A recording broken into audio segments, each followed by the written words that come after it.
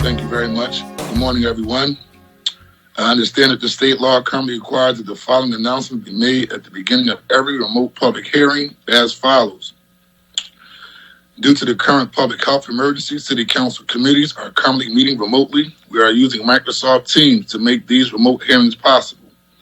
The instructions for how the public may view and offer public testimony at the public hearing of council committees are included in the public hearing notices that are published in the Daily News, Enquirer, and Legal Intelligence prior to the hearings, and can also be found on phlcouncil.com.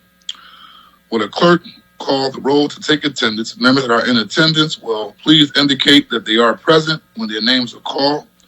Also, please say a few brief words when responding so that your image will be displayed on screen when you speak. Curtis Jones Jr. Good morning, everyone. Present. Jamie Gaudier. Present. Good morning, Mr. Chair. Good morning, colleagues. Good morning to the public. Isaiah Thomas. Good morning, Mr. Chair. Good morning, colleagues. Good morning to the listening public. I'm present. Alan Dom. Good morning, Mr. Chair and colleagues. Good morning to Philadelphia. Catherine Gilmore Richardson. Good morning, Mr. Chair. Good morning, colleagues, and good morning, Philadelphia. Helen Gim. Good morning, Mr. Chair, and good morning, colleagues. I'm present. And Mark Squilla. Good morning, Mr. Chair and colleagues. Present. Derek Green. Good morning, Mr. Chair. Good morning, colleagues. Looking forward to another conversation regarding this critical issue. Thank you very much. A quorum of the committee is present, and this hearing is now called to order. This is the public hearing of the Special Committee on Gun Violence regarding Resolution 170609. Will the clerk please read the title of the resolution? Resolution 170609, a resolution authorizing the creation of a special committee on gun violence prevention to address Philadelphia's enduring plague of gun violence by facilitating coordination among stakeholders in formulating a comprehensive gun violence prevention strategy. Thank you very much, Brett.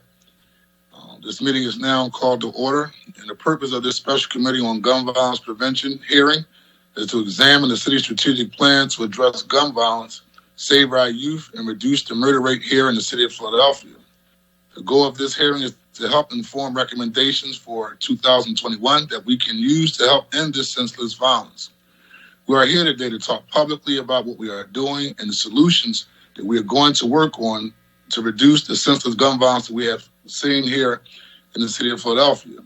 To date, at least 119 people have been murdered in our city, over a 30% increase over the same time of 2020.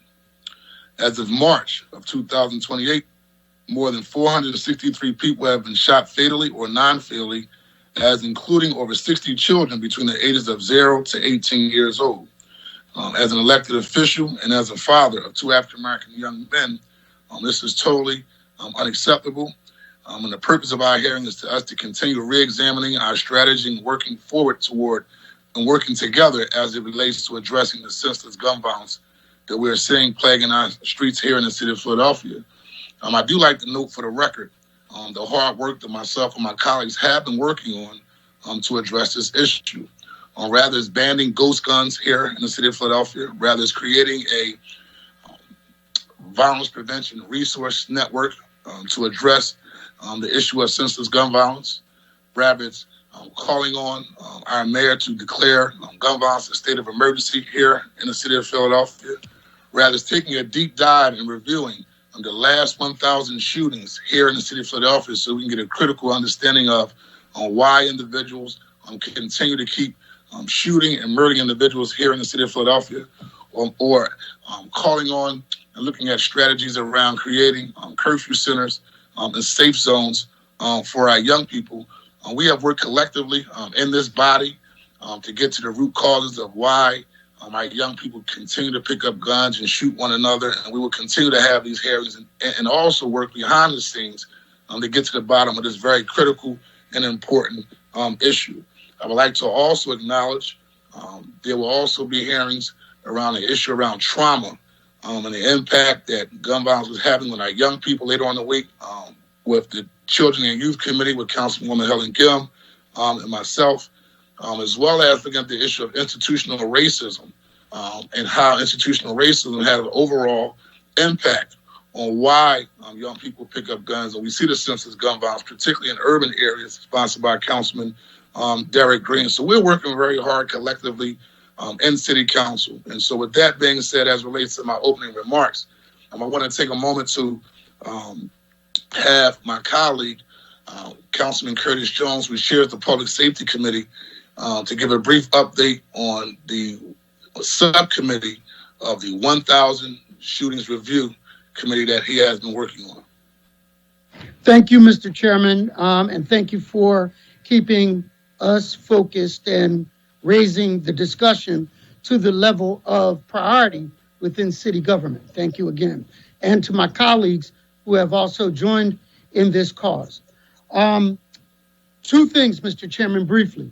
One, I submitted for the record to you a 12-point bullet point outline of things that we should be examining over the next budget period to look at reducing the horrific impacts of gun violence.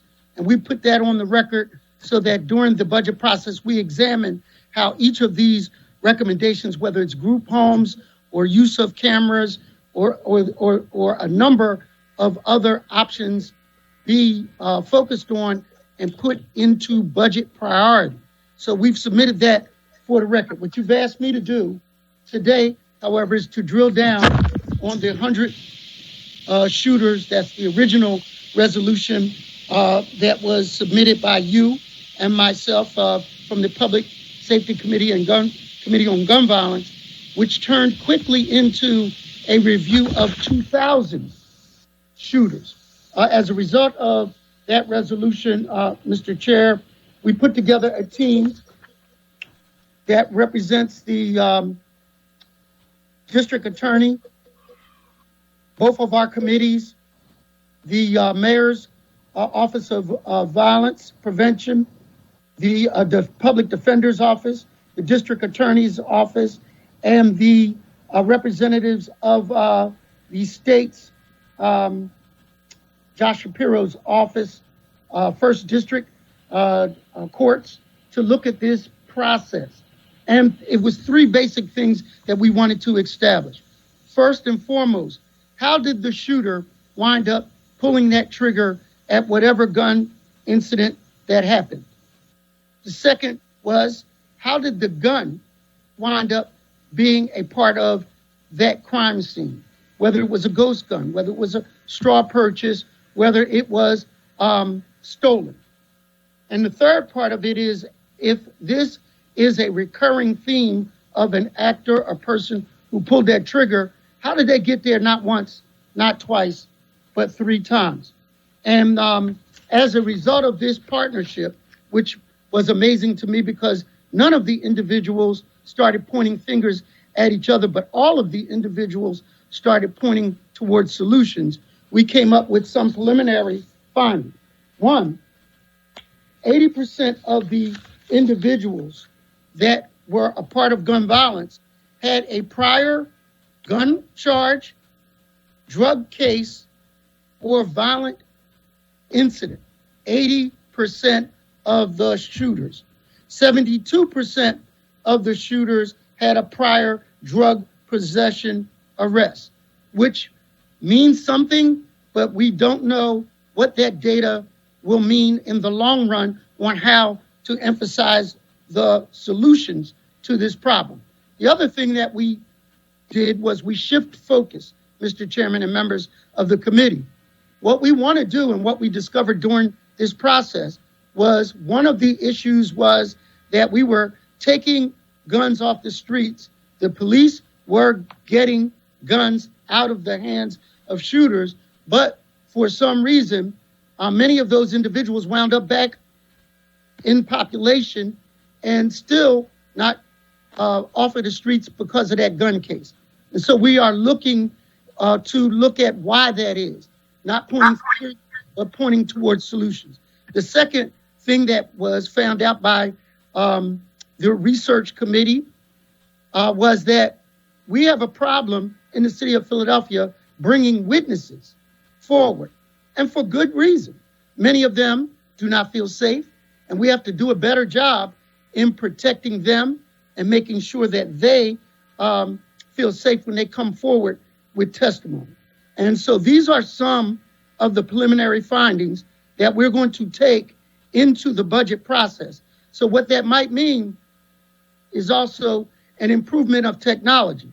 One of the things that was shared by the police commissioner is that, and you mentioned this in one of the prior hearings, many of the homicide detectives did not have city-issued cell phones.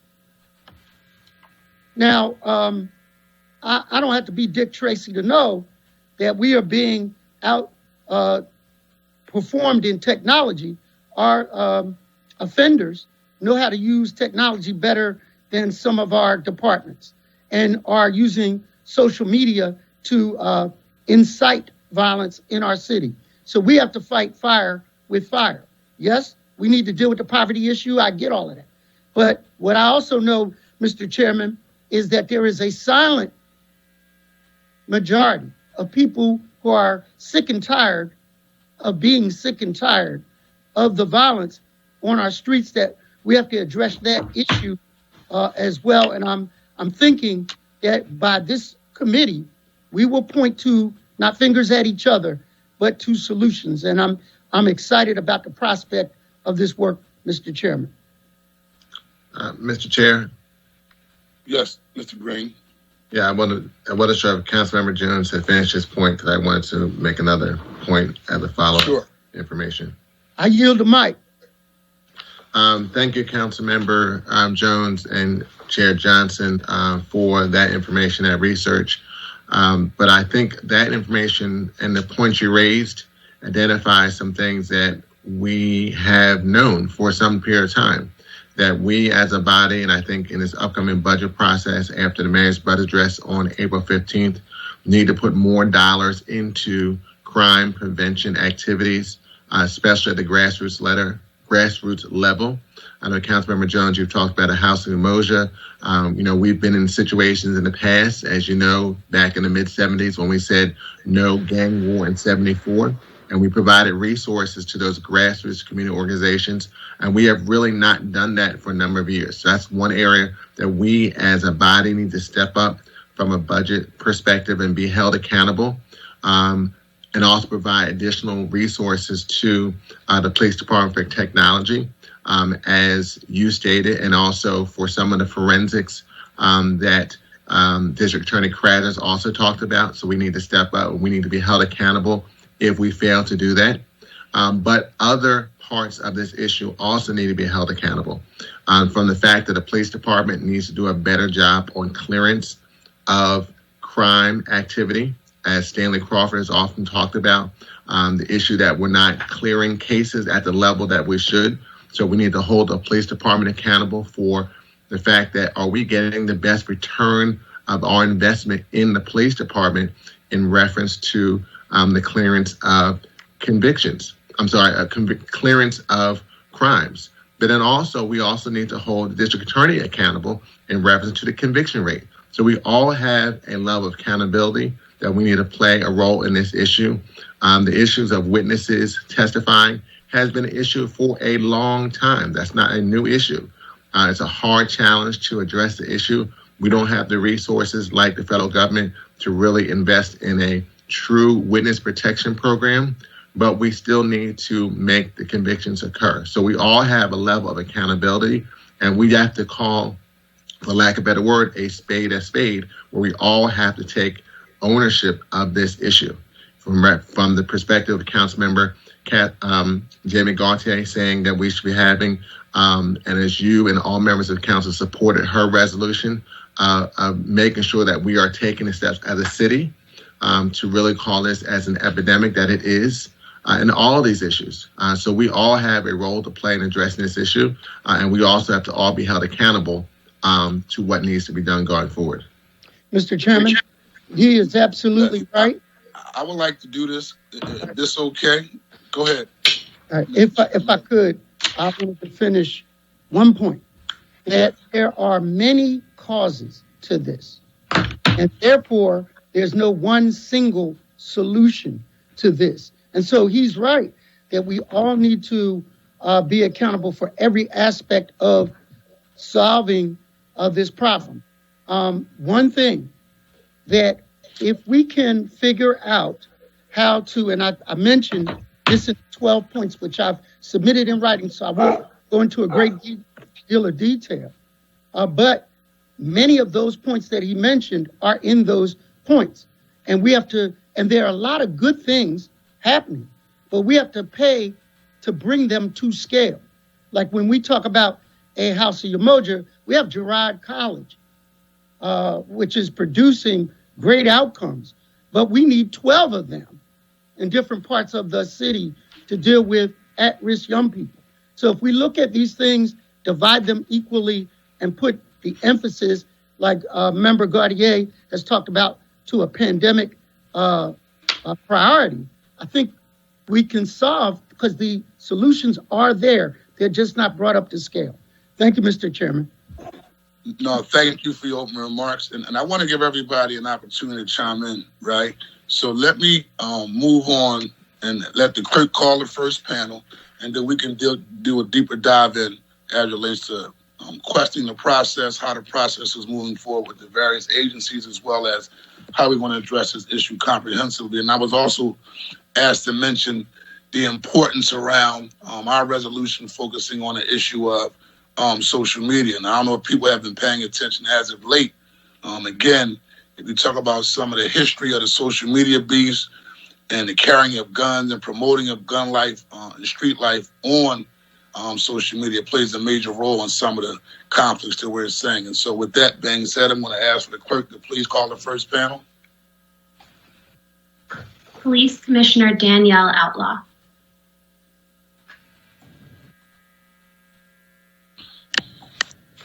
Good morning, Commissioner Outlaw. How are you this morning? Good morning. I'm fine, thank you.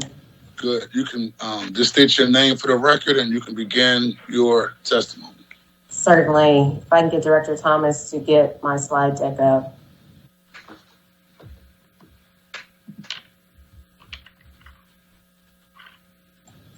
Awesome. Thank you. All right. Good morning, Mr. Chair, Chairman Johnson, and other members of the committee, and to the city of Philadelphia. It's my pleasure to be here this morning, along with other members of my executive team, to provide you with an update. We haven't presented since, I believe, last year on this topic. So we're pretty much here to give you not only a high-level overview of where we stand, I think some of it has already been covered, but to provide you with an update on just where we are in general, some things that we accomplished over 2020, some themes and patterns that we saw over 2020, and what we'll be focusing on in 2021. And then, there was a lot of conversation around forensics, and I want to be able to touch on forensics as well. So with that, I'd like to move to the first slide. This is the slide that we tend to use to establish our framework and to start the conversation. We all know that there's been an increasing trend with our homicides and our shooting victims. Mr. Chair, you stated how we've seen an increase. Our homicides are up 29%, and our non-fatal shootings are up 51%, respectively. But what we also know here is that our VUFA arrests are also coinciding and trending upward along with our shootings and our homicides. And what this is telling us is that there's more guns on the street, which means that there's more victims. Next slide. Last year, we recovered just under 5,000 crime guns. And again, a crime gun is any gun recovered by us as part of a criminal investigation. It doesn't mean that these are guns that we include from buybacks or guns surrendered to us for safekeeping. But these are a record number of guns. And thus far, as of March 29th of this year, we've recovered 1,478 guns. So if we keep up at this pace, we're on track to get over 6,100 guns by the end of this year if we continue at this pace. Next slide. This is an updated slide, and I continue to throw this out here for a few reasons. While this is an updated slide with 2021 data, I want to just throw the caveat out there that it's still early to interpret what 2021 means, but the trend lines are still going in the same directions. It's showing that although our VUFA arrests or our violation of uniform firearm arrests are continuing to increase over the years, it's still showing that the percent of our VUFA convictions are steadily decreasing. And this goes all the way back to 2015. And that simultaneously, the percent of the cases that are withdrawn or dismissed are steadily increasing. So the trend lines are going in the opposite directions that we want them to go in. We share this not because we want to, and maybe it is, I don't know. We're not starting a new war on guns or whatever it is, but it's important. We're not focusing on folks who might have let their gun permit lapse or who are legally carrying a firearm. And, we know that folks are turning to guns more readily. They're not carrying them legally. They're using them illegally, and they're turning to guns when they are caught up in an altercation. Social media beefs were referenced earlier. They shoot people when they believe that they're disrespected, feuds over altercations around money, you name it. Folks used to say, as cheesy as it sounds, use your words. They're not using their words. They're immediately going to guns. And because there's more guns readily available, they're easy to get, people are turning to guns, they're shooting folks left and right. And that's why we're seeing the number of shootings that we're seeing here. So we're focusing on guns the way that we are because we want people to leave the guns at home, because we believe that it's going that will lessen the amount of shootings that we're seeing. So yes, we are focusing on the illegal crime guns because we believe if we do, and if there are proper consequences down the road, we believe that it will put a dent in some of these shootings and homicides that we're seeing. That's why we continue to focus on these VUFA arrests that we're making, and we'll continue to highlight these every opportunity that we can. Next slide, please. Just a reminder that this plan, the action plan, has been in place since June 2020. It's entitled the Crime Prevention, Violence Reduction and Action Plan, but it's a holistic approach. It focuses, again, on our three pillars: organizational excellence, crime prevention and reduction, and community engagement and inclusion. These three pillars are important because they're interrelated. We can't have one without the other. And if we recall, during the civil unrest last summer, the plan was already rolled out, but we also committed to a plethora of reforms, which also are related to our violence prevention and reduction efforts. So I don't want to talk about what we're doing around gun violence without reminding folks that we are also internally focused not only on policy efforts and reform work, but they all work hand in hand, and we have to continue to engage and include community as we do this. Next slide, please. I won't go through all of these, but despite everything that we all experienced during 2020, we were able to accomplish a lot, a whole heck of a lot. We hired additional analysts to help us with a lot of our ability to focus on what I talk about around the social media beefs, to really bolster our efforts in our DIVIC, or our real-time crime center. We modified our uses of force policies. We implemented a lot of policies and procedures in our reform efforts. But we also, when you focus on that middle column, and I'll talk about this slide, I think after this one, we laid out 7 goals as it related specifically to crime prevention and reduction. And one of those goals was to establish an operating model. So we really were operating from the same playing field. We all knew what we were supposed to be doing. That incorporated weekly priorities, biweekly ComStat, quarterly district strategies, those weekly shooting reviews that brought everyone together that I talked about. We operationalized that. We actually did it, and we hit the ground running. We realigned and we expanded our pinpoint areas to 40 districts or 40 grids to focus on those who are most at risk. That's important. And the reason why I mentioned the hiring of those analysts is because we had to have more analysts and able to do that, which at first was a sticking point because there was a hiring freeze because of the pandemic. So through it all, we were still able to do that.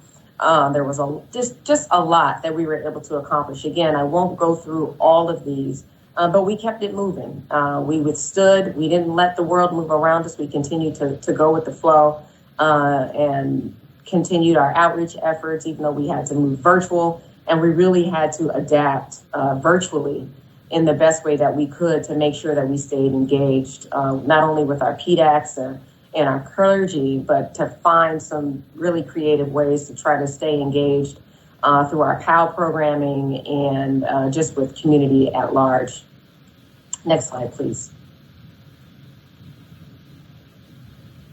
So when I talked about themes and patterns of 2020, the things that really stuck out as it related to crime and violence, in addition to what Councilmember Jones talked about from our 100 shooter review meetings, was that we found that there were patterns around social media through the use of social media, domestic violence, open air drug markets, and quite frankly, just narcotics, specifically in the East Division, that was driving a lot of our crime citywide. And then obviously the VUFA, or the illegal crime gun carrying in the city, was driving a lot of our citywide violence in the city. And so with a renewed focus for 2021, we made sure that our efforts were centered around these things, making sure that not only we operationalize any vision as it related to these things, but we made sure that we continue to engage community and include community in this new way that we had to do it in 2021, whether it was virtually or through social distancing. And then hopefully all of this is going to, change now that the vaccinations have rolled out. But this is the new normal, and finding new strategies and new ways to do this. But these were the things that stuck out. So when we talk about domestic violence, we rolled out domestic violence seminars in partnership with other community groups and city stakeholders. Again, we bolstered our social media efforts by ensuring that our detectives were not only receiving additional training around social media, but that they included social media in their case package when they presented it, or when they present over for charging to the DA's office. Same thing with assigning very specific analysts that are keeping an eye on those individuals or groups that are brought to our attention. Over in the DIVIC, as it relates to social media, we created a Kensington Police District, which I'll talk about very soon. And then we also boosted our narcotics enforcement through our narcotics initiative, which I'll also talk about in the East Division. Next slide, please.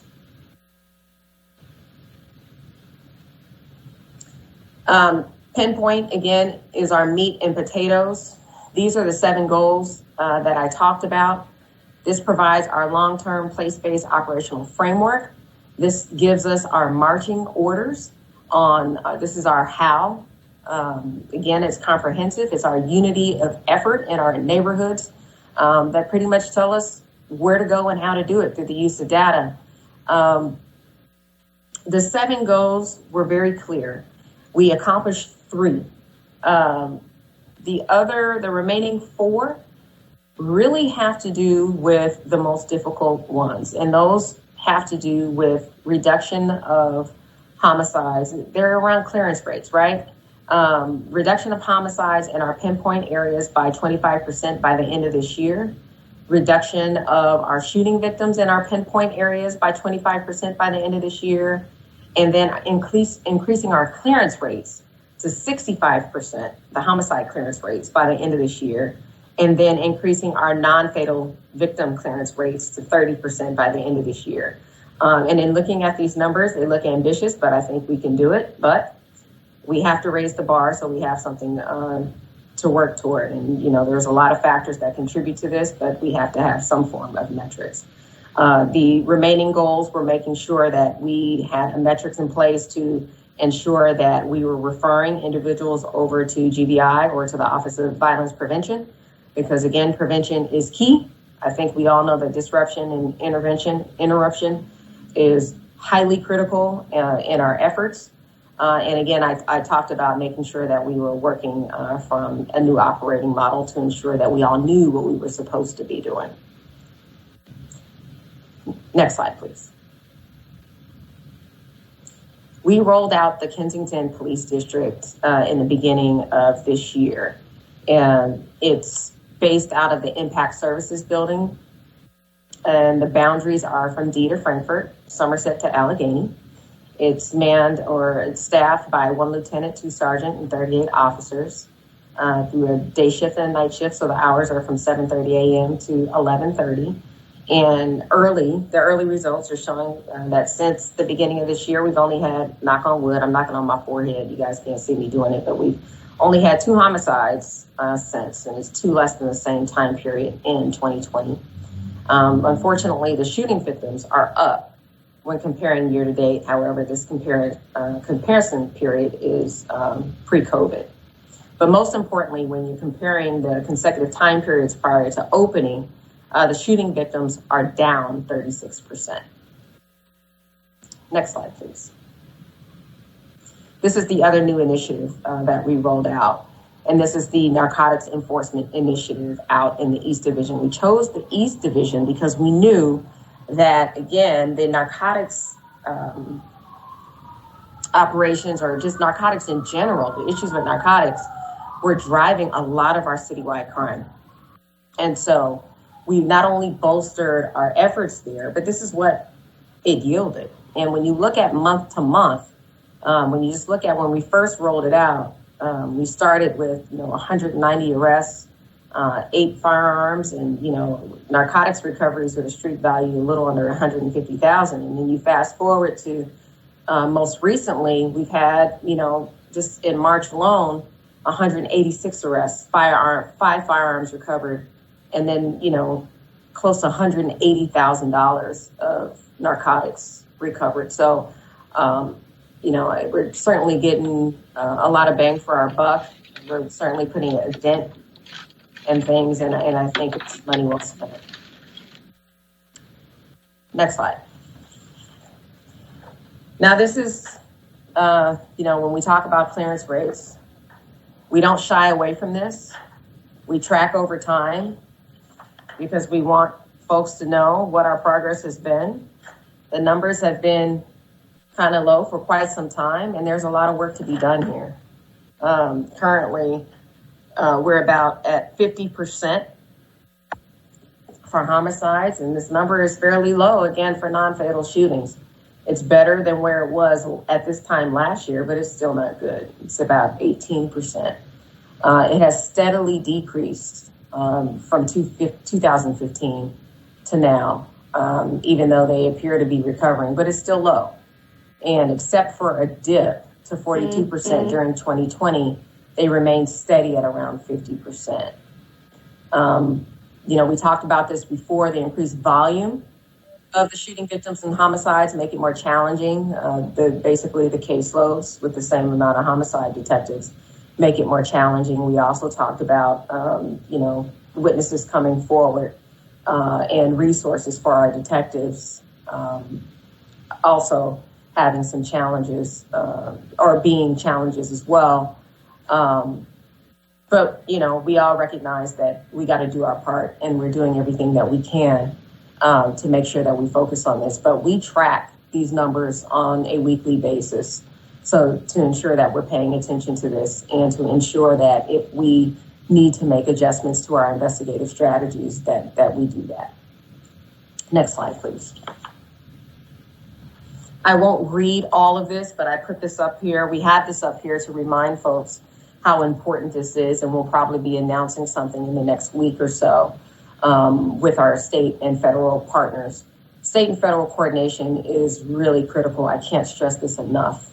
Over the last couple of years, there's been an enhanced working relationship with our state and federal investigative agencies, whether it's the AG through the Gun Violence Task Force, the ATF, FBI, the U.S. Marshal Service, Secret Service, HSI, and in some cases, the DEA through the TFOs to investigate state and federal offenses within the city of Philadelphia. I can't stress enough how helpful it is. We can get cases prosecuted either federally or just in addition to what's being done through the district attorney's office, because again, it just helps for folks to know that there will be consequences when these cases or when we make arrests for these cases, or for folks to know that there will be stringent consequences in addition to that to help deter, because again, some folks need to go to jail and some folks need to stay in jail.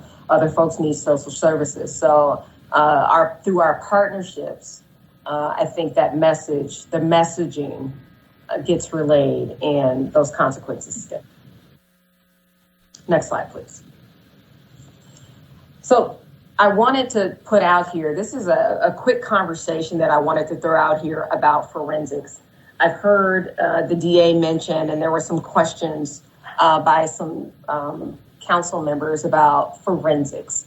Well, why doesn't the forensics or the lab do more around DNA analysis?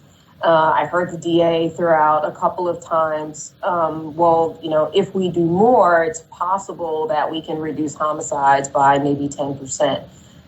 I can't confirm or deny that. I don't know that there's any evidence out there that would be able to verify that number. But what I can tell you, here's what our lab does right now today. And it's actually quite a bit.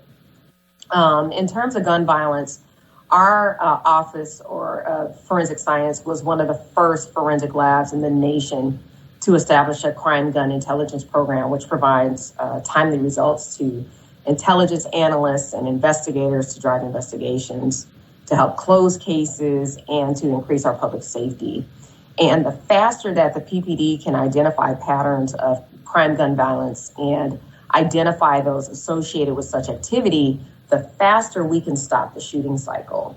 So last year, the OFS examined almost 5,000 crime guns. Those are those crime guns I talked about earlier. And then over 100,000 items of ballistic evidence. So when we're talking about ballistic evidence, we're talking about fired cartridge casings and projectiles. Every crime gun is test fired.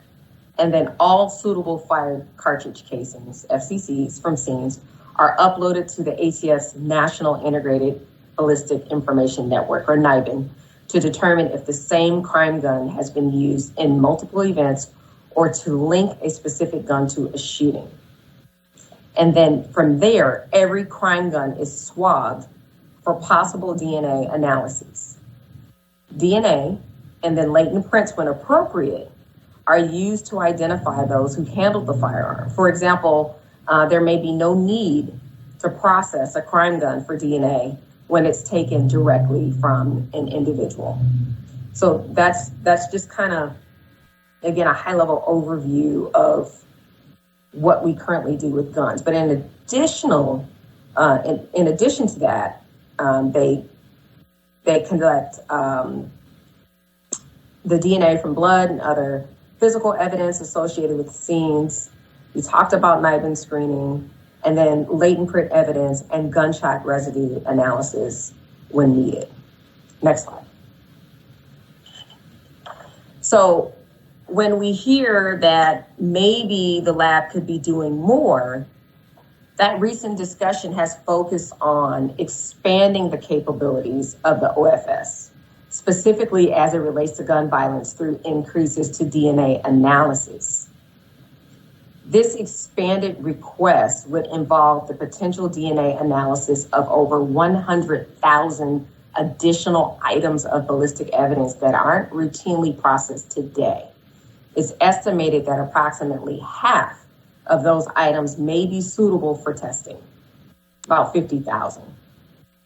And it wasn't until recently that none of these items were even suitable for DNA examinations. But advances in technology allow these types of items to be tested, but the success rate is only about 20 to 25%, which means about 37,000 to about 37.5 or 37,000 to 40,000 of the tested items would not even yield suitable results. The remaining items may produce DNA profiles to assist investigators with identifying those who handled the evidence. Unfortunately, the OFS doesn't have the facility, staffing, or equipment to handle such an increase. It's estimated that the equipment, staff, and reagents to process these items would cost approximately $4 to $5 million in the first year and $2.5 million in subsequent years. And what we really don't know, the larger unknown, are is the facility costs. We don't know what the facility costs would be. Additional lab space would have to be built, purchased, or leased for this expanded section, and that hasn't been costed out. At this time, the OFS has to prioritize maintaining its current analytical capability until significant resources are identified for such an expansion. Next slide, please. Moving on from the forensics piece, I just want to share with you very briefly about technology and what we rolled out earlier this year in an effort to not only try to move away from paper and the dinosaur ages, but what we're trying to do to set our line level officers up for success. We received a grant some time ago, and we just started the rollout with these phones, I think in February of 2021. The University of Penn will provide the evaluation for us. But we created, it's called the Mobility Pilot Project. We created 2 crime information centers in the East and Central Division staffed by teams of civilian analysts and officers. And what this pilot project involves is 1,000 mobile phones for 1 year for officers and detectives in 3 districts, homicide, and 2 special units with 300 currently deployed. And the objective here is to target gun violence, by alerting officers of target locations, send officers real-time information based on their locations, focus on quality of life issues and community support, and improve effectiveness and accountability. What this does is put everything at the officer's fingertips. It allows analysts to send information to officers right there in the street in real time. It gets rid of paper. It saves money. It allows officers to focus on quality of life issues right there on the ground and communicate and connect with those folks right there without having to go back into the office, look up information, pick up a phone, and call who they need to call for a blighted property, so on and so forth. They're getting real-time information right then and there. And hopefully not only will this make us more efficient, but it allows them again in real time to address gun violence, give them the information that they need, and pull up whatever, whether it's a photo, again, intelligence, everything that they need in real time so they can deal with it in a timely manner without delay. This also, again, includes rollout of the cell phones for our homicide detectives as well. And the pilot project is currently in the 25th, 24th, and the 22nd districts. I'll end with this slide. We're often asked, well, what do you guys need as it relates? What are your technology requests as you need specifically to focus on crime? We have put in a lot of justifications, but as it specifically relates to OIT, here are some of our priorities. I won't go through them line by line. We have our executive team on the call if you guys had any specific questions about them. But here's what they are. And, and to sum them up, they total about 1.6 million. But they range, again, from equipment for the lab, for the Office of Forensic Science, to some basic things that our detectives need. And again, to keep some items that we need to keep the mobility project going. So at this point, if there are any questions that you all may have, either for myself or for the executive team, we'll be more than happy to answer them for you. Thank you very much, Commissioner. I want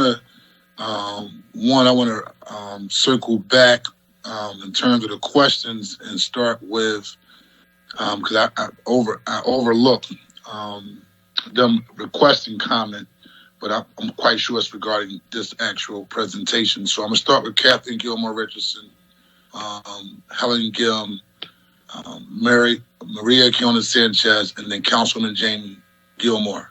I'm sorry, Councilwoman Jamie Gardier. Excuse me. Okay.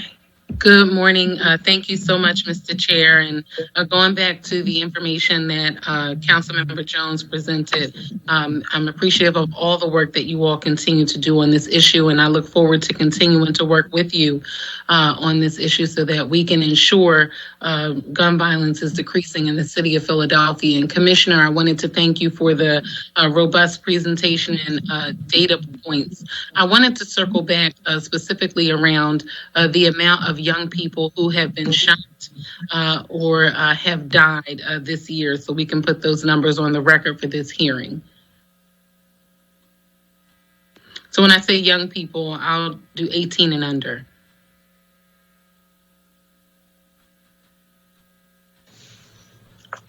Commissioner, I can take that. So far, hi, good afternoon, Councilmember Richardson. I'm Ben Nash, Deputy Commissioner for Investigations. Okay. And regarding the question about young people, for this year, we are at 15 juveniles we have as homicide victims. And that is up from last year, from 4. So we have seen a significant increase in the number of juvenile victims of homicides. Okay, and that would be under the age of 18 or 18 and under? Under the age of 18. Okay, and then do we know how many shooting victims have been under the age of 18? At this moment, I don't have the shooting victim number. I will get that shortly and have that information available shortly. Sure. That'll be most helpful to us because I wanted to zero in, and I know that, this is a word that not a lot of young people like, and I think we could think about how we look at this, but I do remember working on a curfew bill years ago, but as an aside from that, the curfew centers. I think the curfew centers were really helpful in decreasing the amount of young people involved in criminal activity or in gun violence incidents years ago. And I remember that happening under the Street administration. I was a very young intern at that time, so I don't remember all the semantics of the program, but I do remember it being very, very successful. So if you could talk about what you all are doing around any curfew violations currently, for the record. Commissioner Dales, you want to talk about that? Yeah, so as of right now, we have district commanders focusing on their hot zones where juveniles tend to frequent, and they are enforcing the curfew laws that are currently in place. We have had conversations with Parks and Rec, and other city officials talking about curfew centers in the future. So that's something that we're looking at in the summer moving forward. Sure, and I'll say this for the record. That's something that we are working towards, and I know planning a meeting with some of the members of the admin as we speak. But for me, I was thinking of a model where instead of taking the children to the police districts, officers would take them to community-based centers that would be staffed with volunteers and social service providers who could address some of the other underlying issues and help connect the families and the young people with any relevant services so that we can get them off the street and get them home. Because as a mother of 3 little people, I can't explain to you, why a 13-year-old would be out on the street by themselves, at midnight. As a mother, that just doesn't cut it for me. So we definitely want to work on that issue. So I wanted to know if you all believe that the community-based center model could have a positive impact on saving lives of children in Philadelphia. And that was part of the conversation. We do not want to bring them to police facilities. So we were talking about a community-based location. And you pretty much laid it out. So that's what we're looking at. And I believe it could be effective. I mean, we want to make sure that these kids are safe. If you're out there 2:00 in the morning, no, you need to be removed from the streets and have a conversation with resources that we can provide for you. Well, folks who can provide resources for you and your family. Sure. Thank you so much, Commissioner Dales. And I wanted to go back to another issue around social media because I'm very concerned about this. As I stated, I have a teenager and they know how to work social media better than I can. And they have all the multiple outlets.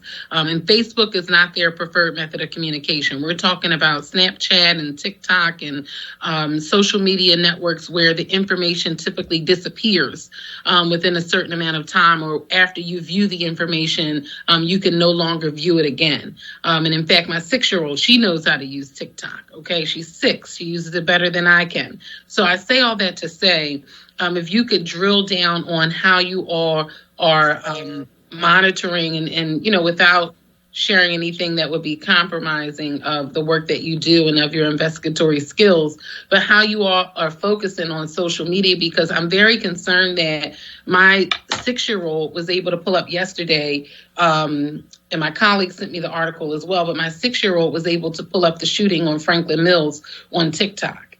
And she told me later last night that, Mommy, that's a shame. Somebody got shot at one of our favorite malls. So she was able to see it on TikTok.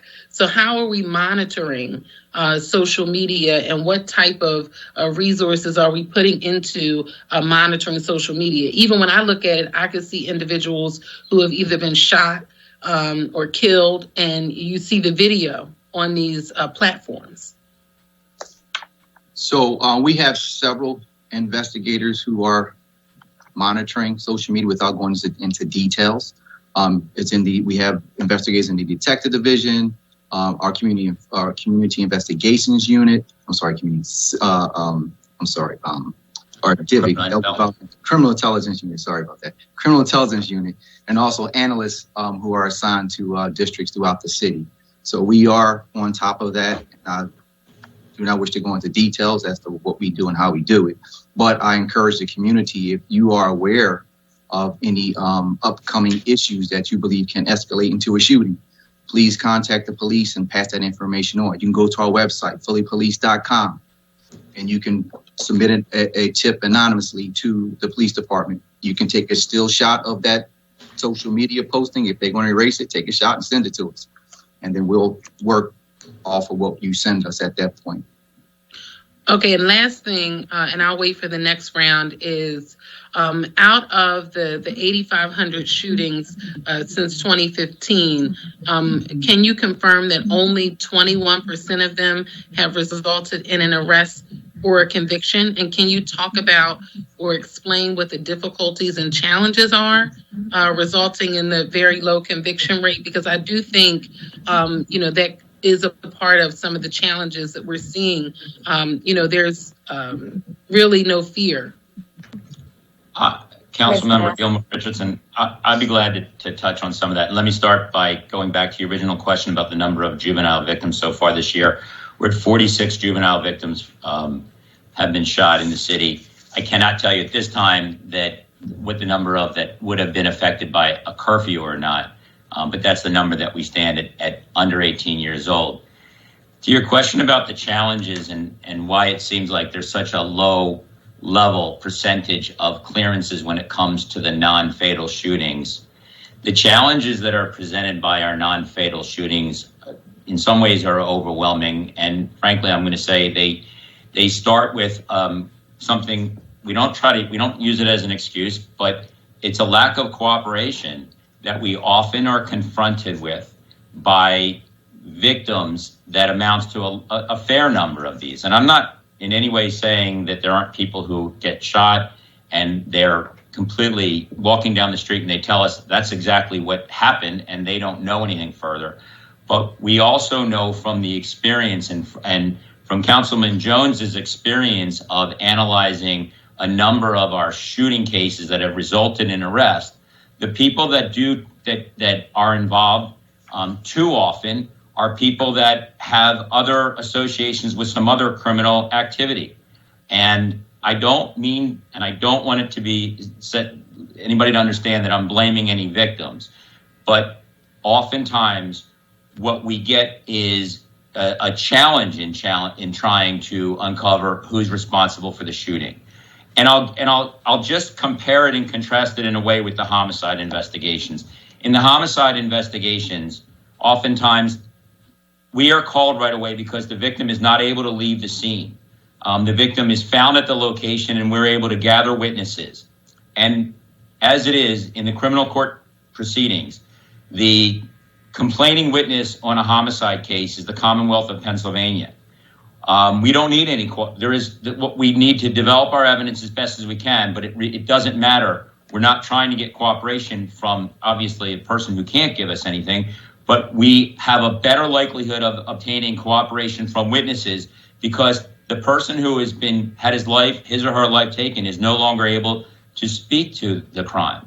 So when we have a non-fatal shooting and it involves somebody that's involved in activity, there may be witnesses that see it, but they're not inclined to come forward if they know that the victim of the crime themselves may not want to be participating, and that's a part of why they may be scared. So amongst all of the challenges that we face in confronting a lower level of clearance rates for non-fatal shootings, that's a big part of it. And that is something that's consistent with cities throughout the country. I'm not trying to deflect or indicate that our lower level of clearances is excusable. It's unacceptable, and we're doing what we can to bring it up. But it's consistent with what happens throughout the country because of a number of the factors that I've touched on. So I know that may be a challenge to hear, and I'm not, again, when we have complainants that will cooperate with us, we're doing everything possible to clear that case and arrest somebody for that incident. I hope that answers your question as best as I can. Thank you. I want to call on next Councilwoman Gilm, then Maria Quinones Sanchez, and then also Councilwoman Jamie Gardier. I do want to say, Mr. Nash, that and just from being around and just being real and transparent, there's truth in the obstacles that you're facing. Everybody in the streets know that if you get shot, a lot of times I tell you, you're not talking to the cop for a variety of reasons. No snitch culture, returning gunfire against the people who perpetrated. Not saying it's right, but I would be less than being transparent about it and say I understand some of those challenges. I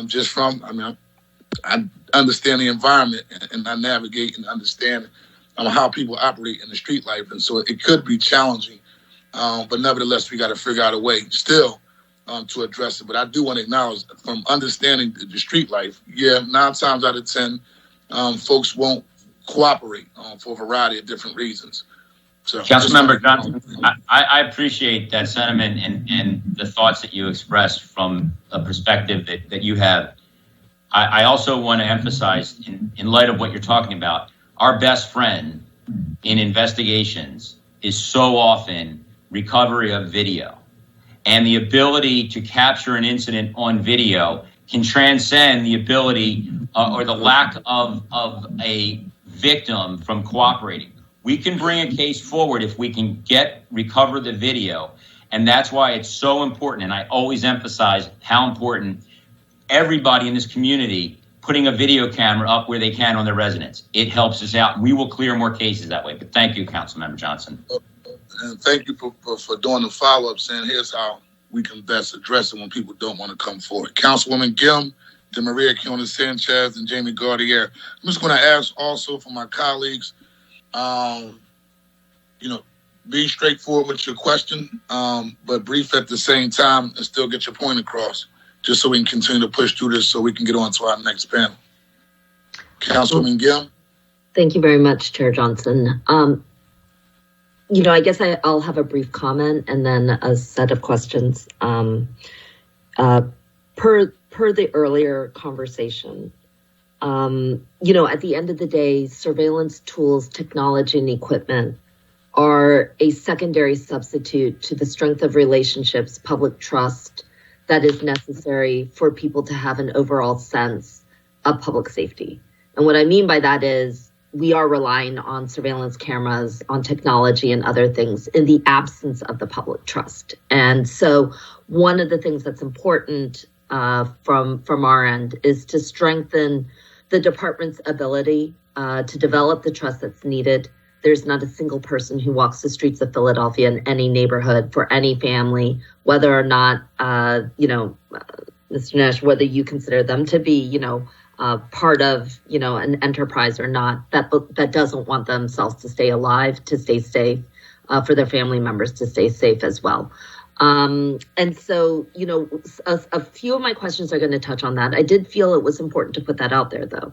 And part of the question that I think we are grappling with in a budgetary environment where we're trying to establish priorities is that there is a limited process forward on the tools of technology. And I think that many of us on City Council want to deepen the areas in which we are actually going to expand on the public trust, because the eyes and ears of people will always exceed the scope range of any particular camera on any given corner at any given time. So a couple of things. One, to the commissioner, I appreciated hearing about the cell phones, the departmental phones for homicide detectives. This is an important issue, not in terms just of communication, but in terms in particular of the victims' families, of individuals who felt like they could not pick up the phone and reach out to the particular individual who is caring for their case. I wanted to just be clear about the budget. Did you say that that was going to be fully covered by the grant, or that you would need additional money? So there, as it relates to the mobility project, there is a bridge funding justification that we'll be putting forward around $333,000 as it relates to that. Okay. Out of the department's budget. What's that? Out of the department's budget? Is that the understanding? The bridge funding comes from an external source, or? Well, it would, yes. So the original, the seed money came through a donor through the police foundation. Okay. Thank you very much. And you estimated the cost to be about 1.8 million, so $1.5 million through the seed donor and another 300,000 from the department. Is that accurate? Yes. And is that for 1 year? Is that for multiple years? Kevin, you want to answer that? Sure. That's for 1 year. We would be supplying a justification and an ongoing annual budget to not only expand that department wide, but also maintain it on an annual basis. 1.8 million covers homicide, or 1.8 million covers the entire department? 1.8 covers 1,000 phones and the technology for 2 crime information centers in 2 divisions. So that really covers 3 districts, homicide, and a couple special units for the purpose of the pilot. Once we prove that out, we get the evaluation from UPenn. We do some business analysis around the administrative efficiency savings. We would then supply the justification for a full citywide rollout. Okay. We may just ask you for a little more details on that funding amount. The second question I had is, how much of the department's budget is in re-grants or partnerships with community agencies to develop or strengthen some of the relationships. What % of the department's budget goes towards items like that? And could you give some examples of that? Sure. Deputy Commissioner Coulter. Good morning, Deputy Commissioner.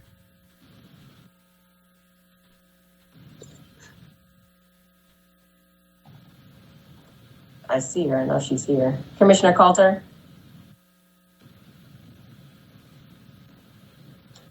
Yes. Good morning, Council. I'm looking for me. Commissioner, hear me? Yes, we can hear you. Okay. Are you looking for individual grants or the money that we invest in the community? Can you hear me now? I think you're in and out, but good morning, Commissioner. I'm going to step closer to the window and see if that makes it a little better. We'll put Wi-Fi on the list, Councilman Johnson. That's another need for the police department. Councilwoman, we've worked forever and ever at our training center to get better connectivity. We will contact. Your department should be guaranteed this by Comcast because it funds all of our city facilities. We would absolutely be on that for you. If that is it. Yeah. Wonderful, because we had to do a lot just to be able to deliver Dr. Marks and implicit bias up here to be able to get the kind of connectivity we need, but it's still not 100%. But hopefully you can hear me better now. Absolutely, and I am actually going to mark that down as something to follow up on, but thank you, Commissioner. Thank you. You'll be Chief Werner's hero if you can make it happen here on a full-time basis.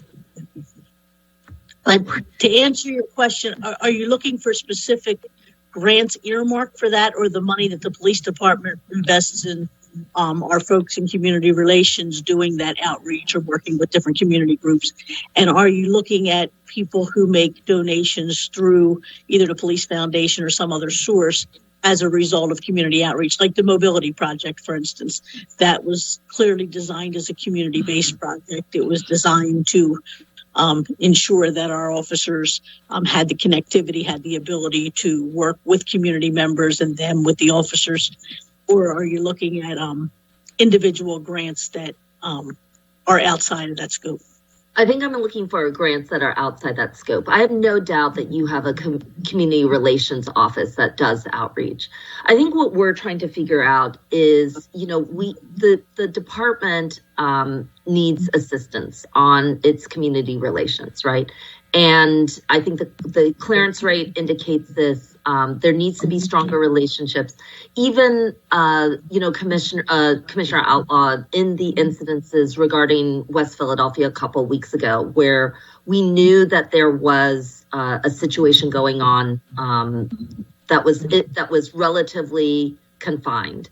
The question is, does the department have a means to support those, what we have traditionally called, gun violence interrupters, who could, this is just a reality that we are facing, right? That especially young people are not in strong communication with police officers at this time. We, at some point, maybe that will change, and we should certainly, work to see that change. But in the absence of that at this moment, the question that I had was, who were the department's go-to people in a situation where that there is stuff that is not only been in existence for a while, but was dramatically escalating within a particular area? And were you able to deploy some resources out to those groups who could be the gun violence interrupters beyond just community relations personnel? And if it's not you, then who does that? Because that to me is like, we need to take our approach to this that is in identifiable sections. We want a master plan. Of course, everybody wants a master plan. But at the end of the day, in a situation where we executed and needed to execute on something in a crisis response way, have you reviewed, why didn't, what was deployed at that time? and what needed to be rethought, especially as we head into the spring and summer months, when the weather gets warmer and we can just see see things, escalate as more people flood out onto the streets, and as people have been, outside of most normal social relationships for a very long time. So I'm trying to understand, how does the PPD, see its focus in on the community-based level, not so much on its internal units, but on externalized? I think we can pivot that question. I can answer that a little bit. I think we can pivot that to Commissioner Dales, because I think that's more for his shop. So we rely heavily upon, to your point, I don't think a lot of what we're talking about as far as the disruption piece, obviously we have a huge piece of it, whether it's through community relations or through our officers who are on the ground who have established a lot of the relationships. But a lot of what we're talking about, I think, is most effective by the folks who have the lived experience and not from people in uniforms. And so we rely heavily on those folks who are already out there doing the work, through our connections, through our faith-based institutions, through our PDACs, but through the Office of Violence Prevention and the work that they do. So whether it's, out there in West Philadelphia, we pick up a phone, we call them, and we we tell them, look, here's what we have going on. We need folks, boots on the ground right now, today, whether it's through the weekend or whatever, hitting these areas, knocking on doors, letting them know what's going on, providing them with information, hopefully getting information in turn, and then relaying that information back to us. But Commissioner Dales, you want to step in here on this one? You pretty much covered it all, Commissioner. And just to add to it, I will say that, including myself, we do have connections with members in the community who will give us a call and give us an update in reference to what's happening in the community. And that way we know exactly how to deploy and how to respond and what resources we may need to deploy in those communities. So the community is a big help. I know you mentioned how we need to bridge the gap between us and the youth, but believe it or not, we do have a pretty much strong relationships in certain parts of the city. I will say that.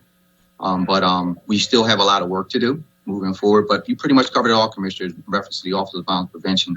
Those are our main go-to agencies when it comes to providing resources in the community, because they work with PAN as well.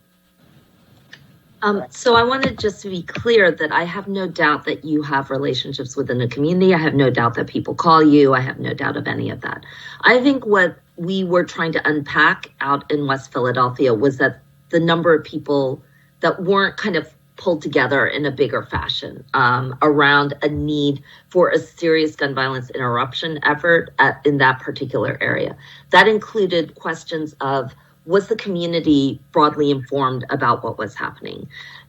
I don't know why, honestly, we have these curfew laws on the books. I personally do not believe in a citywide curfew because, one, I guarantee you it's absolutely not enforced. Two, people don't understand it. And three, something that lingers from 2015 isn't largely useful. It's just going to be always randomly enforced. I do, however, believe that had the department said that there is an urgent situation in a very specific area, we are informing the residents of that area, you have the right to do, X, Y, and Z, but we recommend that you keep young people at home for this X, Y, and Z period of time. Limited, boundary-driven curfews that are widely communicated to an area could, one, trigger some information that can go back and forth, at least have made some people thought about whether they would send their child out, to run to the grocery store late at night with their older brother, or whether, they should go hit the basketball courts after dark. That there was not, I am not clear. And look, you see things from a different world. I see things from the outside, and then the residents of that area experience it totally differently. I guess what I'm wondering is, can you, say that there's an after, a type of process where, people were clearly communicated with in a boundary-driven area, that teachers, educators, school principals, charter schools, which are separate from the school district of Philadelphia, were activated and made aware, that the CUAs that serve that area were made aware, social workers who normally deploy out to families were made aware. and that the department is one piece of that. You don't have to drive it, but that you're one piece of it. And, part of what we're saying is that the eyes and ears of the community are going to be the safest bet that we've got. And and again, I'm struggling with this a little bit, and I don't expect this to be answered right now. It was not my sense at the time that people felt like they were in an activation front, that it was this urgent crisis. It's something that so often is delivered as handled by police. It's random here and there, but there wasn't clarity that people were pulled in. But if you talk to officers from your department, you were very clear that this was a neighborhood, group-oriented, young people kind of area, but that was not widely communicated. Thus, the networks that could have involved those young people may not have been actively aware and pulled you in, to de-escalate. This is only an outside perspective, and I guess I'm asking, have you reflected on that? Was there a counter to that? Is there a way that you're going to do anything differently as the summer months heat up? So yes. I'm sorry, quick. Just really quick though, Councilwoman Gim, I think as far as management of expectations, I hear very clearly what you're saying. I think from our role, I think my question back would be, whose role is it to do that? Mm-hmm. Is that larger messaging to come from the city as a whole, or is that to come from us, right? Because operationally, we are, to your point, a piece of that larger communication.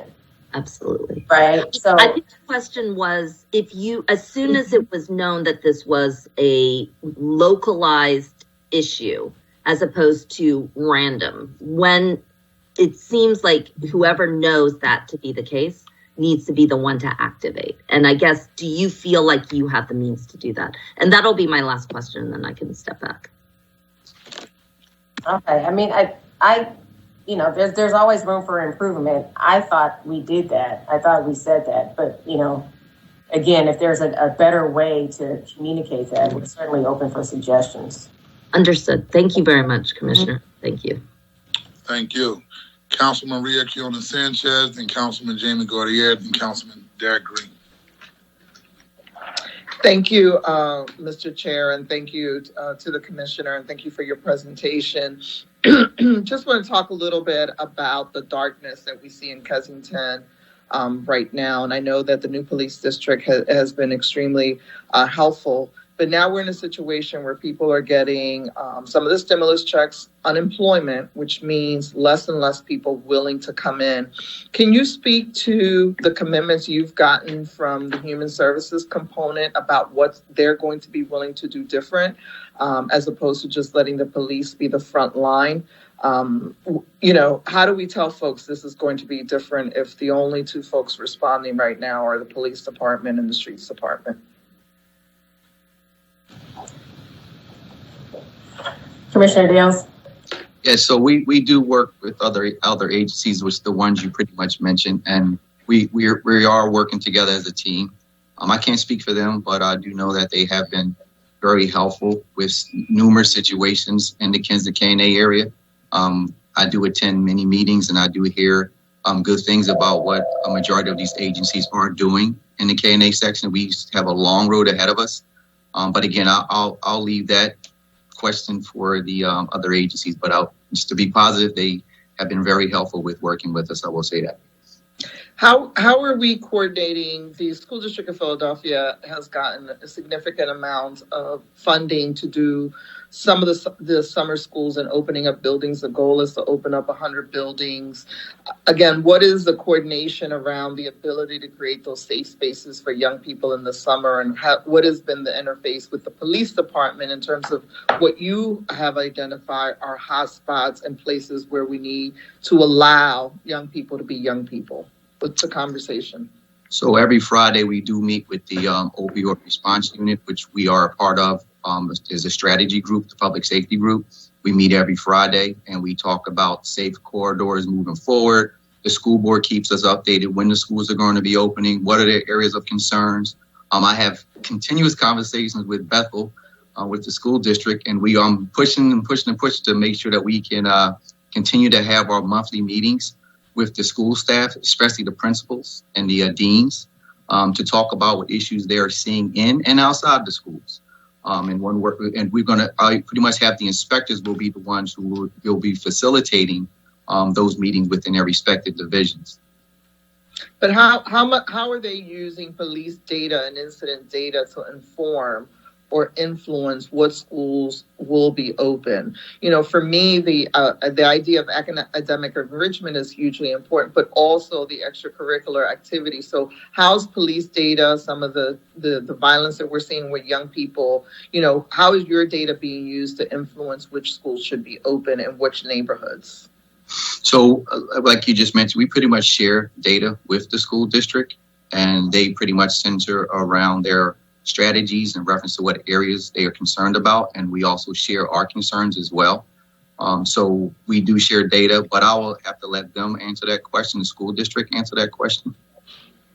I'd like to see from the police department, particularly for my district, I'm sure other council people, is, you know, what are the hot spots that you're seeing as it relates to some of this youth violence situation, so that we make sure that people are not checking off boxes, but connecting the dots related to that, because I want to see that summer programming really reflect what's on the ground.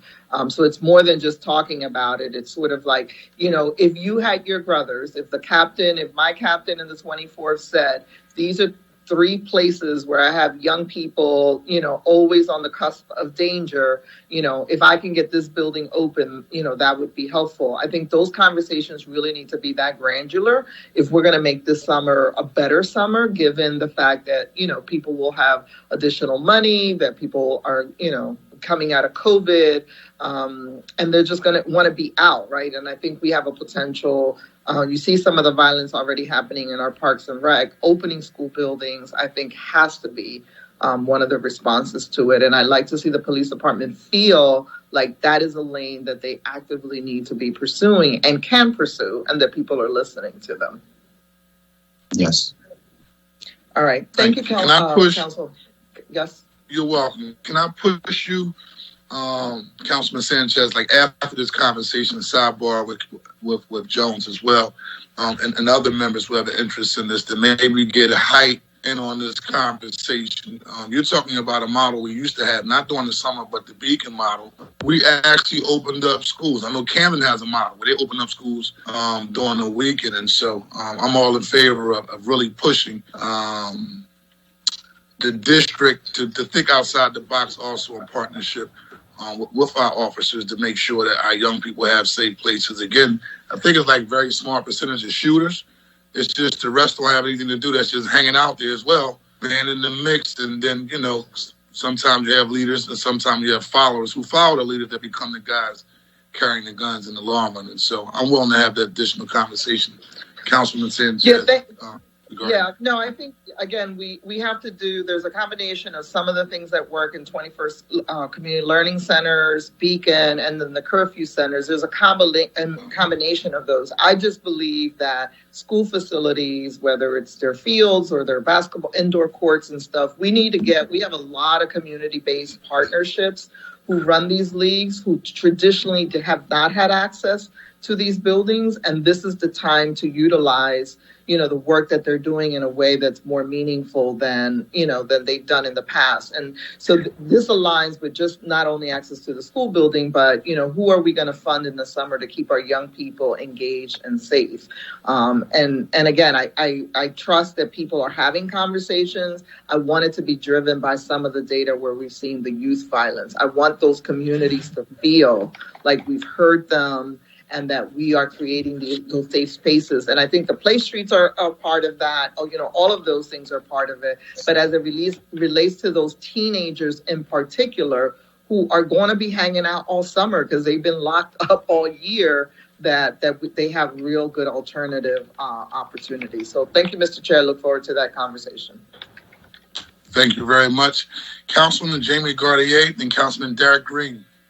Thank you, Mr. Chair, and thank you for holding this hearing and for all of the light that you've shown on gun violence in our city through the work of this committee. Good morning, Commissioner. Thank you so much for your testimony. I wanted to talk a little bit more about rec centers. Historically and recently, rec centers have been the scene of tragic shootings of young people. Understandably, we're hearing from parents that they're afraid to send their kids to some of the rec centers in my district, and I'm sure that might be going on across the city. What are short and long-term strategies to keep our rec centers safe for our kids? Thank you for that question, Councilwoman Gaudier. Long and the short, before I turn it over to DC Dells, is that we have to ensure that we're in constant communication with the rec centers, not just when they open in the summer, but if there are any events that are taking place at the rec centers that we know that they're taking place and we have a presence there. Commissioner Dales, you want to talk about the meetings that you've been having and what the plan is moving forward for the summer? Yes, so we had a meeting last week with Parks and Recs and other city agencies, and we are working on a summer plan to partner with the Parks and Recs to make sure that we keep our kids safe in the rec centers as well as the pools. I believe the pools may be opening, even though due to the pandemic, I believe they were going to try to open the pools, and we're going to be prepared for that. So one of the strategies, without going into details, we're going to pretty much utilize officers outside of patrol to assist with covering these rec centers and pools. But also, too, we will be utilizing officers from within patrol as well to supplement that. But because we still need police officers to focus on crime fighting and responding to 911 calls. But we're trying to get as many officers as possible to help cover down on these rec centers and pools and basketball courts.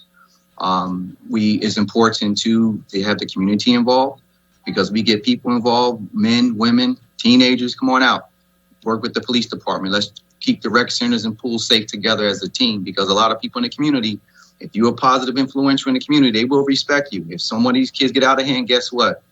Bob will say, listen, get yourself together, stop it, calm down. I'll literally watch this happen. And they listen to them before they listen to the police. So this is what I'm encouraging folks in the community to get involved as well, to work with us when we police these rec centers and pools and basketball courts.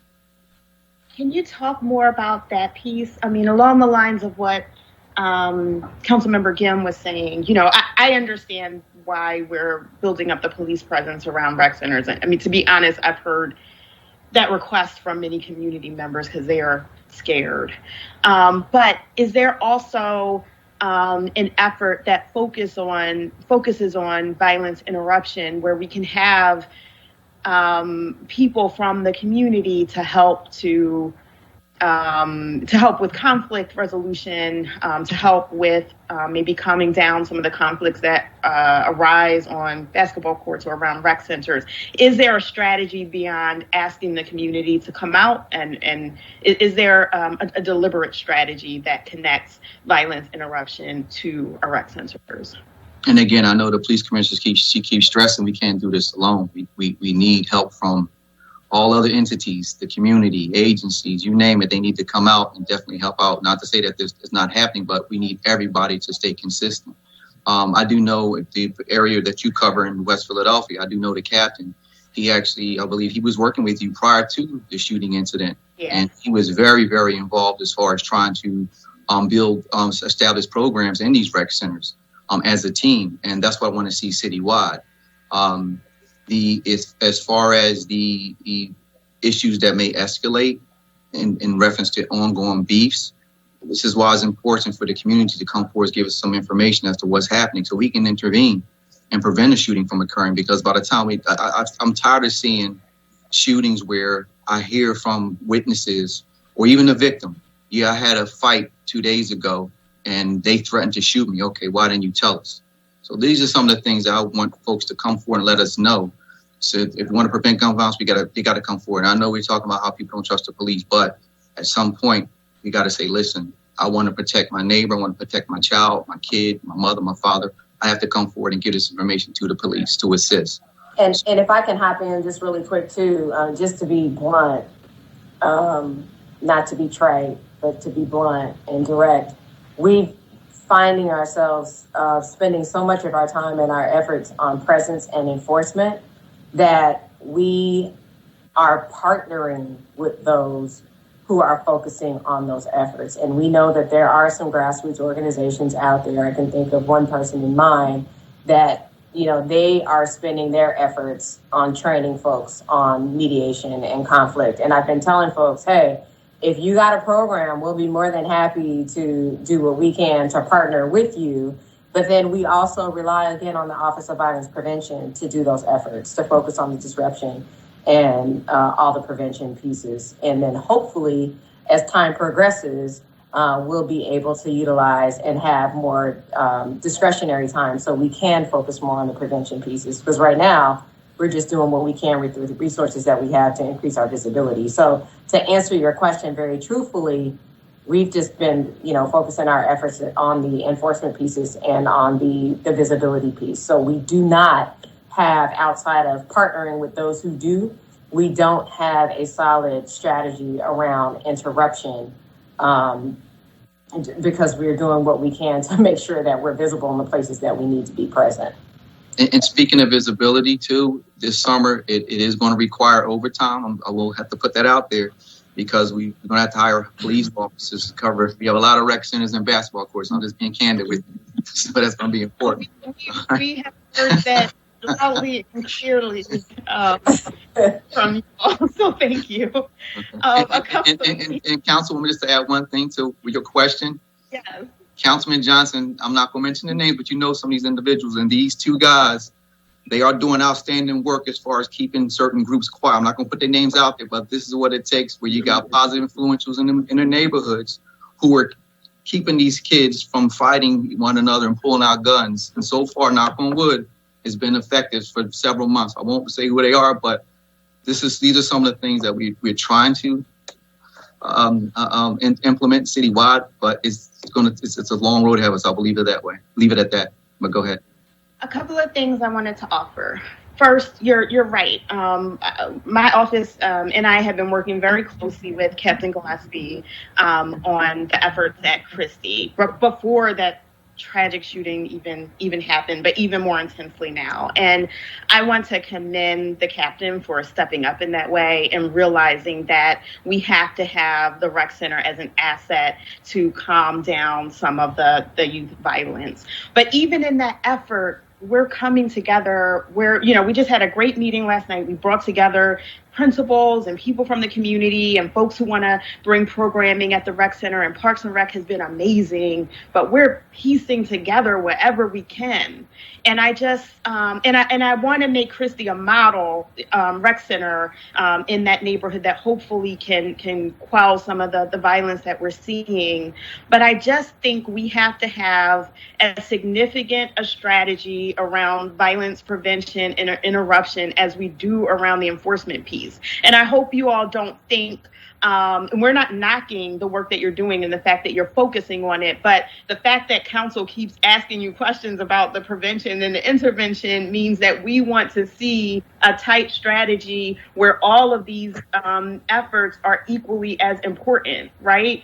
We don't want to see a strategy where we're investing tons in the enforcement part and we're just piecing together the violence prevention part. In my mind, they're equally as important. So thank you so much. I have a couple of other questions. What do you think accounts for the increased flow of guns in our city at this time?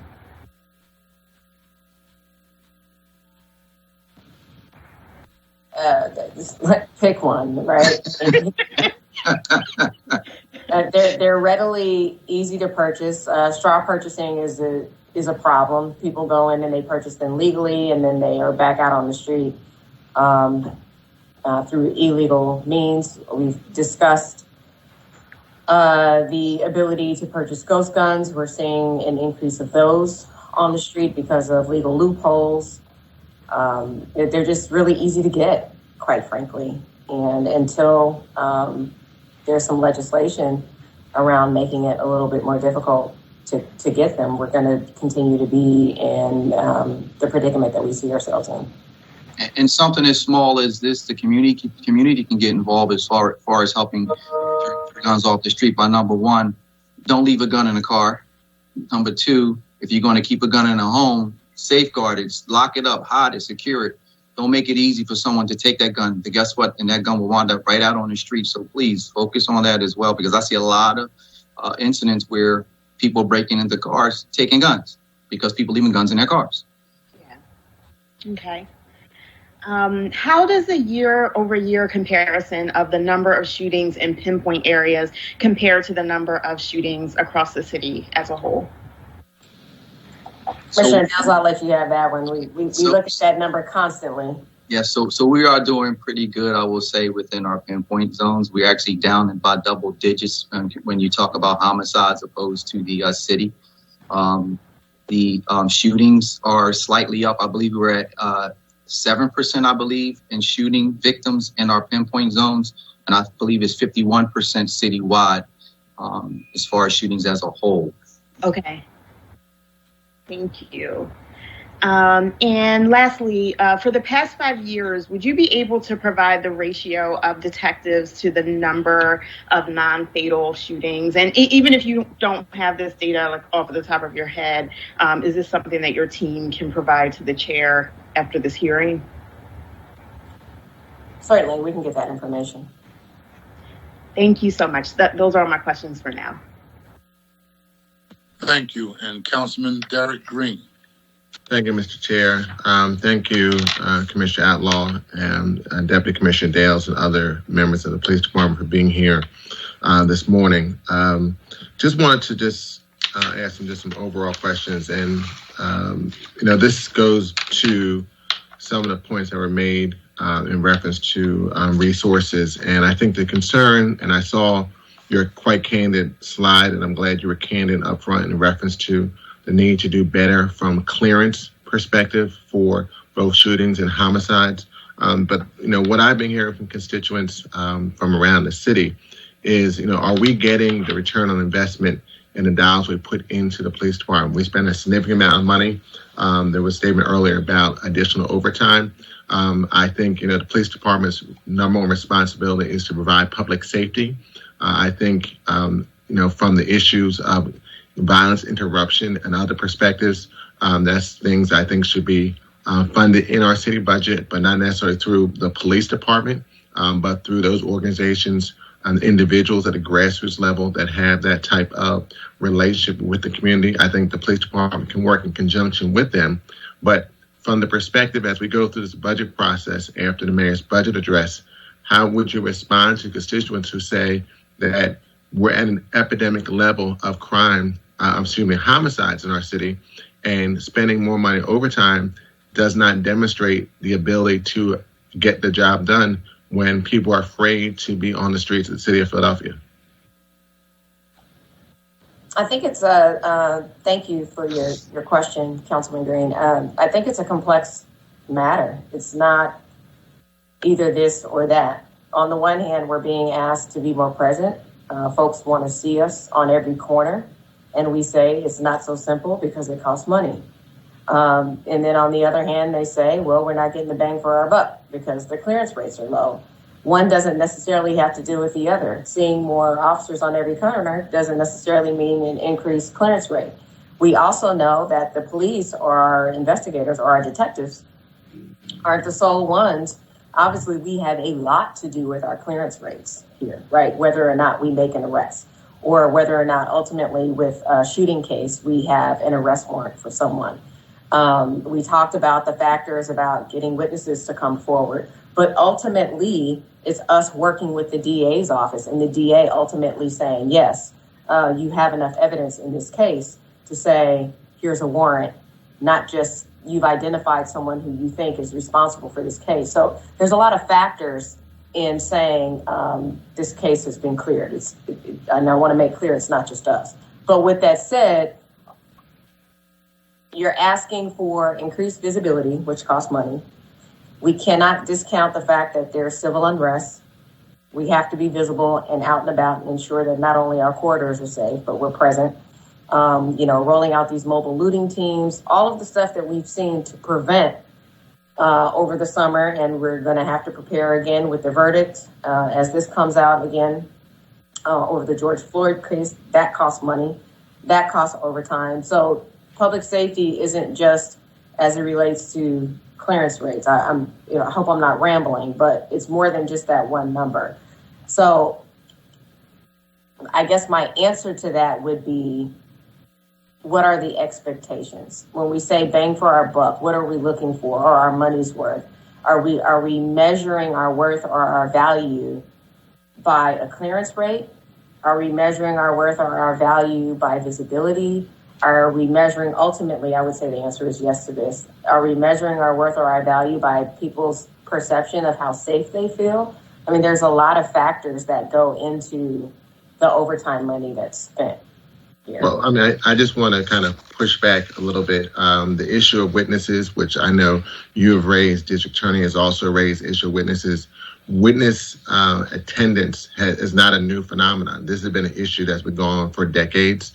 But what has been new has been the increase in homicides in the city of Philadelphia at a level we have not seen in decades. And so if there were no police officers on the street and we had zero homicides and everyone was working just on investigations, from my perspective, I would be okay with that. I think the concern is that the fact is that we've had a high level of homicides and we've increased the percentage of shootings and homicides this year. And those are the facts that people, from my perspective, feel unsafe because they are seeing this information and have the knowledge that people are being shot and people are dying at a level that has not been seen in decades, even though we've had the same issue of witnesses in the past. So outside of the issues of those other factors, I'm saying directly from your perspective from public safety, from the perspective that you control with the dollars that are allocated in the police department budget,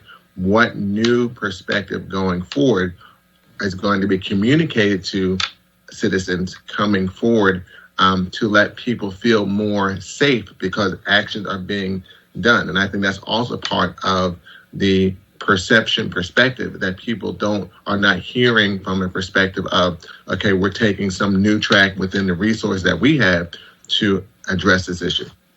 Okay, I think I understand your question better. So I think by laying out, and correct me if I'm wrong, by laying out what we saw in 2020, by being very intentional with our vision in 2021. Again, the themes and patterns were very clear. Focusing and prioritizing our efforts around those themes and patterns in 2021. I thought we had a slide. We must have taken it out. We've been very successful in our pinpoint areas, right? So we've seen some drastic decreases. It's 51% with our homicides, and we've seen, and it's actually 8% increase in our non-fatal shootings in our pinpoint areas. But even that is a decrease from the previous week. We've seen some gains in our pinpoint areas. So what we've been doing is working. Now, the problem I'm going to have later on down the road is what happens when we're so successful that we displace the crime and it pushes it in other parts of the city. So we are seeing some movement. We're not going to see it right away. And I'm hoping that as we continue to report out our efforts every other week, people are seeing that we are making an arrest. We have a presser tomorrow. We'll be, announcing some stuff, tomorrow, the same way we did 2 weeks ago. We are putting some dents in this. Some stuff is going to be short term. Some stuff is going to be longer term. We don't have the answer overnight. That's all we can do. All we can continue to do is that, we're prioritizing what we're seeing. Again, the clearance rate issue is going to be longer term, but we are putting some dents in this. And the best we can do is be transparent with the work that we're doing. But it's not like we're running around chasing our tail. We're using the data to tell us where we need to be. And if we need to adapt and make adjustments, which is what we did, like I said, social media is driving a lot of this. Domestic violence was driving a lot of this. Narcotics was driving a lot of this, and it was all focused and centered in the East Division that was driving a lot of this stuff citywide. So as such, we readjusted our strategies and we made sure that we focused in those 4 key areas so we can make sure that we were putting our resources where we needed to be in those 4 key areas. And we're seeing some gains as reported in our previous slides. Commissioner, I'm giving an exact percentage now. It's 51% citywide in reference to shooting victims. And as far as the pinpoint, 5%. As far as homicides, citywide, 29%. And In reference to the pinpoint grids, we're down by 32%. Oh, I messed those numbers up big time. I knew it was down somewhere, but I knew we had some gains in our pinpoint areas. All of that to say, we're tracking this stuff regularly, and I think the more we report this out, hopefully people will see over time that we are putting a dent in this, and we are paying attention to it. We're measuring it, and we have to make proper adjustments. The other piece of this is, we're focusing, obviously, for the purposes of this meeting, we're talking about shootings and homicides. And if those go away, that's great. I hope they go away. But we still have people that want us there for lower quality of life issues, right? So there are people that want us present for other lower level crime and disorder issues to feel safe. So we're talking about this today, but overall, when we're talking about public safety, I think the conversations are going to need to be had about, our role, our visibility, our presence, how we're used, and what that looks like moving forward. And I know other people have questions, so I'll close with this. The police department cannot do the job all by themselves. It's a total city commitment. And so to the extent that as you're targeting resources in those pinpoint areas, and you talked about how you've been successful, the question is, how can that be maintained by partnering with the community and others, so that way people can say, listen, we've made this investment here.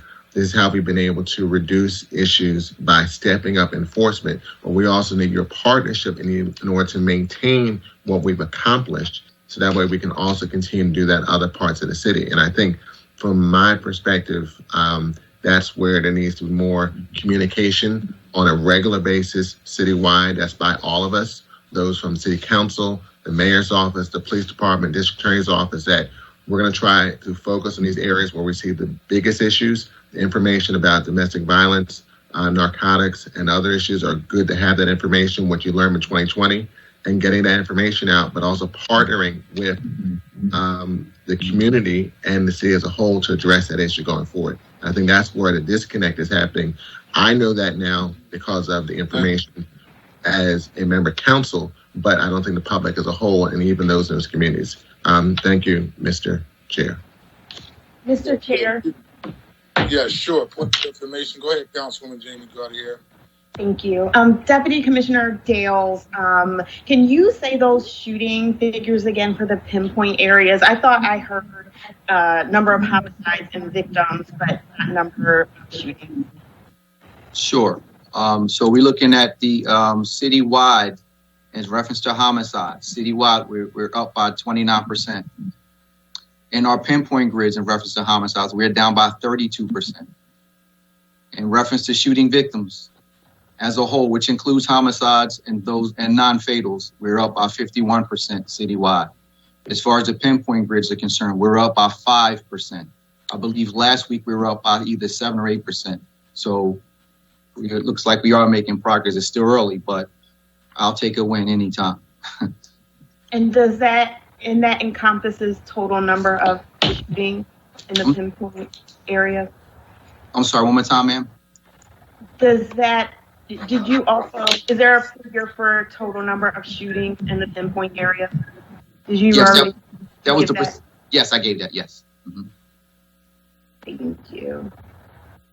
Thank you. So we're about to wrap up. I have one last question from Councilman Alan Dom, and we need to bring up our next panel. I'm running barely behind, but I think that's a good thing based upon everybody being laser-like focused on this critical issue. And so, Alan Dom, Councilman Dom, if you could give your brief questions and Commissioner, your team respond briefly, because I need to bring on this next panel at 12 because we have a hard stop at 12:30.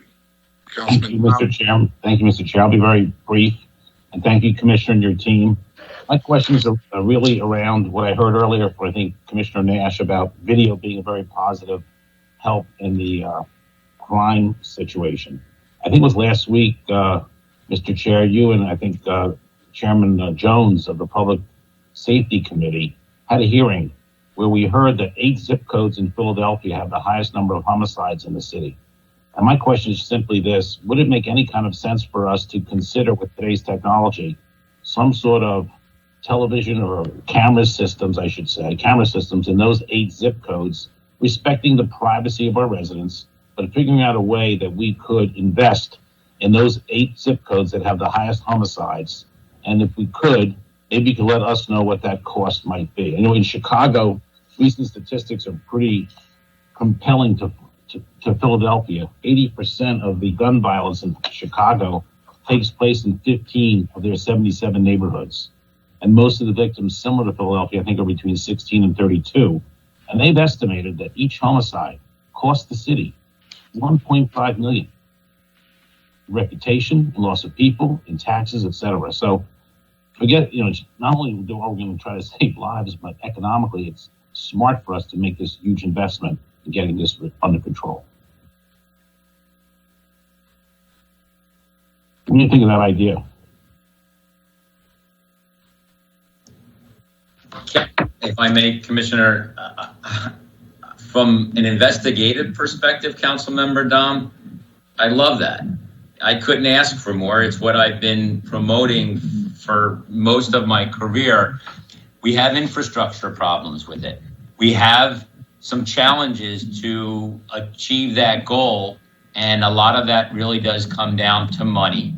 And it's not just the cost of putting up the cameras on the city corners, it's the cost of running the lines so that those cameras can be operational. Those are challenges that can be overcome, and they are challenges that, and I know Councilmember Johnson I believe he's been a proponent of our success with our cameras in the past, but we can't do that as the police department. Councilmember Green talks about the partnerships that we have to have in order to prevent the violence instead of just react to it. And I think that the value of the cameras from a city perspective is phenomenal. You've heard me probably before talk about the community members getting cameras on their residential streets. And I say that because while the city cameras can be incredibly helpful, there's just not enough of them. But with the recent advent of all of the cameras, from Ring doorbell to all of the different competition that goes along with it, at a reasonable cost, I would propose this. How about if the city, instead of trying to put up all the cameras of their own, would promote and help to fund or subsidize cameras throughout many of the residences in these neighborhoods that are challenged, so that we can increase the level of cameras. And I respect Councilmember Gim's comment about it's not just about technology, and she's right. It's not just about technology, but the cameras are a critical element of solving crime for us. And solving crime goes towards building trust to the community. So to all of your points, which is technology, utilize it, and engage the community, I'm all in favor of it, and I just think it could be a help in reducing crime and ultimately preventing it, which is the goal that each and every one of the council members has so eloquently expressed. So thank you for the question, Councilmember Don. Councilman Dom, I want to also give you some additional information. I think prior to you coming into City Council, Council President Clark and Councilman Jones we're working with an initiative around, I think we do tax credits right now for small businesses that want to put up a surveillance system. And so you may want to take that further and say, maybe we do a tax credit for residents, up to a certain, a certain aside could be put aside for tax credits for residents year after year who may sign up for surveillance camera as a way to actually address this issue. And so just want to give you that additional information if you decide to pursue it further. Thank you, Councilmember Johnson. That's a good idea. Thank you very much. Thank you for your testimony today. No, thank you. I thank everybody for sticking around. Thank you, Commissioner, and your team as well. Everyone know that you have a briefing as well tomorrow to talk about the things that you're working on. And so if anyone else may want to follow up or listen to that presentation or participate, they can feel free to tune in tomorrow. So, Commissioner, again, thank you for you and your team, and let's continue to keep fighting the good fight. Will the clerk please call the next panel? District Attorney Larry Krasner.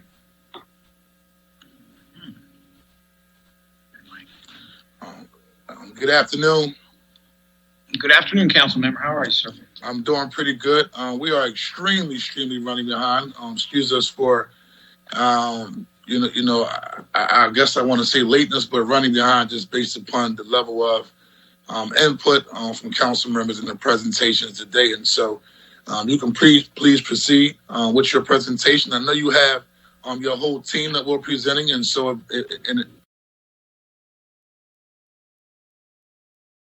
I guess you can do a combination of summarizing and at the same time, getting to the point with your team, and just thank you for understanding our running behind. But go ahead, District Attorney Larry Krasner, and begin your testimony. Yes, sir. Thank you. And I hope Councilmember Jones, Councilmember Green, and everyone else who's asked these really important questions, as well as the Police Commissioner, Deputy Commissioner Nash and Dales, will understand that I know why it takes a long time, because you're asking a lot of really important and detailed questions. Yes. I'm happy to rearrange my schedule to be available after the break.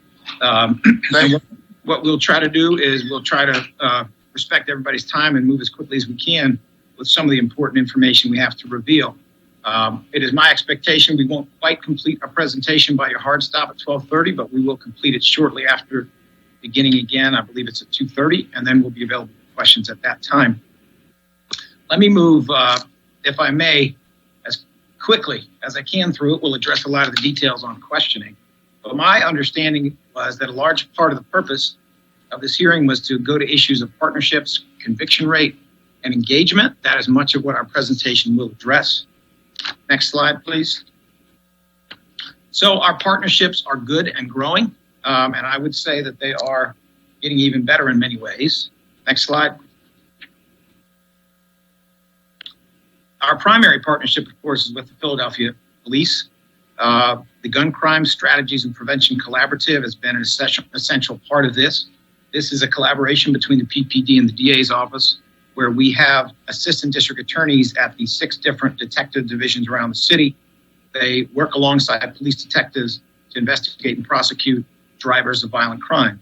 This is a collaborative that was launched with input from the Cook County Prosecutor's Office at Chicago, its Gun Crime Strategies Unit, and its use in Chicago coincided with a period of time, it and other programs, when there was a 35% reduction in shootings within 2 years after the program launched. Yes, there were some other things going on, including something that many council members, community organizations, and I have been calling for, which is a big fund aimed at prevention. There was a $70 million fund put together to invest in grassroots organizations, community-based organizations, which also have played a big part. But this was a part of it as well. Has it worked well? In my opinion, yes. The trust is growing. The biggest impediment has been COVID, and it has been the ability of these attorneys to simultaneously be in the police divisions, but also do their work in court. We feel like it will get better and better as we come out of COVID. Next slide, please.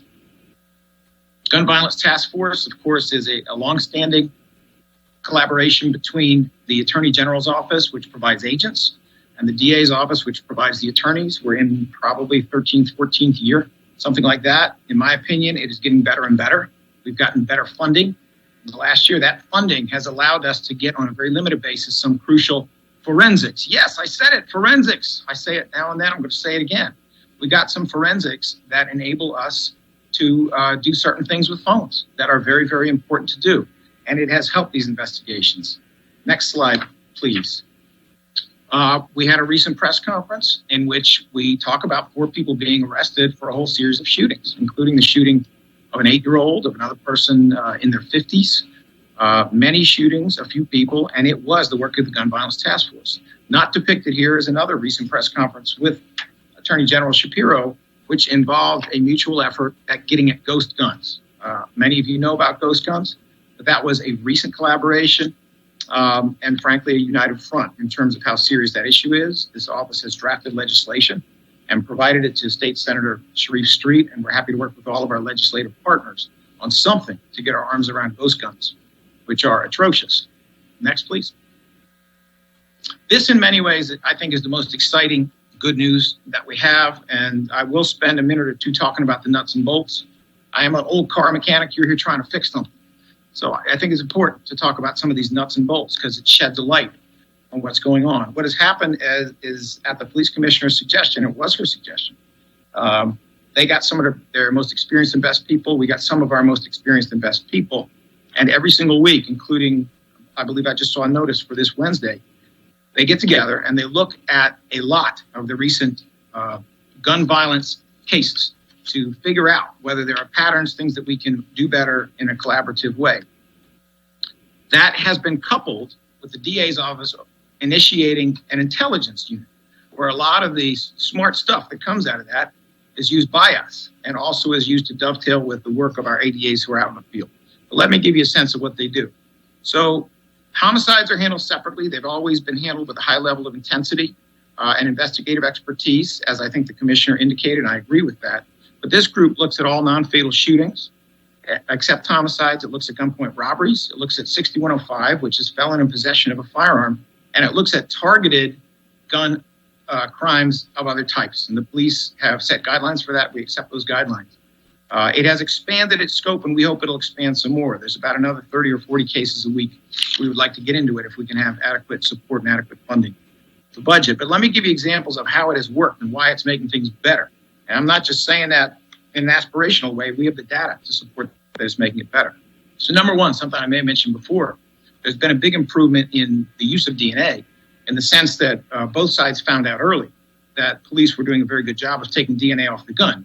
But there was not as tight a process as there could be of taking DNA from the defendant. And because it takes so long to get these results back, it was essential to do it at the very beginning. That is cleared up. That is cleaned up. First day we sat down, there were 19 cases where DNA was taken off the gun and no DNA was taken from the defendant. That is cleaned up. And I think that's a tribute to why this is such a good idea. The second issue is that we are seeing better police paperwork. It has been common with some police officers, and again, this is a credit to the PPD for fixing it, but it's been common that they would write an explanation of an incident where they said conclusory things, right? Instead of saying what happened, they would say, I made an investigative stop. Okay, well, that's not the best way to do this. The best way to do this is is to say, I saw a man walking down the street. I saw a bulge on his hip. I noticed that the edge of the bulge seemed to have a curve, like a gun. So I approached him and I said this and he said that. That kind of detail, getting away from I made an investigative stop, but getting into the detail really strengthens these cases. And so we're seeing that improvement, which is, again, a tribute to that collaboration and to the fact that the PPD is trying to address issues like that. I don't know exactly how. I assume it's at the level of training, but whatever it is, it's good. We have raised the issue of investigations of social media because so many of these are cases where the gun is not on a person. The gun is in a car somewhere, and we got to prove whose gun it is because there's a few people in the car.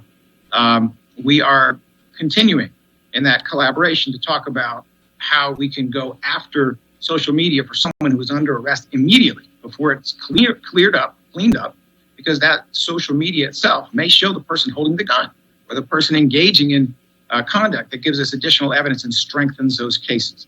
That discussion is a work in progress. We know that there's a lot of other good work going on within the PPD on some kinds of social media, but we hope to make more progress on this one. We feel like there's more to do. There are some livestock issues having to do with cars. I won't get into the details, but they're important because it's just important that we do things according to a process that's not going to endanger conviction later if there is a gun found. And so we are working collaboratively with the PPD on fixing that. I'm seeing some improvement in the ability to get witnesses in. And once again, I'm not speaking aspirationally. There's some data on that. We're seeing it partly because the commissioner has, and I thank her for this, she has been willing to provide additional DAs, detectives to our office who were needed and has made a commitment to provide more. That helps us.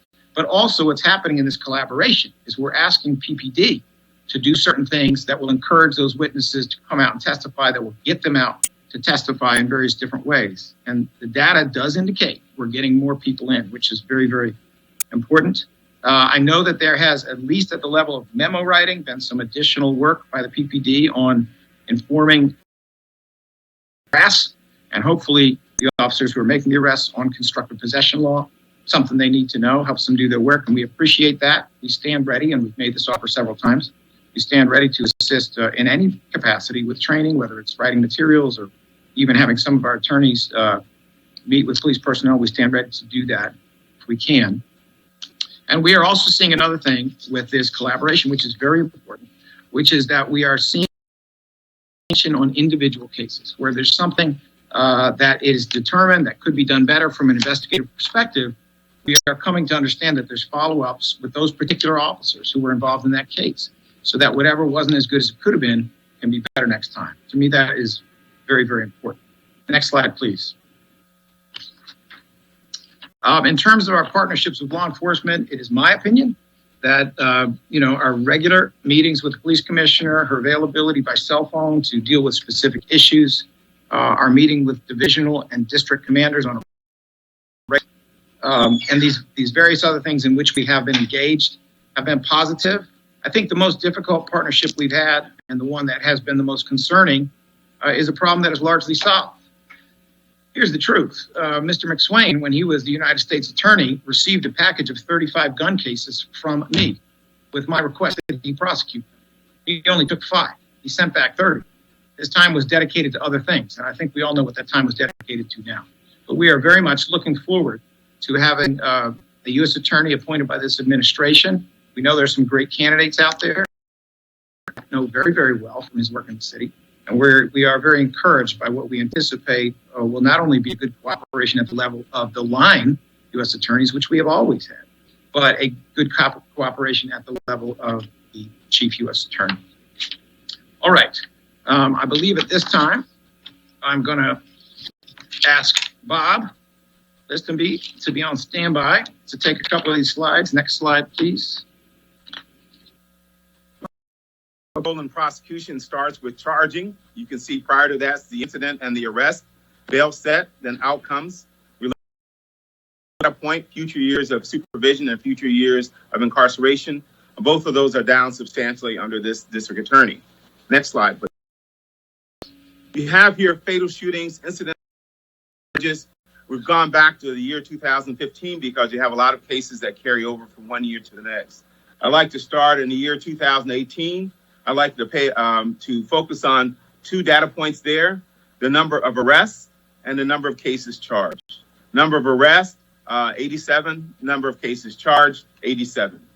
Again, going back to 2019, incidents to 199, arrests, 109, number of cases charged, 108.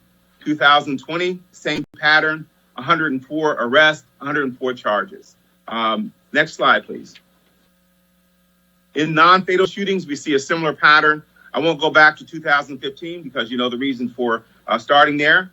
But if you look at the incidents in 2018, 1,109 incidents, 197 arrests, 193 charged.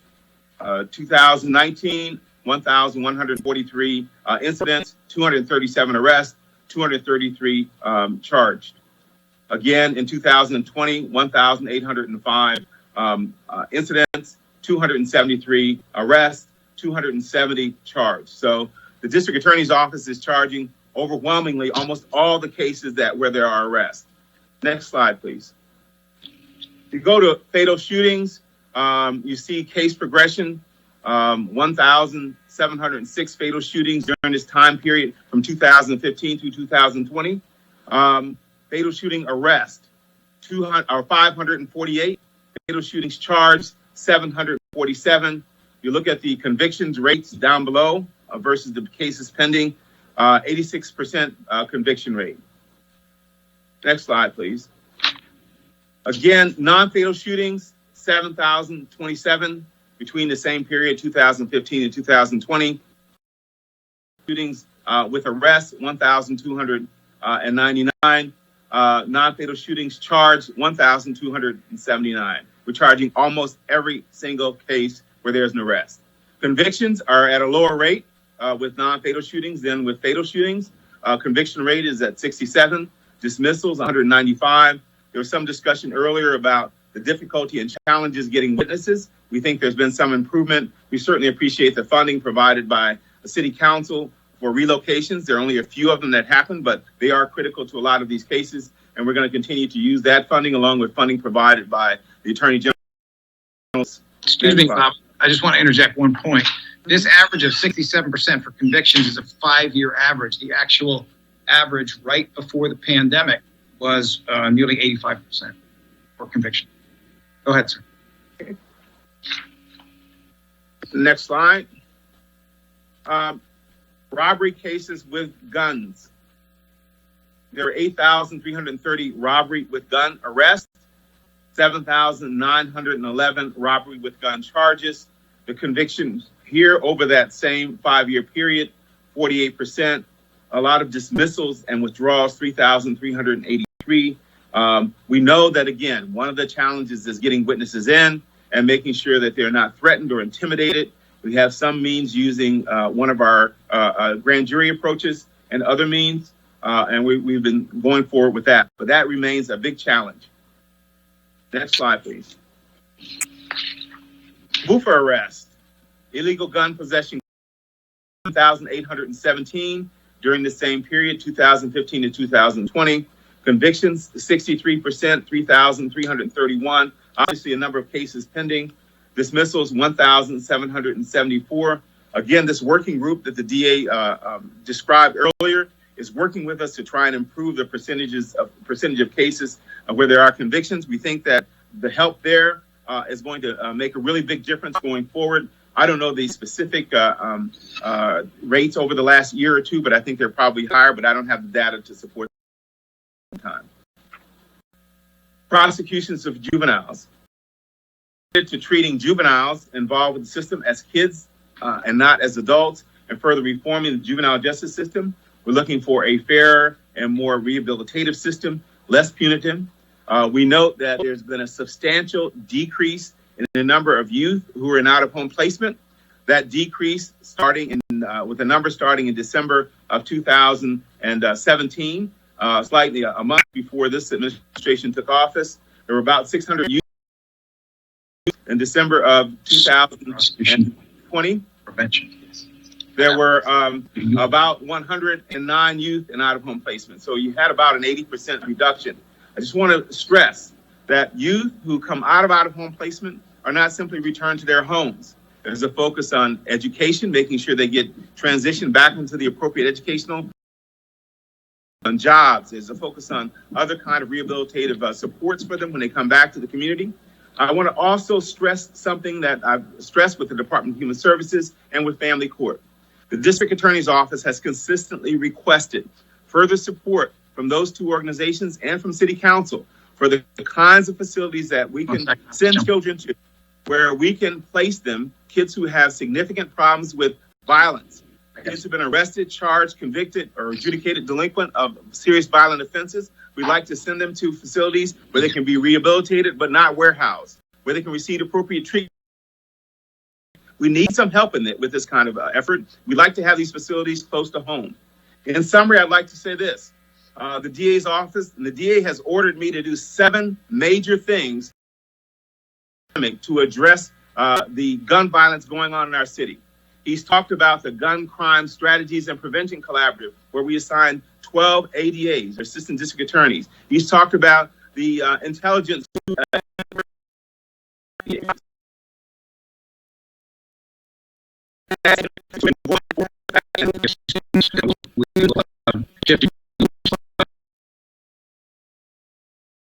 I'd actually like to turn the floor over to my 2 students who can speak more on that. So I'm going to turn the floor over to my student first, Kayla Waddington.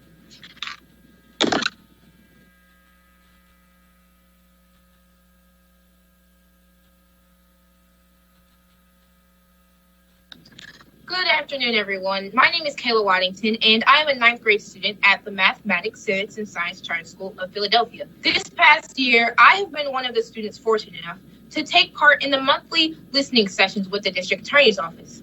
These sessions have made an incredible impact. For starters, it's great to know that the District Attorney's Office cares about what we students have to say. When I first was invited to partake in the conversation, I was expecting a pessimistic lecture where city officials talk to us as we listen about how much of an epidemic gun violence really is.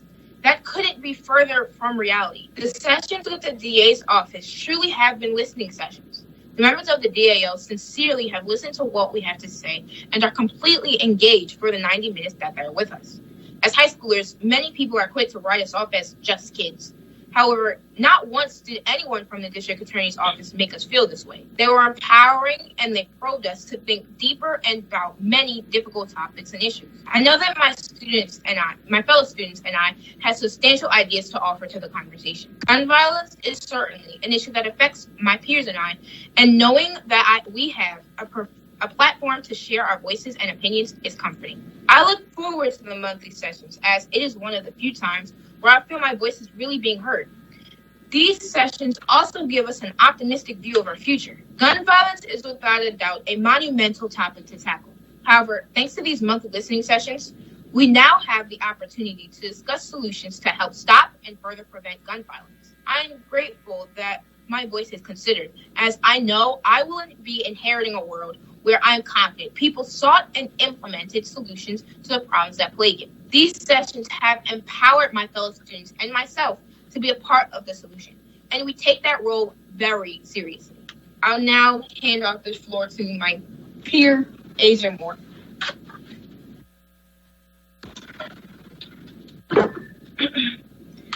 Good afternoon, everybody. My name is Aja Moore, and I'm an 11th grade student at the Mathematics, Civics, and Sciences Charter School of Philadelphia. I'd like to preface by saying that the efforts made by the DA's office are greatly appreciated. My classmates and I also appreciate that the District Attorney's Office has taken the initiative to be in contact with students who are growing up in the communities that they wish to help.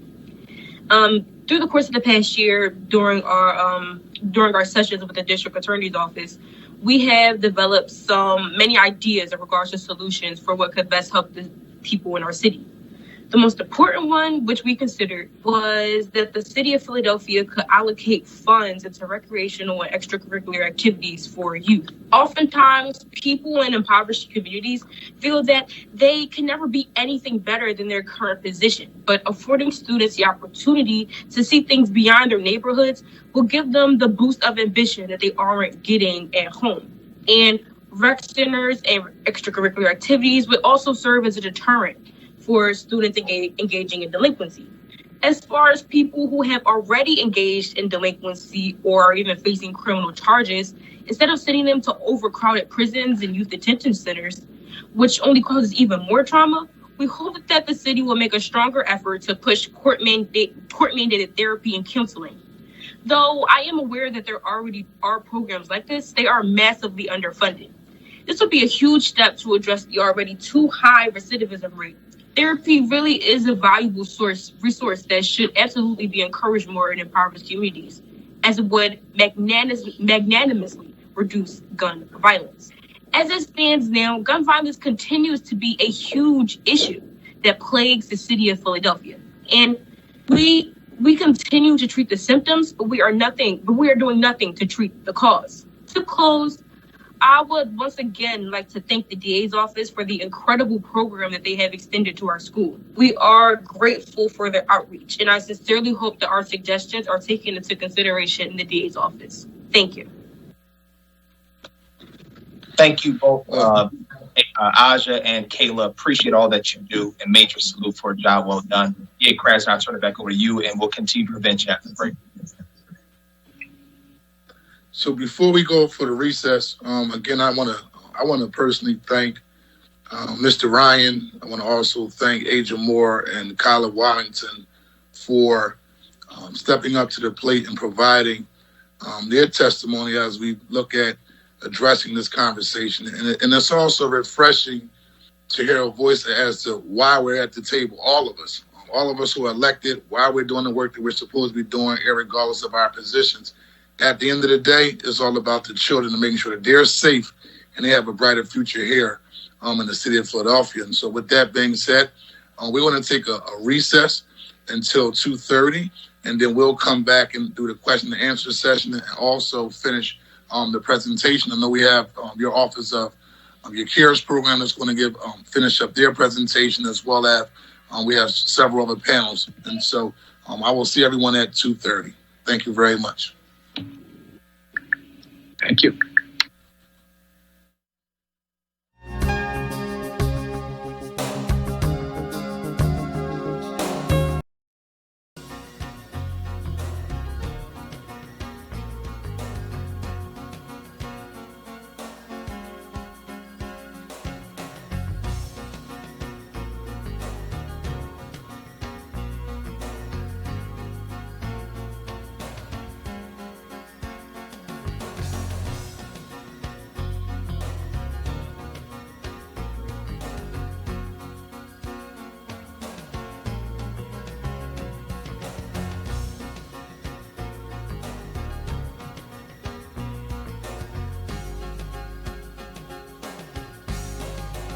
Council support?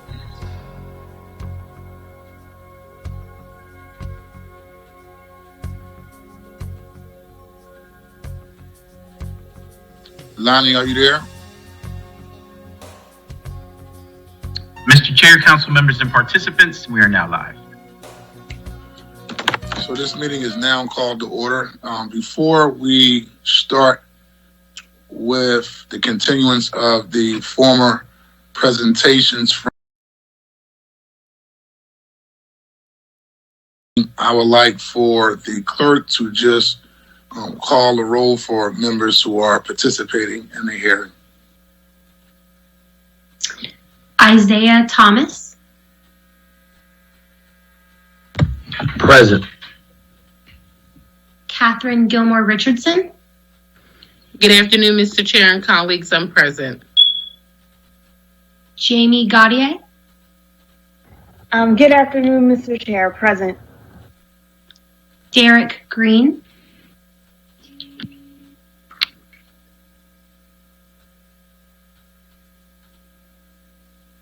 And that is it, Mr. Chair.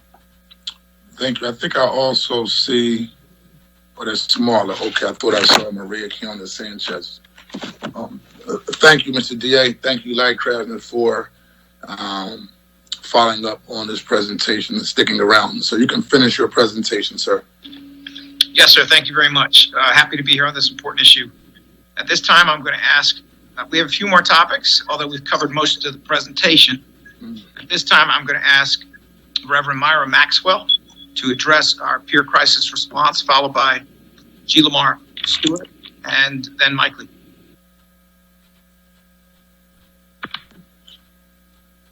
Good afternoon, and thank you, Mr. Chair. Thank you, Mr. Krasner, as well, and thank you all to the council members.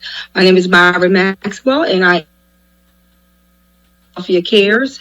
Feels like I may be going in and out. Can you all hear me? Yes, I hear you. Okay, thank you. All right, Philadelphia Cares program. Philadelphia Cares is a crisis assistance response and engagement for survivors of homicide. This is one of the newer programs at the Philadelphia District Attorney's Office. We had started our program in 2018, but we actually started our deployment of going out to crime scenes to provide services on the scenes, at the hospitals, as well as at the medical examiner's office for surviving family members of homicide. In 2019, we started this program with about 10 peer crisis responders, and peer crisis responders have lived experience, and that's a requirement of this program. So we're very excited about the work that they're doing and how they're giving back in their own ways. In the immediate aftermath of a homicide loss here in Philadelphia, we are deploying 2 peer crisis responders out to service the families. Now I'm speaking a little bit of post-COVID. We deploy out 2 peer crisis responders. They will go out to the scene and they will actually meet with the families there on scene to provide immediate emotional support for the families. Since the COVID pandemic, we have been doing primarily, most of our work has been through virtual means, through telephone, and when we can get out, we do go out still, but we are very limited in that experience. So we are really providing immediate support in the immediate aftermath to every family who's touched by homicide in the city. So we provide outreach to those families, and we make certain that we are addressing all of their needs. So we do a complete assessment for those families, and we're making sure that they know all of the supports that are available here in the city of Philadelphia. Next slide, please. Thank you. So our work with providing immediate peer response, which means that we're doing providing supportive counseling to the families, which means that they need, one, information is important, but certainly our presence. Presence is very important in the immediate aftermath of any traumatic event, but of course, homicide is one that we have many family members that rally at that time, and they are in need of information. They need support. They want to know what the next steps are. So we work very closely with our partners in the medical examiner's office. We also work with our community-based partners partners, because we have community-based agencies that we support and support the work of CARES, as well as our survivor-led agencies, because in the city of Philadelphia, many of our homicide survivor groups that have evolved started because they had lost a loved one to homicide death here in the city. So we're able to work with them, and if we have language barriers, of course, we provide translation services, and we try to make sure that we are providing every particular need that they may have. So we do a full assessment, not on the scene, not at the site, but we make sure that we provide follow-up to assess every part of their needs. We also want to identify the additional family members in or extended family. So we're talking immediate and extended family, because extended family can be someone who knows the person who's lost their life to homicide. It could be a family member, a friend, it could be a neighbor, it could be a teacher from 10 years ago, but they are all affected by this homicide loss. So we are there to support every one of our families. And of course, all of our services are free of charge. And the great part about this is when we're working with these families, we're able to plug them into the resources that the community offers, as well as the system-based agencies offer as well. So it's a wonderful opportunity for families to be serviced, also to get service in the short term as far as CARES being a crisis response unit, but it also extends out to our community-based partners for the longer term. Next slide.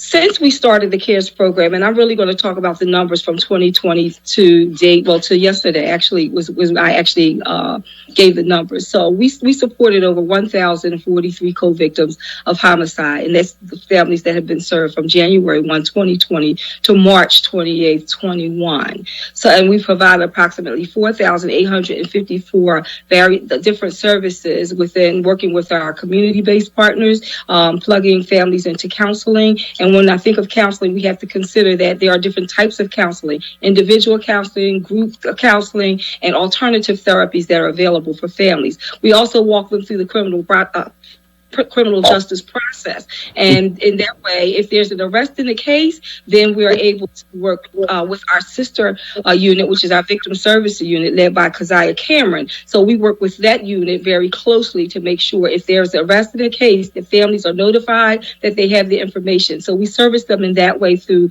our sister unit. But also, and with CARES is unique because there does not have to be an arrest in a case in order to receive services. So we provide services and support to any family members or any neighbor, any community person that's affected by this homicide loss. Many people think that you're only working with the co-victim specific, meaning the immediate family or next of kin. That is not true. We actually work with anyone who's affected by that homicide loss. We make sure that they are also receiving services. It could be a witness, it could be a neighbor. Again, I mentioned earlier, it could be a teacher from third grade. If that person is impacted by this homicide loss, we're making sure that we are working with them and we are providing support and services to them. Now, throughout the traumatic experience, of course, as you know, with trauma, people may not remember the number of people that they spoke with, but with us, we're making sure that we're giving them a personal touch. And of course, we try to make sure that we contact the families more often, more frequently, based on their needs or their particular time limit or time span. But we have 45 days to provide these services. And once we have provided the services, we do another assessment to make sure that all the families are taken care of. We've met all of the needs that they need or they had at the time. And then we make sure they are referred out to one of our community-based or survivor-led organizations and many, many other social service agencies. So it's not limited.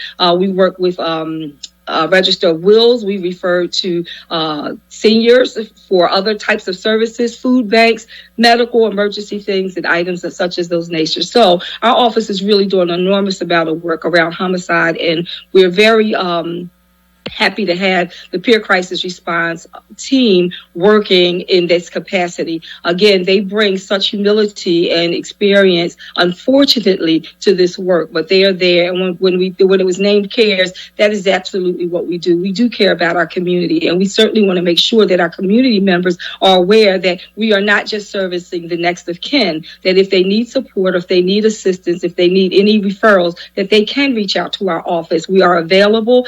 We have a 24 hotline that will be getting, we'll start probably in the next couple of weeks. So we are preparing now to have everyone trained. And speaking of training, training is actually the key. So all of our staff are trauma informed. They have training. They're required to have continuous training yearly, and we make sure that they are fully aware of all of the issues and concerns that will evolve around a homicide death in the city of Philadelphia. Now, to go about our funding, we're excited because we were just recently awarded another $1.2 million to carry out this program for another 3 years within the district attorney's office. And when I say this, the reason I get excited about this part is because this has never been done in a prosecutor's office before, where we're actually boots on the ground. And I've heard you mention boots on the ground. So we are the boots on the ground as well as our community engagement team. But we're there specifically to service the homicide families here in the city of Philadelphia. But we will make sure that if there are other non-fatal shootings, if we need to refer out, we will provide those referrals for them. But in this next funding stream, we hope to be able to expand our team a little further. And we're also looking for additional funding because, of course, with the numbers going up in homicide, we certainly need more active peer crisis responders on the ground. And certainly we need some that have various language skills and other skills that we can really utilize to support these families. So once again, we are very excited about the work that we will be doing. We love our partnership with the Philadelphia Police Department because they provide us with the alerts. So once we are alerted by them, we're able to know, we'll know that there's a homicide loss, and we're able to work with our medical examiner's office and our office to get that information quickly and to provide support to the families immediately in the aftermath of a homicide loss. Thank you. Thank you, Reverend Maxwell. We're going to shorten our presentation a little bit in light of the time. Mr. Mike Lee, who is going to talk about bail, something I've discussed many times with members of council, is going to reserve his comments for any questions there may be. You're all familiar with the struggles that we have in requesting high bails we're not getting on shooting cases. And we're going to go directly to G. Lamar Stewart, who's going to speak about prevention. I'll just have 2 words after that to sum up, and we'll be ready for questions. G. Lamar. And just for the record, District Attorney Larry Krasner, I did send a formal invitation to Judge Patrick Dugan, who oversees the bail commissioners. He wasn't available for today. He did send over a written statement for the record, but there will be a follow-up hearing, which we will recess this hearing for as a follow-up for other city agencies and neighbor organizations that want to participate in this discussion. I think it's April the 16th, but nevertheless, I just want to state that for the record because we have to also address this issue around bail and figure out, again, are we doing everything possible to keep those who are basically a harm to our community behind bars. So just want to state that for the record. Go ahead, G. Lamar Stewart. Thank you, Council Member, and thank you, District Attorney. Next slide, please. As mentioned before the break, where we had the opportunity to hear from 2 of our students from mathematics, civics, and sciences, Aja Moore and Kayla Waddington. Our community engagement unit at the Philadelphia District Attorney's Office is very committed to initiating prevention models throughout our office. And one of those initiatives is a listening session that we have with students across the city of Philadelphia every 3rd week of the month. We're connected to 14 schools currently, a couple of schools in each police division, where we spend 90 minutes every 3rd week of the month at each school. Right now, we're virtually. Pre-pandemic, we were actually physically in the building. And we're discussing topics, whether it's gun violence or civic education or know your rights sessions or bullying or peer pressure, among other topics. Next slide. Next slide. As I mentioned, we're at several schools. One of the schools, a few of the schools listed: Mathematics, Civics, and Sciences, Dobbins High School, Massbaum, Vocational, Martin Luther King High School, Lincoln Hall, South Philadelphia High, Abby Anderson, William Kelly, as well as Longstreth. Next slide. And so part of also our prevention model is really to connect with the community as often as possible. So the community's voice is very critical to the work that we do around building bridges between the community and the DA's office. So our DAO staff, both liaisons as well as other support staff, we are in 40 to 50 civic association meetings, community association meetings, PDAC meetings, meetings with our faith-based partners, building relationships with residents and stakeholders across the city of Philadelphia. We've just begun meeting with city council staff as well, just over the last couple of weeks, bringing persons from our office to meet with constituents, representatives from various different city council offices, so that the directors of constituent services and others who are providing services to constituents across the city can have direct access to the people who are making decisions, but also who have access to the support and resources for those who are victims and co-victims of crime. We're also partnering, we continue to partner with credible messengers and community organizations and anti-violence activists to promote our monthly one-stop hub. As we speak now, we have a team of community engagement staff on the ground in Northwest doing canvassing around areas that have been impacted by gun violence over the last couple of weeks. They'll be in East Division tonight. They'll be on the ground until about 9 or 10 o'clock this evening, engaging with residents, with victims, with stakeholders, connecting them to our one-stop hub, which I'll talk about here momentarily.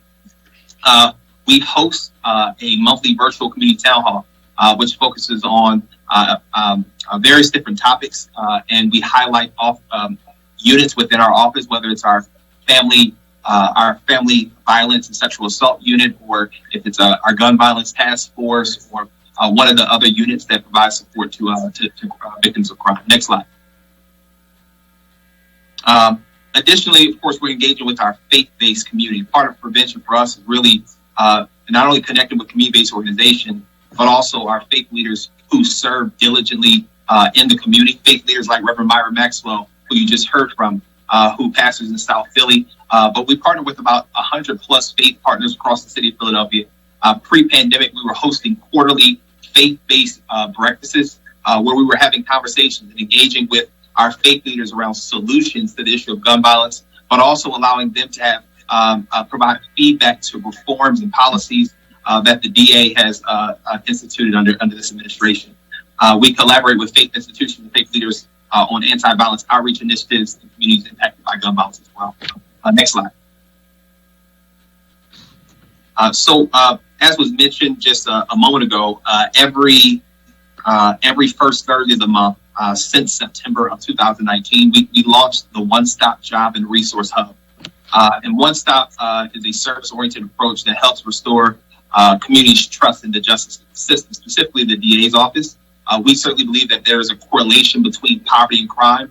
And while we focus heavily on those first two P's, partnership and prosecution, we realize the emphasis and the need to also focus on prevention and helping people get connected back into gainful employment and opportunities that will help them along the way, as we heard from our students at Mathematics, Civics, and Sciences.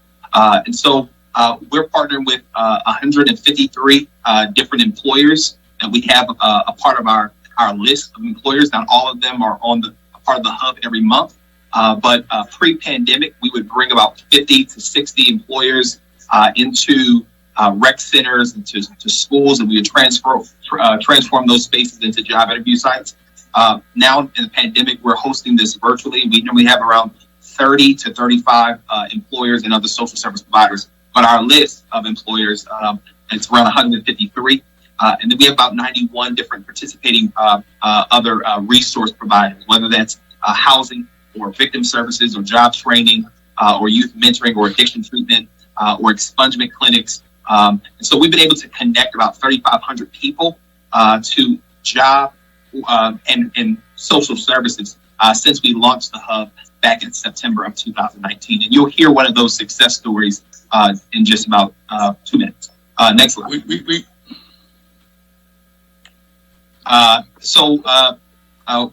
As we mentioned just a moment ago, that there are, pre-pandemic, we were able to host several of these hubs, or one-stops, I should say, in various different councilmatic districts. And so before the pandemic, we've had one stop at the Columbia North YMCA, West Philly YMCA, South Philly High, Simon's Rec Center, Heightsman Rec Center, Tribe Baptist Church. But unfortunately, because of the pandemic, we had to take the hub virtually, but it's been a success. And so we've had several one stops before the hub. There's been 17 total. I mean, before the pandemic, there have been 17 total. 9 of those hubs have been virtually. Next slide. Next slide. So our next one-stop hub is going to be this Thursday, April the 1st, 2021. The Zoom information is right there on the screen. And that'll be our last slide for our prevention. Thank you much. All right, thank you kindly, Council Member. We appreciate everyone's patience. I just have about 2 minutes of stating the DAO's goals for 2021. First and foremost, we're going to advocate for prevention because it works, and it is because it is something that has been proven in LA and Chicago and other places to be more effective than simply putting more money into other efforts that have not shown success. We have to do that. This is the Black Clergy's plan. For those of you who followed the announcement of their plan last week, this is what community groups are crying out for all over the city, and we support it. Second, and here I must respectfully disagree with our police commissioner, we're going to advocate for forensics, and I mean vigorously. Forensics don't just solve crimes that aren't getting solved, and we already know that there is a tremendous challenge in solving shooting cases. They also make those cases strong enough to prove. They make it so we can win in court. Yes, we have nearly 85% conviction rate right before the pandemic for homicides by gun and for shootings. Why isn't it 90? Why isn't it 91? Why isn't it 92? This matters. This is really important. The amount of money we're speaking about here is small, but I want you to understand how desperate this is. There is a gunshot residue machine that has been broken for 2 years in our forensics lab. It means that there has to be outside vendors used whenever we need to check gunshot residue. It's expensive, it's slow, it makes it harder to solve investigations. We cannot afford it. There are too many people being shot and too many lives being lost. Second, when we talk about a 20 to 25% success rate at doing DNA involving ballistics for another 50,000 pieces of evidence, that's an incredibly high rate. If you can do something with DNA that you couldn't do before, that's going to tell you who touched 1 out of every 4 guns, or is going to tell you who touched 1 out of every 4, whatever it may be, another piece of evidence. You can not only possibly solve that crime, but you can stop all the retaliatory shootings. When I say you could cut the homicide rate 10%, I might very well be talking low. We have to do this. It is such a small amount of money. In a city that is approaching $1 billion on its police budget, that has had a record $80 million in overtime. For some reason, I just keep hearing this word overtime. We're talking $4.5 to $5 million. The commissioner agrees in the first year, about $2 to $2.5 million thereafter, and some space, which I thought was actually in those numbers, but regardless, that's what we're talking about. I thought this would cost $50 million. It is peanuts compared to the value of saving 10% of our homicide rate, saving what would at the moment be about 50 human lives. It's peanuts. We have to do this. It's crucial. In terms of our other goals, communications, we will continue with our weekly press conferences in which we have been updating on gun violence every week, as in addition to discussing other topics. We will continue with our collaborations to increasing them and improving them. As I've indicated, I think we have some very strong collaborations on novel programs with the PPD. We hope to continue to do even more with our other partners. Convictions. You know, Mr. Listenby went by it quickly, but it was a very, very important point, and I want to make sure it's not missed. Yes, we want to make sure that our convictions are righteous, that we are not hiding evidence, that we are following the law, but we want our conviction rates to keep going up. 85% is great, but we need our convictions for gun possession case to increase as well. I won't go into all the details there, but he told you something very important, and I got to give credit to the courts on this one. They set up, and we were in agreement on this, a court dedicated to doing preliminary hearings on gun cases. It has been in operation since about March the 8th. Let me tell you what the rate for cases being held over for trial is. That first week, March the 8th, there were 45 cases listed. There were 28 hearings held. Only one case was thrown out. 27 of those cases are headed for trial. That is a 96% rate of cases being held to go to trial. These are gunpoint robberies. There are domestic violence cases where a gun is pointed. There are pistol whippings. There are drug cases where there's a gun possessed. There are gun possession cases. 96%. The next week, 91%. The next week, 93%. This is what happens when we have good collaborations with the PPD, and some of the kinks in the system are getting knocked out. This is what happens when we have good collaborations with the courts. And so we are very excited about continuing down that kind of road of prioritizing not only the convictions, but outreach and support to victims. And of course, our community engagement will continue. We hope it will be even better in 21. And those are all the comments I have before questions. Thank you, Larry, for your presentation. Thank your team also for their presentation as well. I want to note for the record that we have also been joined by Councilwoman Ria Kiona Sanchez, Councilman Alan Dime, Councilman Mark Swiller. I'm going to have and Councilman Curtis Jones is queued up for the first question. I just want to start off before I turn it over to Kurt, just to try to get an understanding of. I'm all for this prevention component, and I think that you're definitely going in the right direction from that aspect. I always talk about how your integrity review committee, I think, is outstanding, because we definitely don't want to have people, individuals who are railroaded and put in prison for things they haven't done. And so I always commend you on those particular things that you're working on. And I like this comprehensive approach today, because it talks about the prevention measures inside the schools, which I had no idea that y'all were working on, which I think is great, especially engaging our young people. I just want to get a clearer understanding. Obviously you had your report in terms of the 85% conviction rate. There's a report today, and I don't always believe everything that I read, but I do want to I want you to clarify the data as it relates to what was reported today that we all woke up reading in the Philadelphia Inquirer, saying we're arresting individuals. We're getting close to, we'll probably get more than 3,000 guns off the street this year. I know your response was, but just getting them off the street that's just half the battle. You have to arrest and move forward.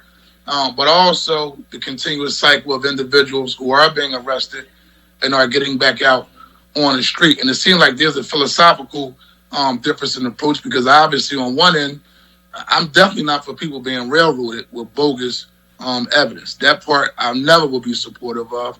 And I don't also believe in mass incarceration. I know one of your staff said it's just going to be like a war on guns. But I have to also say, just being frank, I think it's everybody's collective responsibility. The same way we asked the police department about their arrest rate, their conviction rate.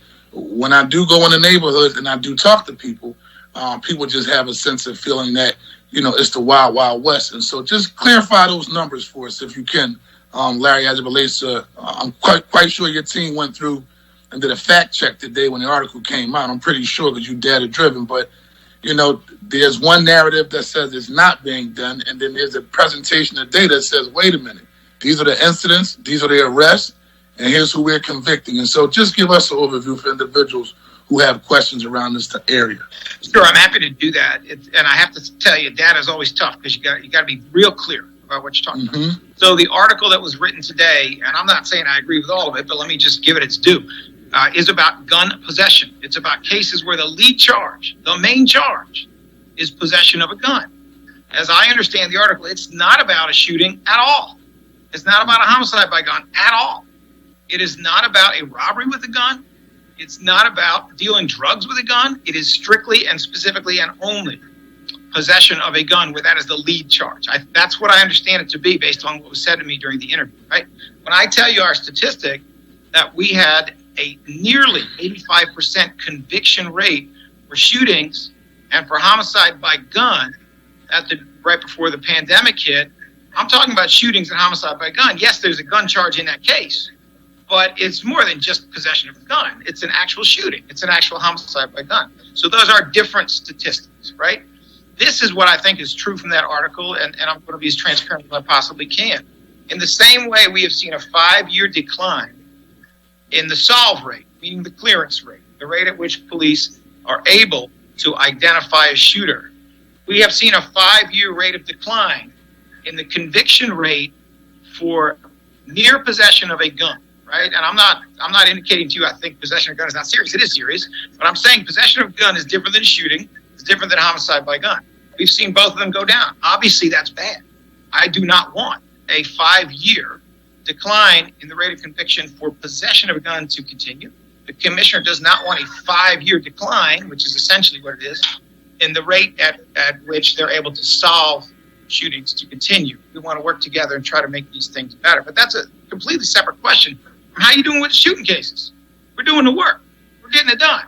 We are convicting people, and we're being fair, and we're having that integrity you're talking about when we do it. I want to do better. This is why I'm talking about, come on now, forensics. Overtime is nice for your paycheck, but if that's, we've had plenty of overtime. We've had record overtime, and yet we still have shootings going through the roof. It hasn't solved it. Let's take a little bit of that overtime. Let's take a little bit of that record-setting $80 million. Let's just take $5 million, and let's put it into this, and let's see whether this offers another avenue. So those are differences. The other thing you need to understand about that article, and the police commissioner actually kind of suggested this, although she didn't get into the point. When you talk about a conviction rate, here's the hard part. Conviction rates are going to be pretty accurate for, say, 2015. Because anybody who was arrested in 2015, that case is over, right? 2016, they'll be pretty accurate. But by the time you get to 2018 and 2019, some people arrested in 2018 have not had their cases concluded. Remember, the court shut down at the beginning of 2020. A lot of people arrested in 2019 have not had their cases concluded. The court shut down. Almost nobody who got arrested in 2020 has had their case concluded. So when you look at a conviction rate for 2020 or 2019, that rate is going to come up as the courts reopen. We can actually go to court. What you're seeing there's a lot of cases ended, and those cases have not come to trial yet, so we can't show a conviction until we have it. But look, let me give the article its due. We are not happy with the conviction rate on mere possession of guns. We've had these complex discussions. I won't rehash them about what it means to find a gun in a car instead of on a person, and how there's a bigger task to prove the gun that's in the trunk belongs to the driver than there is to prove a gun that's in a waistband from somebody walking down the street is that person's. But one of the ways to fix that is forensics. It's to actually do the work that needs to be done to the sciences. And I'll follow up before I turn over to Councilman Jones. Last thing for right now, the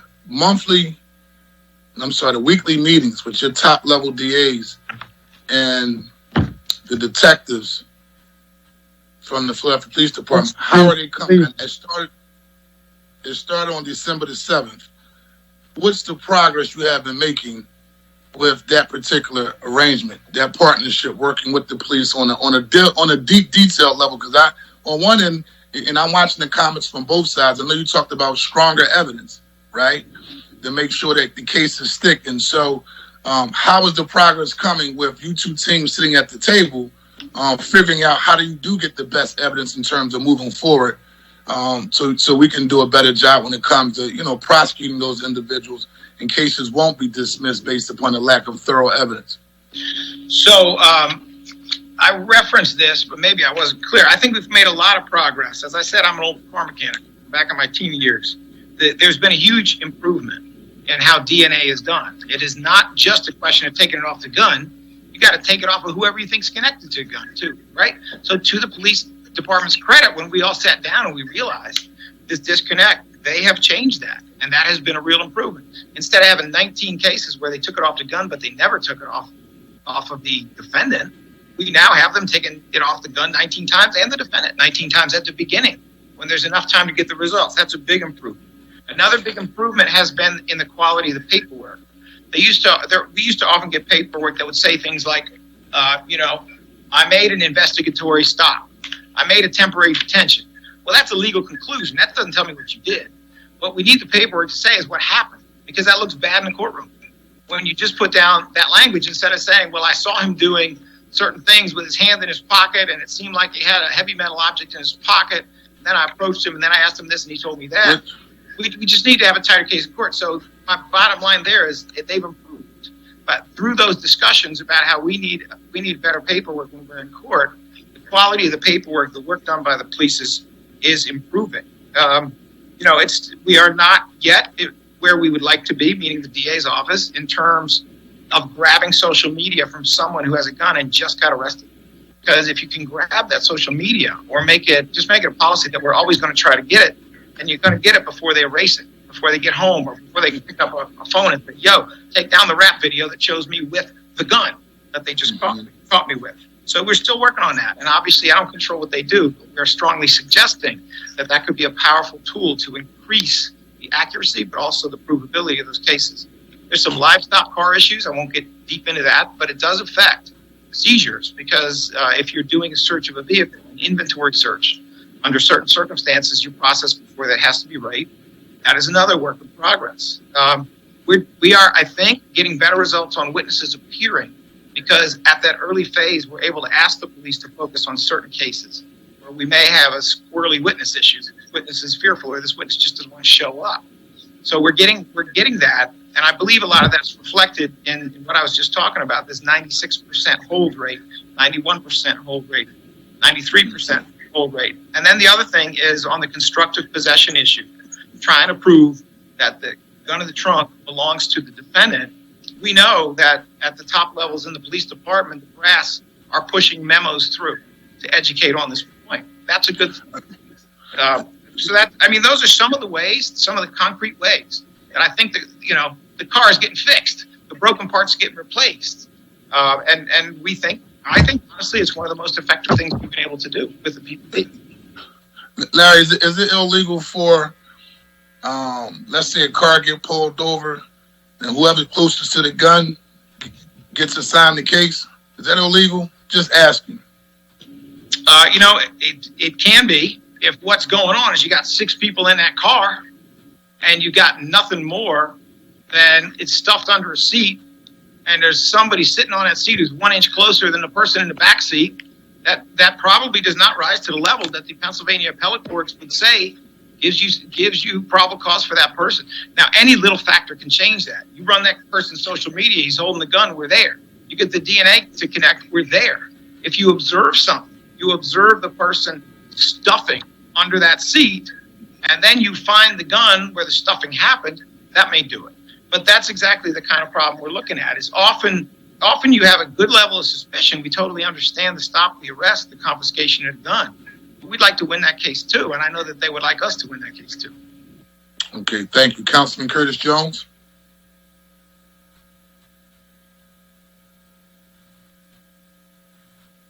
Council member, I think you're muted.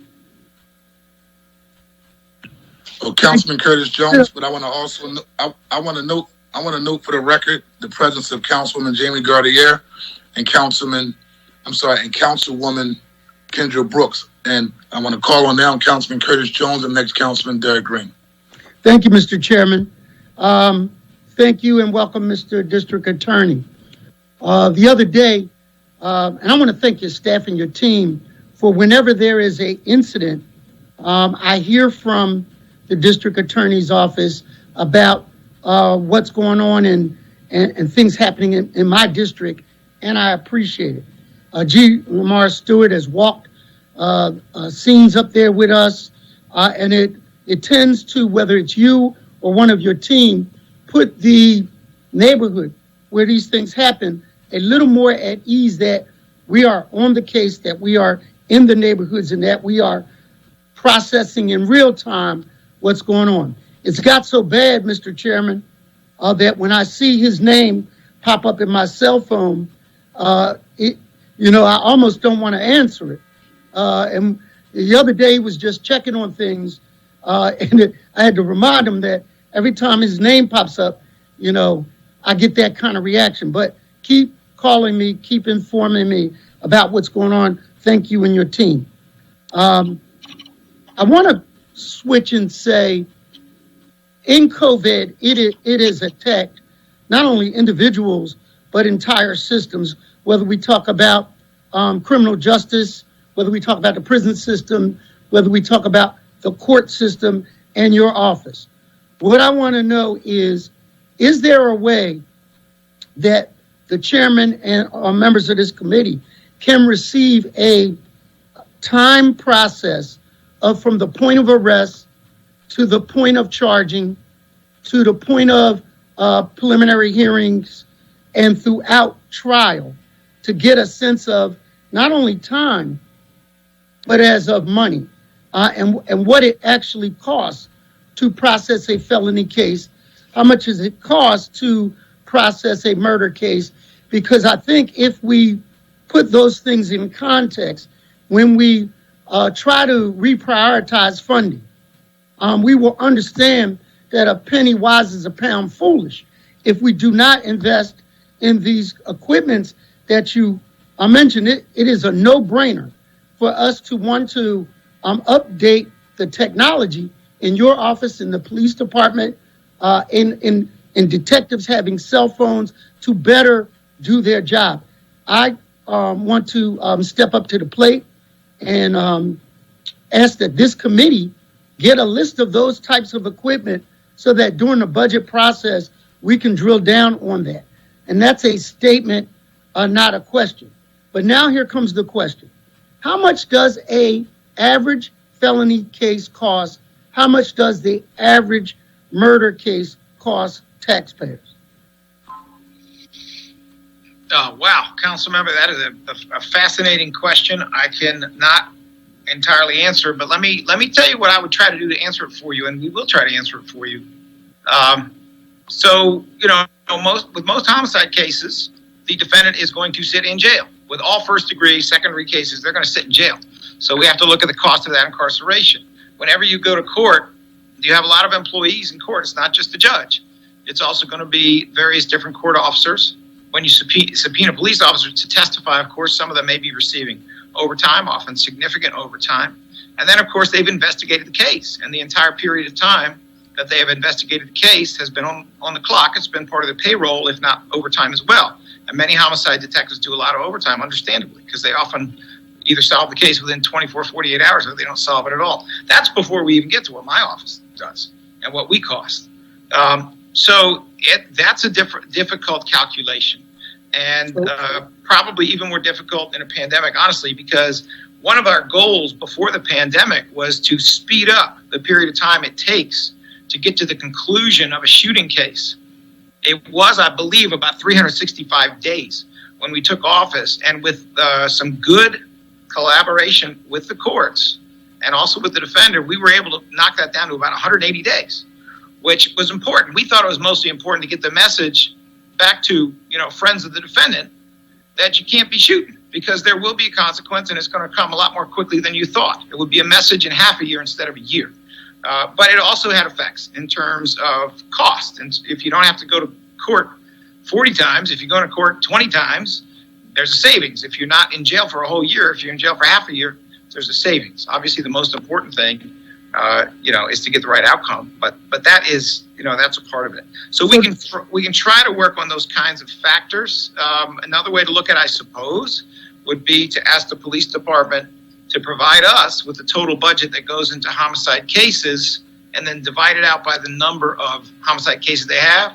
Look at the total budget for our personnel who deal with homicide cases in one way or another, and which is 90% personnel cost, divide that out by the number of cases that we prosecute. I mean, those are a couple ways we could try to get at it. I can tell you this, it's a heck of a lot of money. And Mr. District Attorney, the reason why I asked that, we have to make some grown-up decisions over this budget, how we allocate money for prevention versus cure. And so in making those decisions, we want to have apples to apples comparison. I can invest $100,000 in the end part, or I can invest $30,000 in the prevention part.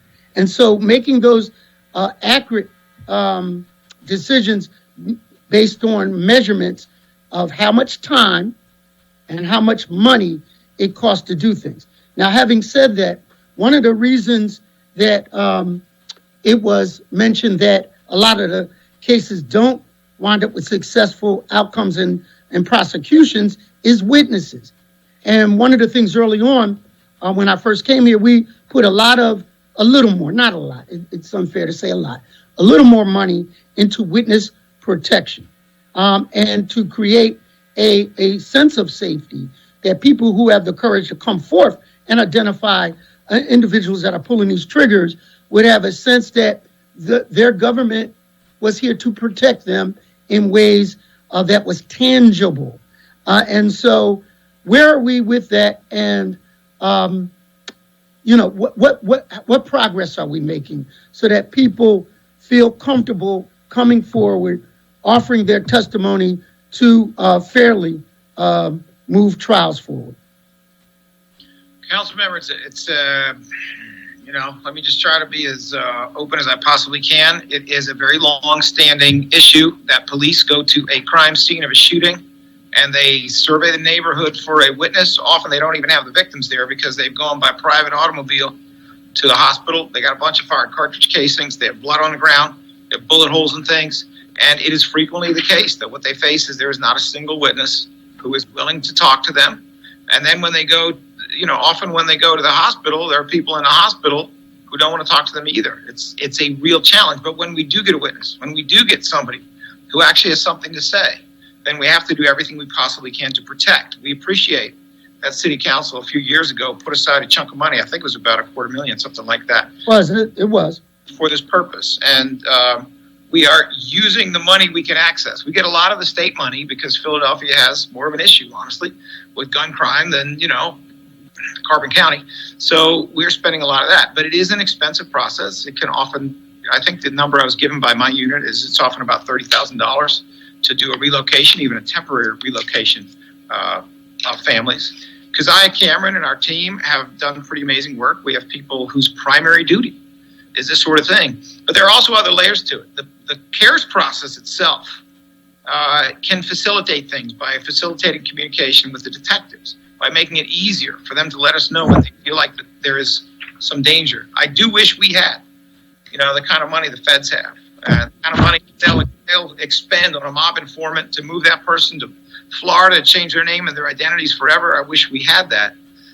We don't have all of it. Now, there's a separate part of this, though, which is that sometimes what we get from witnesses is not that they're so fearful. It's that they're reluctant for other reasons. Someone, did a bad thing with a gun, but that person was a friend or was a lover or something like that. And the commissioner has been helping us in that we've been trying to beef up the number of DA's detectives we had.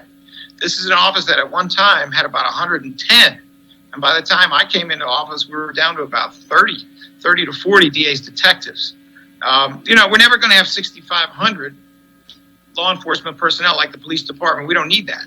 But for us to be able to go to 50 or 60, so that if we really need to send someone who is not in uniform to the home of a witness, to get them in a car and offer them the convenience, which is also the urging that they need to come down and testify in the right place at the right time, we can do that. I appreciate the commissioner's willingness to detail some of her officers to us. There actually is a long line of officers who are trying to interview to work with us, and we appreciate that. She has done that in small groups. We're going to continue to try to bring them over in small groups. But also, as I mentioned earlier, in our weekly meetings, as we identify cases where there may be a problematic witness, let's say it's the girlfriend of the defendant, right, who saw something very important, but is not really feeling like talking about it 3 months later the way she was willing to talk about it the night of the shooting. What we're doing is identifying those cases in the moment, right after the arrest, the week after the arrest. And then we're able to talk to Deputy Commissioner Nash, especially, but also Dales and others, and say, what can we do to make sure that witness comes to the prelim? Can we prioritize that with your detectives? And we're seeing a good and positive response when we do that. One of the things I'd like to look at as these dollars come in from Washington is a tri-state relocation process that utilizes HUD houses that we might renovate for a 2-year period during the course of a trial to relocate a witness to another part of the tri-state area for 2 years, and then sell that property after that relocation so that no one kind of gets a bead on where these houses are located, sell it, and then do another 12 or so in the tri-state area just to keep people safe.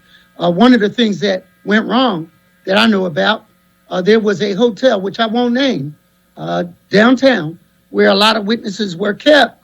And one of the individuals who was a witness for a murder trial was a smoker, smoked cigarettes, came outside of the hotel to smoke a cigarette, saw the defendant going to CJC for another trial. She panicked so bad, she didn't even go back to get her clothing. She jumped on the first thing smoking to get away. So we should not traumatize people twice by saying, you saw something, you're going to step up to the plate and testify, but we can't, in good conscience, keep you safe. We can do better. We must do better to balance the scales of justice. I want to keep people out of jail, but those people who commit those heinous crimes that are killing our babies, well, I want witnesses to come forward and feel protected by us. Thank you, Mr. Chairman.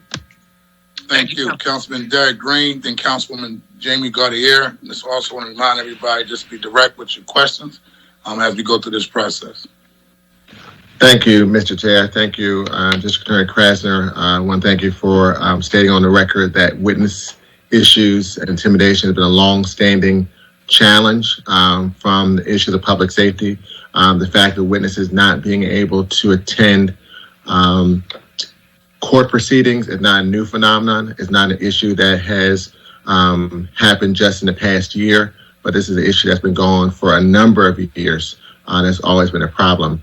Based on that perspective and some of your earlier comments regarding witness issues, in your upcoming budget, do you anticipate an additional increase or request for dollars to address witness issues from your perspective? Council member, my recollection is yes. I haven't seen our final proposal, but yes, my recollection is we do anticipate doing that. Mm-hmm. And then you also talked about the need for more detectives in your office as a way to help address this issue, and you also anticipate that being part of your budget proposal going forward? Yes, council member, although that gets interesting because DA's detectives are detailed from the police department and we reimburse the police. So in essence, it would be an increase in our budget, but a decrease in the police budget. The city would not have an increase in the dollars associated with it. So from the perspective of some who would say defund the police, what I'm hearing from you is we would need additional dollars to help provide the support and assistance for witnesses in order to bring about more safety for those witnesses and get more prosecution. Council member, DA detectives do a lot of things in this office. One of those things is to escort witnesses or protect witnesses, but they also do things like, solve stolen house cases, which we've been doing, which is an important issue in the city. We need them for all of those purposes. Let us understand, defund the police is kind of a vague term. I have never taken the position, nor do I take it now, that we should eliminate police or that we should eliminate the funding of police. In my mind, defunding the police is not the best term, but it refers to being wise about how money is used and what resources are used to make us safer. Thank you for that. And when I made that statement, I didn't mean that you have made that statement. I was just saying in a broader perspective, for those who would say we need to defund the police, I think that has a large perspective and impact. And so what you were just talking about is one way that if additional resources were dedicated specifically for detail of detectives to the DA's office to specifically help with witnesses, that may be an area where an increase in funding may occur, but some may view that as going counter to defunding the police from those who have a broad perspective. But that's something we're doing to try to specifically address the public safety issues that we've had, especially regarding witnesses and prosecutions. I wanted to also go into the perspective that I think that Councilmember Jones touched on and also the chair touched on earlier in reference to convictions. And I want to make sure I understand the perspective that you talked about earlier. From what I heard today and also in previous perspectives, there is, and I want to make sure I understand this correctly, there is a insufficiency of evidence that has caused, outside the witness issue, but just on that perspective, there's an insufficiency of evidence that has hampered prosecutions? I want to make sure that I'm correct in my understanding of that. In a limited number of cases, yes, sir. We did an investigation of about 400 gun cases where there was not a conviction at the end of it, and we had a pretty experienced team go through all of them. The biggest problem we had was non-appearance of necessary witnesses. That was about a 51% rate among those cases that failed. But there was also a 23% category, the second biggest category, where the evidence was insufficient. Sometimes, as you know, having been a prosecutor, sometimes, as you know, you can't fix that. There's just nothing more there. But sometimes you can, because maybe there was that extra layer of investigation that would have repaired it. Maybe there were those forensics that the city hasn't bought yet that we would love to see, which would have solved that case. So yes, I would say we found in looking at that group of 400 cases, about 23% of them, the evidence was insufficient. Obviously, we're not always going to be able to bring another layer. Sometimes the case is just insufficient. It's all the evidence you have, even if you're Sherlock Holmes, right? But there are those cases where we believe more evidence would be possible that could have led to victories, in terms of conviction. And so based on that insufficiency of evidence, you believe that if either more dollars were provided for forensics, that would help bolster the case, so you wouldn't have that issue? Yes, sir. Okay. And I guess my question, outside the issues of witnesses, when you say insufficiency of evidence, in order for these matters to get to court, that would have had to go from the police department, an officer doing what's called a 48, which then goes to a detective, which does a 49, and then someone in the district attorney's office does the charging of that in order to get it into court. That's correct. We have to find probable cause. So we have to basically find, more than likely, 51% likelihood that the defendant committed a crime. And we try to be, as fair as we can about that. But of course, in order to obtain a conviction, you got to show a lot more than 51%. You have to show proof beyond a reasonable doubt, whatever very high number that is, but it's a lot more than 51%. And needless to say, we're not perfect. There are occasions when we might think it's 51%. We go to a preliminary hearing and the judge throws it out. The judge thinks it's 49% because the preliminary hearing is another probable cause stage, as you know, council member. So that's the thing. None of these, I don't believe these police officers are trying to charge someone where they think they have nothing to do with it. I don't believe that. I would just love to see cases where when it comes in the door, we're not at 51% or 62%. I'd love to see cases coming in the door where either then or very soon we're going to be at 95%. We're going to know that we can prove this beyond a reasonable doubt. I guess what challenges me is that it's gone through the charging process, and based on the review of an officer, a detective, and your charging unit, it then has had kind of basically 3 levels of review to at least get it to a matter that's now started a court proceeding. And I understand the issues when you take it to trial and it either doesn't make it through the preliminary hearing or gets dismissed at trial. But I'm talking about those cases where your office decided to withdraw those cases, even though another part of your office approved it from a charging perspective, as well as a detective and a officer. Could you give some perspective on why those cases were withdrawn? The truth is very few of them are withdrawn in the sense that our office says this isn't good enough.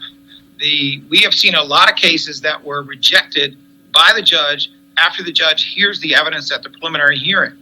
When we see a case that is withdrawn at the preliminary hearing, it's almost always because a necessary witness has refused to appear now 2 or 3 times, maybe 4 times. So on paper, that was a good case because if Mrs. Jones came in and said, I saw the man run out of the house with a black revolver, we had all we needed.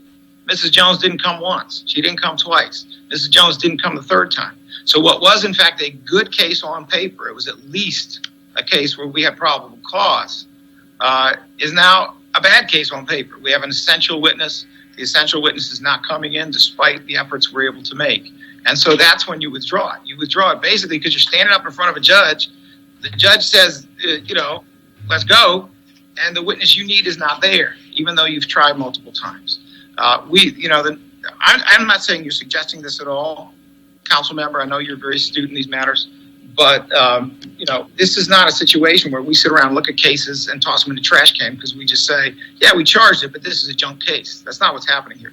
We are trying to get cases as they come in. If they meet a probable cause standard, we're going to charge it.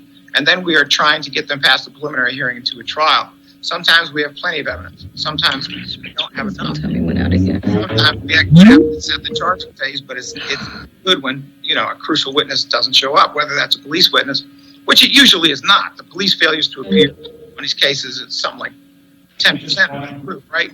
About 90% of these situations where witnesses will not come in, it's a civilian that we need. I guess what I'm just trying to get a perspective of from the information we've heard from the police department regarding arrests, information I'm hearing regarding the dismissals by judges because there's not sufficient evidence at preliminary level versus historically from a district attorney's office and from my experiences where, yes, there are times when you have a quarter session file that's been listed 3 times is now must be tried by a judge. And there are times when getting a police officer in the courtroom may be challenging because they are on training or, back in the day used to be in family court or another courtroom and you may need them to be in the courtroom. But from my experiences, yes, there are times when there are certain cases where you need a witness there, but in many of the cases, your key witness is an officer, and that officer, as you said, is there basically 90% of the time. But what I'm hearing is that there's a greater reliance on individual witnesses, and based on your own perspective, witnesses have been hard to get at court hearings for a long period of time.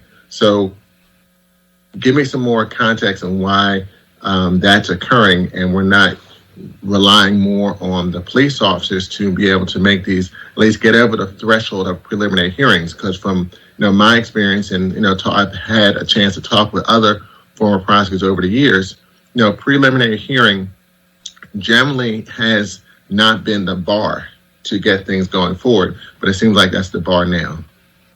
Council member, let me again, this is the thing that's always hard about data. I'm probably not being clear. So the 400 cases we looked at were failures. These were cases where it was not held. You are absolutely correct that when the only witnesses you need are police, we're going to hold a huge portion of them over. They're going to go to trial. Those are very straightforward cases from a prosecutorial perspective. We just need the officer to show up, and they are trained to show up. They're paid to show up. They're subpoenaed to show up. In general, they're going to show up.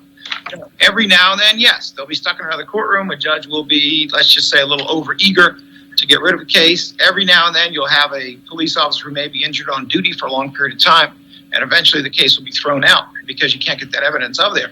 But we're not having a problem in general. We're not having an extraordinary problem in general with cases that are just police cases. The cases that are a problem for us, and there are quite a few, are cases, for example, a domestic violence situation where, for example, a woman calls the police and says, my estranged ex-husband just came in here, he pointed a gun at me. It is a black revolver with a wooden handle. And then he went out and got into his 72 Ford. It's purple. So, 15 minutes later, they're pulling over the 72 Ford. That's purple. They don't find a gun there, but you do have a credible witness who is saying she saw the whole thing. Well, we have a case there unless she doesn't show up. And needless to say, in certain domestic situations for a variety of different reasons, sometimes there's an eagerness at the time of the arrest that is gone later, okay? And there are many, many different reasons. It could be fear. It could be a restoration of the relationship. It could be all kinds of issues around, I need support for the child, I don't want to take his job. It could be any number of things. So those are the cases in which we're seeing a difficulty. And even though they're not the main cases, I agree with you, they're not the main cases. In our study of 400 cases, there were a significant number of them. I don't want to suggest to you we're having a big problem with getting police to come to court. Generally, they are coming to court. Sometimes, every now and then they don't, and that's how you end up with 10% of those dismissals being police witnesses who don't come in. But we do have cases that are more than that. We do have cases where it is important to have the neighbor, or it's important to have the person who had a gun pointed at them at a bar come in. That may be someone who really doesn't want to go to court, doesn't really want to be part of that process, thinks it's more dangerous to participate, or doesn't really know the person who pointed the gun and everybody's sober now, right? So that can happen as well. Councilmember, Mr. Chair, I don't want to belabor this point because I know other people have a question. I would venture, and I will close with this, that the issue with domestic violence have always been an issue and a concern. Those have always been the most troubling to try to move forward in a criminal context because of the things that the district attorney said. But there still seems to be a significant disconnect between the number of gun convictions in reference to VUFA charges based on withdrawals and dismissals that previously we didn't have that same level, but it has been more of a concern. And when you look at the issue that we're dealing with the homicide and the shooting issue in the city of Philadelphia, I would venture the vast majority of those who are doing the majority of the crime and the shootings and the homicides tend to be a small subset, and it just seems like that subset is not getting to a conviction rate at the level it should. Thank you, Mr. Chair. Thank you, Councilman Derek Green. Councilwoman Jamie Gaudier.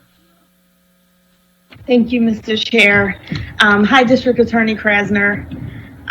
Thank you for the presentation, and thanks for all of the assistance that your office has given to my district in particular around relocations. Thanks for always being very present in the community, and thank you for your strong focus on prevention. My comments and questions are around VUFA 2.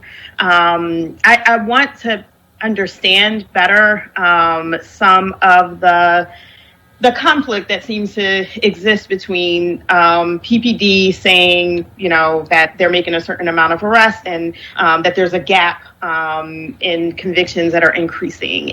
And I too agree with Councilmember Johnson that I don't think we want to be overly punitive to people in our communities. I don't think we want to convict people that should not have been arrested. And in fact, I think we should be investing as much energy in figuring out why young men in our communities want to carry guns, right? And trying to stop that behavior. But I do find this issue very confusing. It's like a back and forth that's been going on for months and months and months, and we just need to better understand it. And so I wanted to ask, you talked through some of this with Councilmember Green and Johnson. I want to know if we could see the actual data to really kind of dig in and to figure out what's going on here. I think it's confusing to me as a council member. I think it's confusing to the public, and I just don't think the back and forth is helpful for us kind of moving forward. And so to the extent that we can understand it better and get to the bottom of it, I think it's better for everyone. And I'm not putting that blame on you. I just was waiting for this panel to ask more questions about it and to dig in a little bit more. And so if that's data that could be made available to council, I think it would be appreciated. First of all, thank you to Councilmember Green for his questions. I forgot to say that. Thank you for your questions. Councilmember Gautier, of course, we would be happy to work with you, work with council on any sort of data you would like to see. And it's tough because I really do want to be a united front. I really do want to be collaborative. We've done some very, very good things in collaboration. But part of the difficult part about talking about data is that, some of the 5-year decline in conviction rate for mere possession of a firearm, that ain't good. The 5-year decline in the solve rate for shootings, that ain't good. I'm not saying that to point a finger or to blame someone else. I'm saying that because just like you and other members of council want to solve this problem, we want to solve this problem. I think PPD and DAO have gotten pretty far in terms of having a relationship of trust where we can push data back and forth across the table. Some of that data is going to make us look good. Some of it's going to make us look bad. But that's the only way we get to the bottom of the problem. So I am more than happy to provide you and other members of council with the data that you want. Maybe you'll look at it and say, you all did a very thorough job. Now we know the path ahead. Maybe you'll say, this data's whack. We need to do this data again. There's something wrong with this. It can't, look, we have to deal with the truth. That's all I want to do. So I would be delighted to assist in any way we can in trying to further that. I do think it provides a pathway forward. And I think there's some good news that has been laid out today, actually, about some progress in the PPD, in the DAO, in the prosecution of gun cases, in the prosecution of shooting cases, in solving homicide cases. You know, I think that there's been some good news here, but there's nothing I'd rather do than assist council in this regard. Thank you so much. Thank you very much, Councilman Jamie Gardier. Any other questions from members of the committee? Councilman Johnson, Mr. Chair, I have one other quick question. I wanted to follow up on the work that the police department has done in the pinpoint areas. Can you give some perspective on your work with the police department in those pinpoint areas? I'm still critical of the police department in reference to clearance rates, but it seems like they've made some progress in those pinpoint areas, and I just want to get a perspective in the district attorney's office and your role in those areas as well. Council member, I'd love to answer that question. I don't know if Chance Lee is on this call, though. Mr. Lee is the head of our intelligence unit. He also heads the collaborative that meets every week to go over the cases, and I think he probably would be the best source of information on pinpoint areas. If you would like me to try to get back to you within a couple of days, I can do that. You can just provide that to the chair, because that does seem, even though I don't want to make assumptions, it does appear that in those pinpoint areas, the police department are doing a better job. And I would venture that's probably based on this collaboration of information along with district attorney's office in those areas. Although I do have still concerns citywide regarding their ability on doing convictions. Their ability to clear cases, and the district attorney's office on convictions. Thank you, Mr. Chair. You're welcome. Any other questions from members of the committee? All right. Well, one, I want to thank you, District Attorney Larry Krasner, and your team for your comprehensive presentation, and thank all the members who are sticking around for this. I call it a marathon hearing, but I haven't had a hearing on gun violence that didn't last the whole day, especially prior to the pandemic. But thank you for your presentation, and have a good day. Thank you all.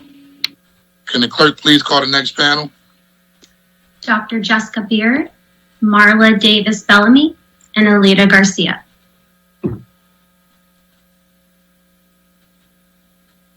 And you may begin in the order I called your name. Thank you for the opportunity to share my perspective on gun violence in Philadelphia with this committee. I'm speaking to you as a trauma surgeon, a gun violence and public health researcher, a mom, and a Philadelphian. I work at Temple University Hospital, which is the busiest trauma center for gunshot wounds in the city. My profession, trauma surgery, was developed to address the physical wounds of violence. Every single day I go to work at Temple, I am ready to care for the next patient with a gunshot wound. My job is always hard. It is both physically and emotionally grueling. But this past year, since the beginning of the pandemic, it has been unbearable. Running from patient to patient, sometimes caring for 2, 3, 4 or more critically ill, gunshot injured patients at once. Each shooting victim is a person who's wounded and suffering, asking me if he's going to die, wanting to hold my hand as she goes into surgery. At work, I wear plastic shoes so that I can wipe them down when they get bloody. I wear scrubs so that if my patient's blood gets on me, I can change my clothes quickly. One night this fall, I changed my bloodied scrubs 5 times. Almost every night I am on call in the hospital, I have to perform life-saving surgery that results in extreme disability for my patient, like a colostomy bag, or sometimes even an amputation. Or I have to tell a patient that he will never walk again, or tell a mom her son is dead. And I will tell you, the wails of a mother who has lost her baby stay with you forever. During the height of the pandemic, I was sometimes responsible for more than 60 injured patients at one time. I bet you know all about how the COVID-19 pandemic has impacted healthcare workers on the front lines. Have you heard about the stress gun violence causes to healthcare workers and to hospitals? Can you imagine the stress of dealing with an unprecedented surge in gun violence during this pandemic? Research from our team at Temple found that the weekly rate of shootings in Philadelphia has nearly doubled since the onset of COVID-19 containment policies in Philadelphia in March of 2020. And the carnage is far from over. I sat down many times last week to write this testimony, and many times my pager went off, interrupting my writing. Gunshot wound, gunshot wound, another gunshot wound. Gun violence is a public health emergency in Philadelphia and across the United States. We are living in a historic moment, coming out of a global pandemic with newfound experience with what a public health response to disease can look like. And we have that experience in a political climate where we are finally reckoning with structural racism. The time is now to understand, discuss, and address gun violence as the public health problem that it is. A public health response should approach gun violence as an epidemic that can be contained and disrupted like any other, mitigated with intervention strategies, and eradicated by addressing root causes, including racism. The mayor's bi-weekly briefing on gun violence is a golden opportunity for city leaders to begin to broaden the lens on gun violence from one focused on law enforcement strategies to one truly grounded in a public health approach, setting us on a path to prevent shooting deaths, reduce injuries, and save lives.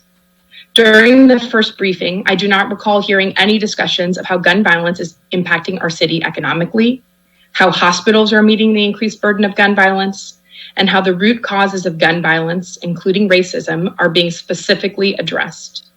Surely in a briefing on COVID, we would hear the answers to these questions, so we should be asking them about gun violence.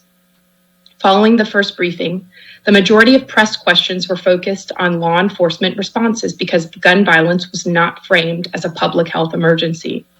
This was a missed opportunity for media, politicians, and community members to discuss and begin to understand gun violence as a public health problem with tangible and actionable solutions. In response to the first briefing, I co-authored an op-ed for the Philadelphia Inquirer along with Jim McMillan from the Center for Gun Violence Reporting at Community College of Philadelphia. We outlined what a more effective briefing might look like and the sort of questions we would like to see answered by the mayor and city officials. We would like to hear from a wide variety of sources, not just law enforcement, about what is being done, how it is being evaluated, what new research shows, and how we compare to other cities. In addition, we would like to hear clear and simple explanations of how gun violence prevention programs work and how we know they are working. We also recommended that the city elevate gun violence information services to the standards set by COVID-19 efforts by distributing a press release following each briefing, sharing daily public summaries, and continuing to organize and update the newly released homepage and data dashboard with more open data than is presently made available. You may ask why this is important. This is important because what we have been doing is not working. Media reporting on public health threats like gun violence directly influences the way public understands and responds to the health threat. If the mayor can help Philadelphians understand the public health context, root causes, and solutions for gun violence through these bi-weekly briefings, this could go a long way to gain support for effective solutions and begin to stem the tide of shootings in the city. Thank you for the opportunity to speak with you today. Thank you very much. Will the clerk call the next panel? Actually, Marla Davis Bellamy, you are next to give testimony.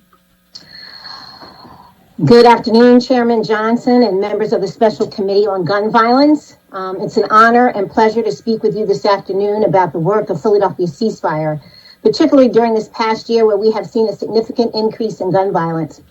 For Philadelphia ceasefire, our focus is on prevention and intervention, which for us means cultivating relationships with those who are high risk, as well as getting out in front of incidents before a homicide or shooting occurs. We began this journey 11 years ago, replicating an evidence-based model started in Chicago, proven to be effective in the reduction of violent crime.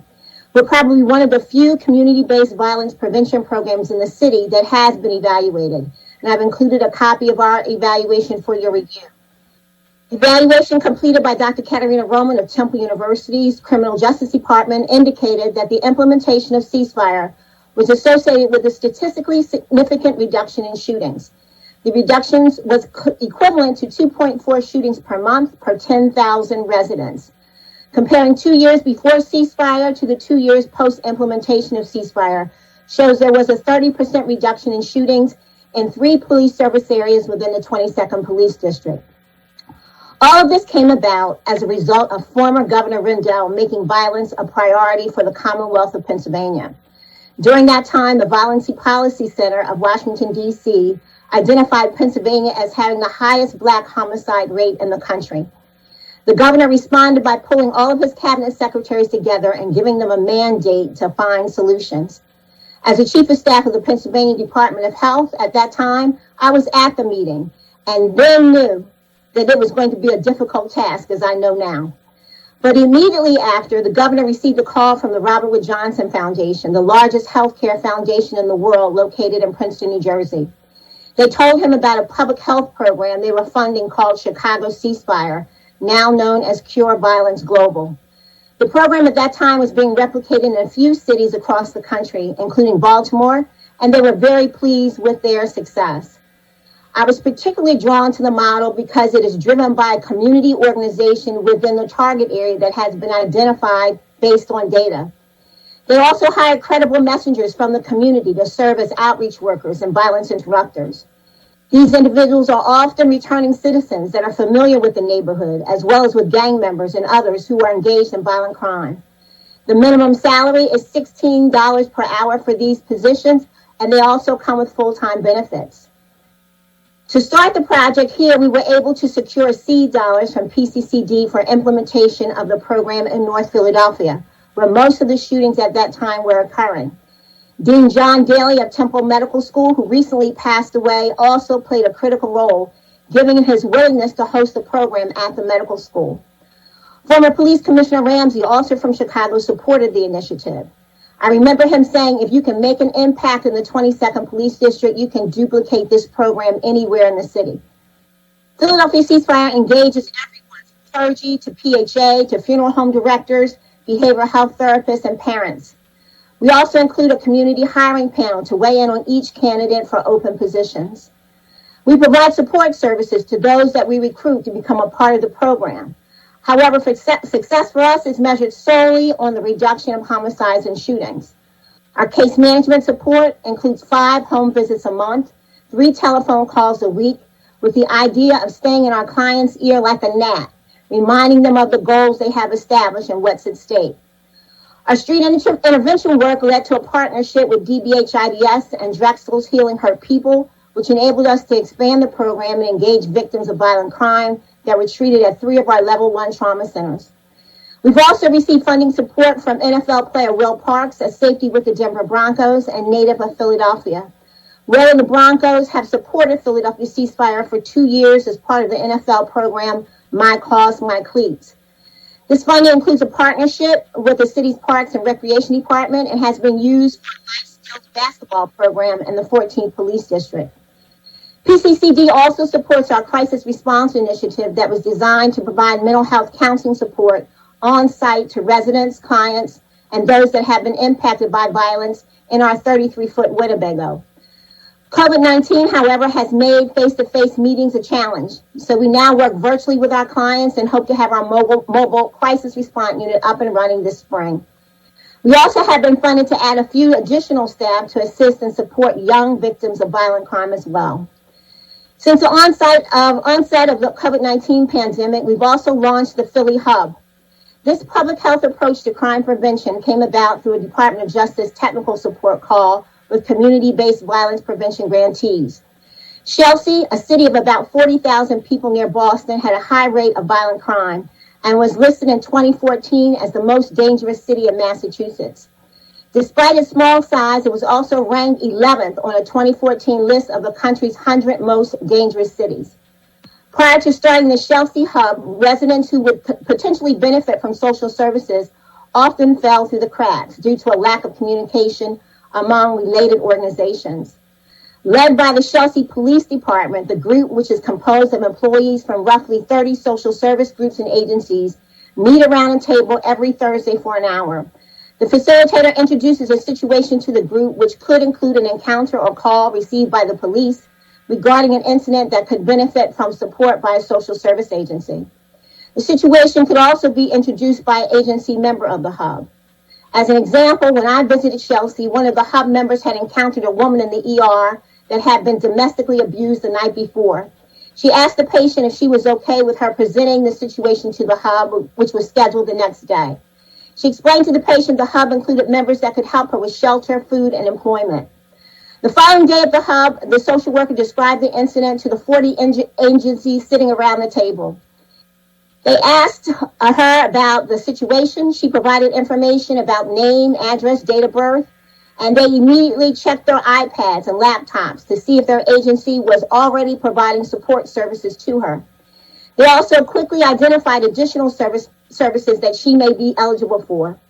In addition to this discussion, one of the agencies at the hub must serve as the lead. As the lead agency, they are responsible for following up with the client within 24 hours after presenting the situation to the group. The lead agency also huddles immediately after the meeting with other social services groups that are interested in assisting with this situation and developing strategy. Afterwards, the agency lead and representatives for this situation leave the meeting and go to the client's home for a door knock. The door knock enables them to introduce themselves and learn more from the client about the situation. At the meeting the following week, the lead agency provides an update to keep the other partner agencies informed of any and all progress. To date, the Chelsea Hub has been engaged in over 700 situations and has seen a 40% reduction in violent crime. Given their success, we brought the Chelsea Hub leadership team to Philadelphia and conducted a training with them in February 2020 with several agencies in the city who were interested in replicating their approach. Following the training, based on data, the group decided to focus its efforts primarily on young people citywide between the ages of 13 and 24. We meet with our group, which includes approximately 30 to 35 agencies and organizations every Monday at 11. Some of the agencies represented include Victim Services, the Health Law Project, DHS, Juvenile Probation, DBHIDS, Mastery Grants, several CUAs, St. Chris, Penn Hospital, and Black Lives Matter. We also had participation from staff of City Council as well. Our first situation involved a 19-year-old who suffered a spinal cord injury resulting from a bullet wound. Both the victim and his mother, who's the primary caretaker, are confined to wheelchairs in the home. Our hub, within 24 hours, provided behavioral health support. Groceries were delivered the day of the referral and weekly thereafter. We assist the family with victim compensation claims. We now provide transportation and medical appointments. Efforts are also being made to assist the victim's brother with employment. This family enabled us to learn about the disabled and some of the ongoing challenges they have. We have received additional referrals of spinal cord injury patients and those who are recovering from gunshot wounds to the face. We're helping them all with insurance, food, clothing, mental health support, and their transition home from their rehab hospital stay. We learn something new every day.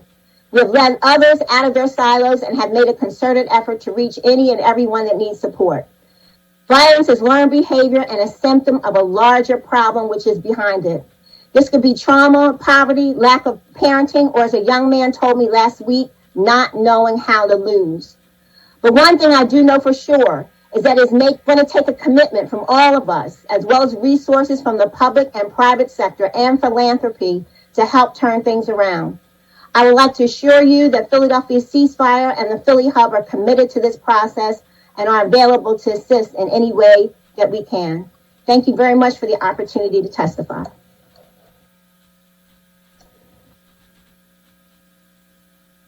Clerk, call the next witness. Aleda Garcia. Councilman Johnson and fellow members of the Special Committee for Gun Violence Prevention, members of City Council, and all guests. My name is Aleda Garcia. I'm the mother of Alejandro Rojas Garcia and co-founder of the National Homicide Justice Alliance. Thank you for all the important work that everyone on this call is doing. Thank you, especially, I want to thank you, Commissioner Outlaw, for your work in those new cell phones. Today, I have heard a great evolution in our conversation from when Councilman Johnson first began the Special Committee on Gun Violence Prevention. As I listened today, I began to hear more focus on practical solutions in a more defined direction. I'm feeling hopeful about the future of our city. My son, Alejandro Rojas Garcia, was shot 15 times and left to die on January 24th, 2015, as if his life never existed and didn't matter. Alex was one of 15,696 people who were murdered in the United States in 2015, and he was one of 256 murdered in Philadelphia in 2015. Since that year, 2015, we have seen a steady increase in shootings and homicide. And I want to let you know that it is painful to reiterate my experiences, but if telling my story will save one life, I will tell it again and again. What we can never do as leaders or officials is get behind a microphone and rob the public of hope by saying that gun violence is a given and that there is little that we can do, because we are messengers of hope. Today, my main points are: one, how can we use existing resources in the city? Gun violence prevention and postvention plans can be integrated into every city office, and especially in the Philadelphia School District, the Department of Human Services, and Parks and Recreation.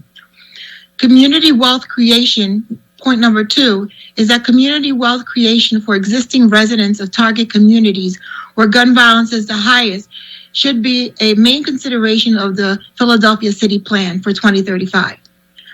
Working and collaborating, point number 3, working and collaborating with federal, state, and local authorities and stakeholders is important for our success. And number 4, increasing capacity of law enforcement and prosecution systems to handle the increase in violence. We fight for our lives and the lives of our children. The great majority of Philadelphians are good law-abiding citizens who want a safe place to live and raise their family.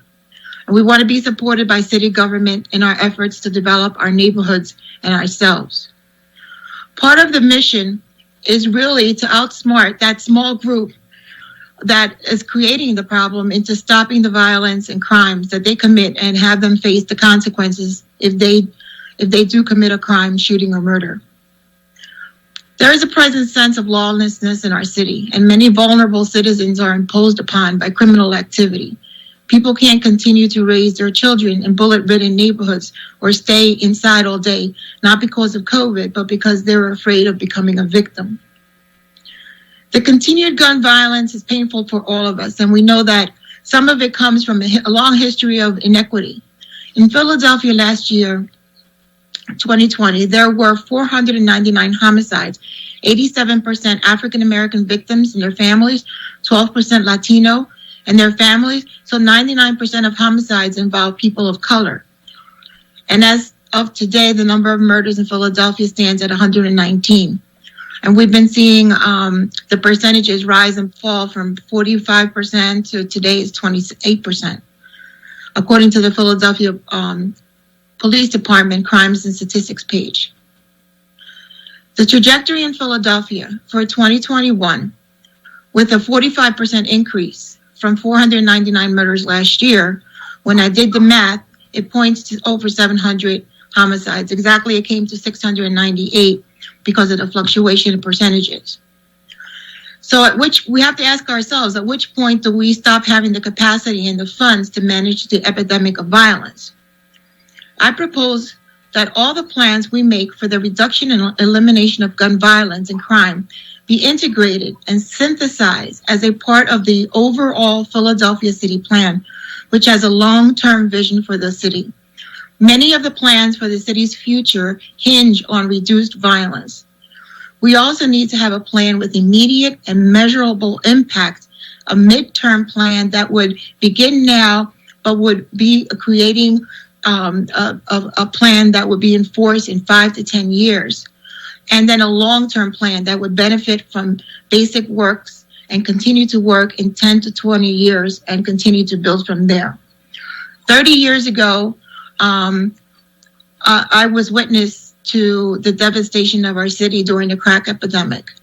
The lack of effective response back then has a little something to do with what we're living now, and our response will affect generations 30 years or more into the future. Making good decisions now will pay dividends in saving lives and creating a better quality of life in Philadelphia. I believe that all city agencies should be a part of the solution. I would like to see Parks and Recreation pay older kids stipends and have them trained in conflict resolution to work with younger peers. Animal control could have a summer program where kids can apply to help with the animals, not just clean the cages, but to have real experiences that could possibly lead them into wanting to work with animals in the future. The street department could carry a stop the violence message and a message of hope and or information about resources available in the city on their trucks. The mayor can challenge leaders of city agencies to come up with ways to give youth pay and experience, as well as be messengers for peace. Other departments can hire youth to work and learn in offices and courts. They can even be assistants, maybe for city council.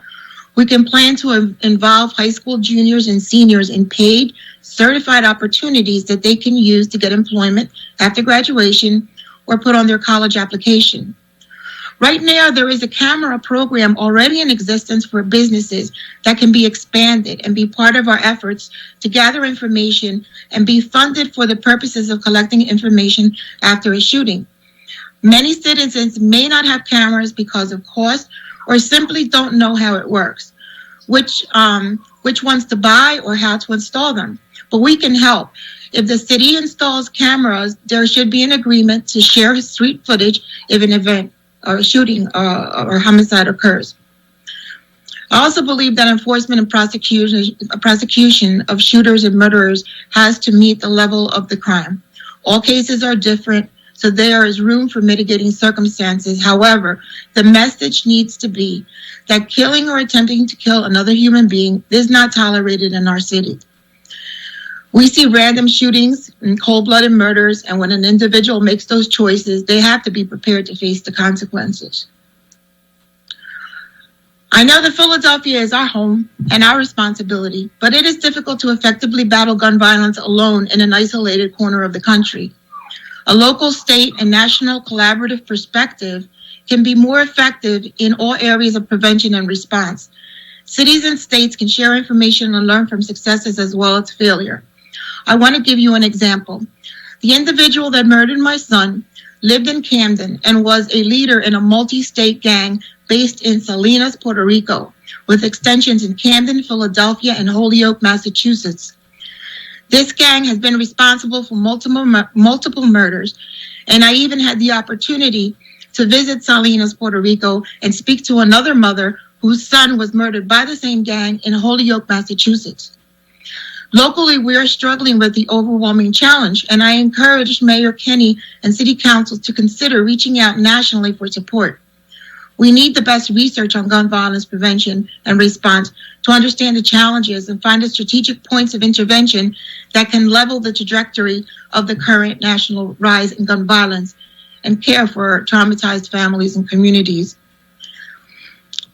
There's a frustrating sense of normality in murder and crime that is happening in our country. Acceptance is part of the problem. I struggle to understand acceptance of this kind of behavior, but I also know that before our family was affected by it, I always thought it could never happen to us. And the reality is that we are all in the crossfire, and the only way to ensure our own family safety is to work together to reduce gun violence everywhere. Thank you. Thank you very much. Ms. Garcia, as always, I thank you for your courage. I thank you for your inspiration. I thank you for your empowerment, but most importantly, challenging us, rather within city government, state government, federal government, or even our city leaders. I thank you for just challenging us to continuously step up to the plate and doing everything we can do possible around this particular issue. So I want to personally just say thank you. We have a question from Councilwoman Jamie Gaudier.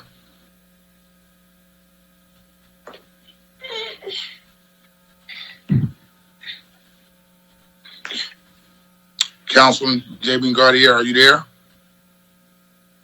Okay, I'm sorry. I didn't see that she had to step away for another commitment. So I have a couple questions, and Marla, you've been around for a while, and thank you, Dr. Beard, as well, for challenging us to also address this as a public health emergency. The mayor has declared gun violence in the city of Philadelphia a public health emergency back in 2018 with a resolution that I introduced working in partnership with Dorothy Johnson-Spite from Mothers in Charge. Have we seen a coordinated effort around addressing this as a public health epidemic? I don't think so, as people would like to see thus far. So obviously, there's much work to do as it relates to addressing it from that aspect. But Marla, give us, just an overview of some of the best practices that you have done. I know you're doing your hub, which I think is great because it organizes the grassroots community organizations who are really on the ground doing this work. They have the pulse of the community. And so I watched that, but I know your work that you have been doing in the past. Just give us an overview of what do you believe is some of the best practices. And my purpose of inviting you to participate is because I believe this is a situation we need all hands on deck, right? It's not one particular model. I think it's all models because we had 500 homicides last year. And so we're not in a position we can limit ourselves to one particular approach. As long as the data shows that it's evidence-based and it gets the job done, we should be doing everything possible, thinking outside the box. And so, Marla, just give us an overview from your perspective of what do you think are some of the best practices as it relates to us addressing this issue? Sure. Well, I can tell you that my experience is primarily focused on the public health approach. We have talked about certainly GBI and some other kind of law enforcement approaches to this issue. And just from my perspective, and this is something I firmly believe, that there are many evidence-based practices out there that municipalities have found to work. I think in some instances, people think that it has to be law enforcement or public health.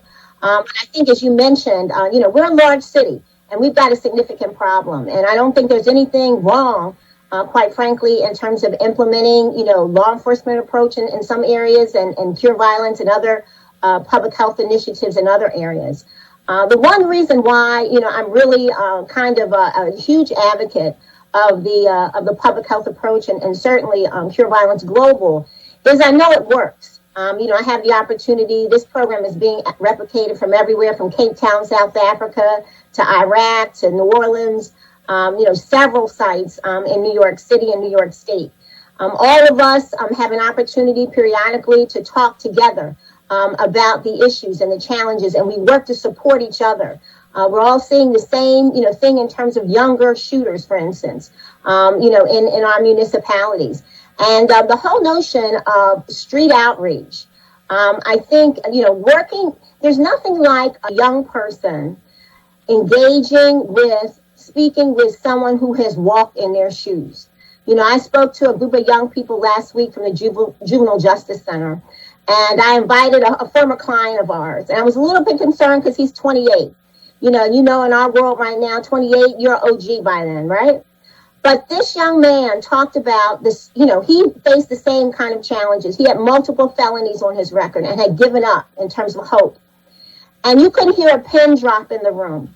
All of them, just wrote down his name, wrote down his phone number. And this is the kind of response that we get, not just from young people from JJC, but all over the city. We talk to high school students, junior high school students. We've actually reached out to first graders who are also engaged in this. The stories that they tell, certainly losing friends, losing, loved ones, and having someone who can relate to that. Having someone who kind of understands the life and the lifestyle of a shooter. I hear people, oftentimes negatively talk about people who are engaged in that lifestyle. But oftentimes, I've been told they didn't feel as though they had a choice. They needed to provide for their family, and there was no other option out there. They didn't feel as though there was an option out there for them. So the client that I brought, a former client, he gave them a list of things that they could do. He talked about selling, old tires, going to tire stores and getting tires, and then selling the rubber and, certainly working out that way. We have purchased bikes for people to begin deliveries in terms of restaurants. You have to be a little bit creative.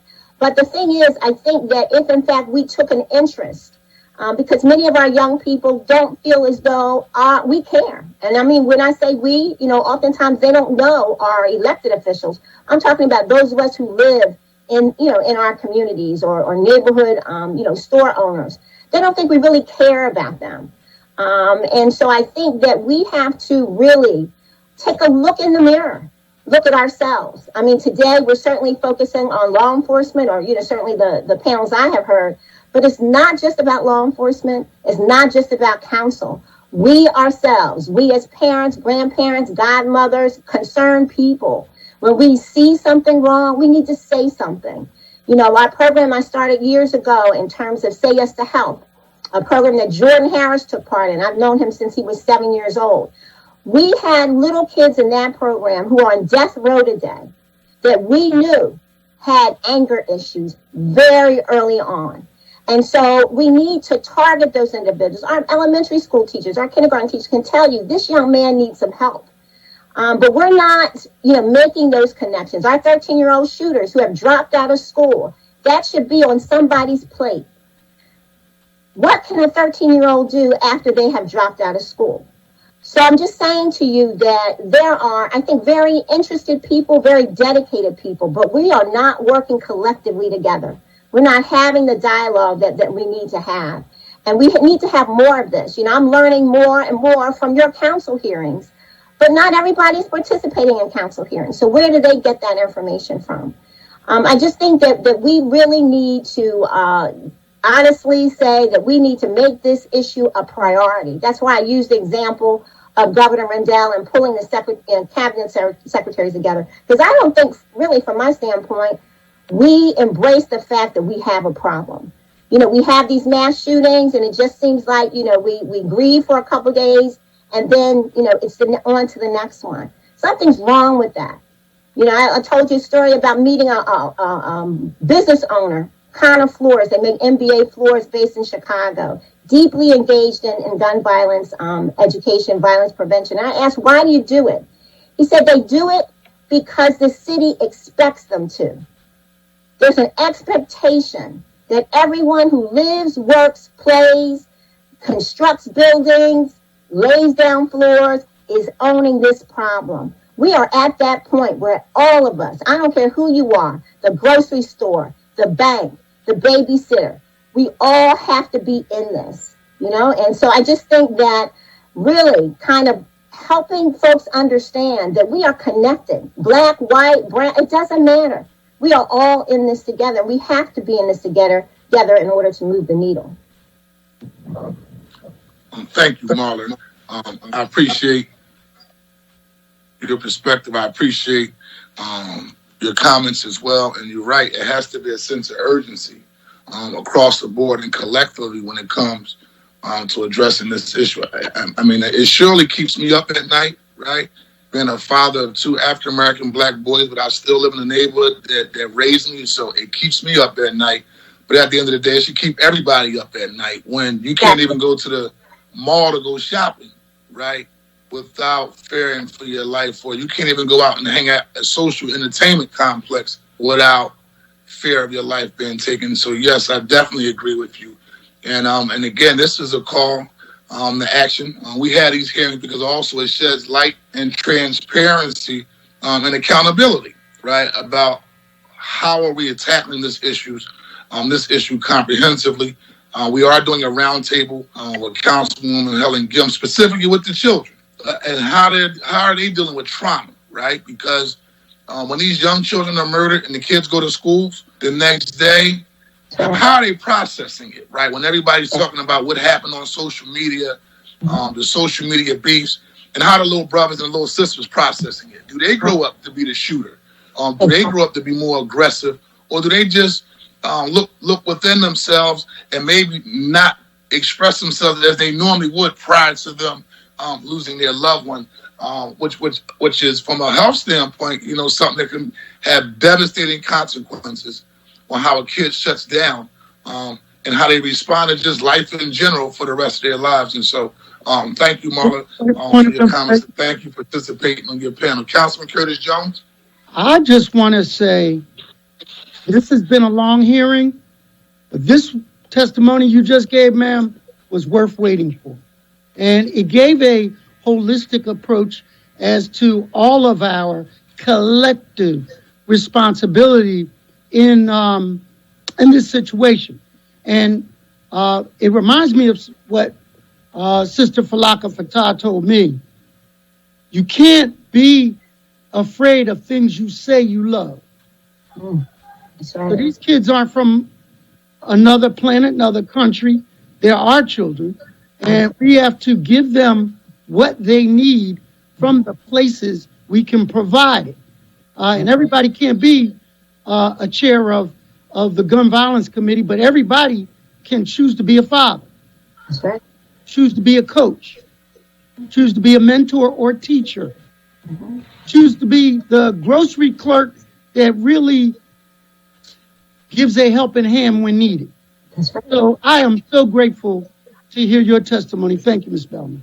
I appreciate that. And just so you know, I've sat at the feet of the Queen Mother when we first got into this work. So she'll definitely let you know that. All right. All right. Thank you so much. Sure. Thank you very much. And to Dr. Beard, is Dr. Beard still on before we call him the last panel? I'm here. And Dr. Beard, just again, thank you for your testimony, the public health standpoint. I know my colleagues and I are looking at, and I worked on this initiative before when Governor Rendell was the governor when I served as a state rep regarding hospital-based intervention, right? Kind of address the trauma around when individuals are shot or murdered and how the family responds up inside the hospital room, right? But we're looking at is Chop talking to Penn? Is Penn talking to Temple? Is Temple talking to Einstein? When they're dealing with shooting victims, right? And is everybody on the same page in terms of the response, the level of resources that are provided to family members, but most importantly, stopping the retaliation when it comes to shootings. But we appreciate your comments specifically around how we have to address this as a public health epidemic. And hopefully moving forward, when we have these briefings, and I know the administration, which is the mayor's team, they're on the next panel as well, will have the opportunity to take in your testimony that was mentioned earlier about how do you make sure that we're incorporating a holistic approach when we have these public briefings, because you're right, it is bigger than law enforcement. It is a public health component to it, especially around trauma, because we all know hurt people hurt people. I mean, it's just that simple. We know the retaliations that I see are a result of one young friend being murdered by someone else, and the friend taking on the responsibility of retaliation because he's hurt deep down inside, or the mother is hurt, and so as a result of her being hurt, she may not stop the friends from going into retaliation because she's still dealing with a level of hurt and pain. And so we just wanted to thank you and acknowledge you from your public health approach. And we will be in contact with you. We'll be in contact with you as well in terms of following up on how we want to look at this from a public health standpoint. And thank you for your work. Thank you so much for having me and for listening to what it's like to be a trauma surgeon in the city. And I'm absolutely happy to talk more about this. You know, I think it's kind of, I guess, sort of everyone wants to say they're taking a public health approach. But public health is actually sort of a discipline that approaches things in a step-by-step manner. The first step is actually, information, right? So that's why knowing how many people are shot, who's being shot, where they're being shot is very important. You know, that's important to law enforcement for their planning, but it should also be important to folks who are intervening from a public health standpoint, like ceasefire, because without data, we can't actually test, if what we're doing is working. The public health also is about prevention, right? It's not about going to the very end and then punishing the shooter. It's about, preventing the situation that results in a shooting sort of proximally in time and space, but even more, antecedent to all, the gun injury, if that makes sense. So again, I'm happy. What I want to get across also is that the role of media, right? So, the way that you choose to approach gun violence, the way that you as politicians choose to discuss gun violence really influences the way that the public understands it.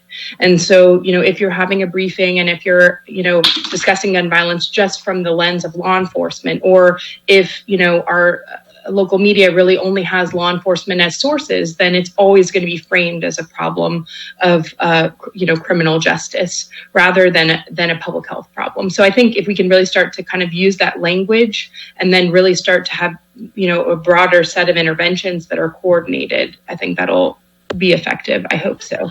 And thank you for the opportunity to speak. You're welcome. And Councilman Johnson, I was just going to say, I don't know if Dr. Beer was around when Rob Reed was here in Philadelphia, but he actually spent a night in every level 1 trauma center across the city.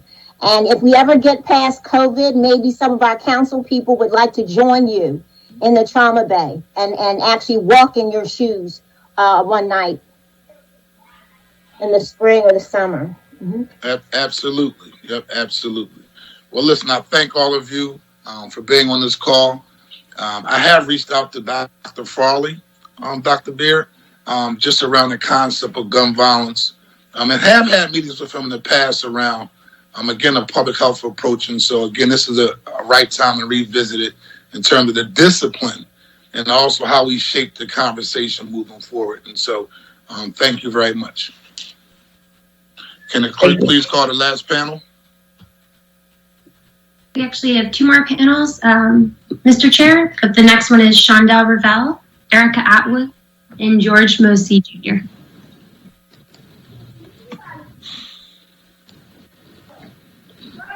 And you may begin in the order which I called your name. Yes. Could we start with Erica Atwood, please? Sure. Good afternoon. Good afternoon, Chair Johnson and members of the Special Committee on Gun Violence Prevention. My name is Erica Atwood. I serve as Senior Director for the Office of Policy and Strategic Initiatives for Criminal Justice and Public Safety for the City of Philadelphia. Today, I'd like to use our time together to discuss our updated approach to creating safe and healthy communities in Philadelphia. Even as we continue to face challenges of the global pandemic and the aftershocks of civil unrest stemming from the vestiges of decades-old systemic racism. And I've been honored to serve in various roles in city government over several administrations. And I see this new position as an opportunity to bring training and experience I've gained over 20 years working here in Philadelphia and across the country, fighting for healthier communities and safer streets, particularly for Black and brown people. As I said the last time I testified before this body, this is hard work. I'm extremely focused on the value of our communities and the beauty of the people who make up Philadelphia. Since starting in this role in November, I immediately jumped back into the roadmap to safer communities and began to update our framework, which we'll be announcing the details of tomorrow during the Mayor Kenny's gun violence briefing at 1 p.m.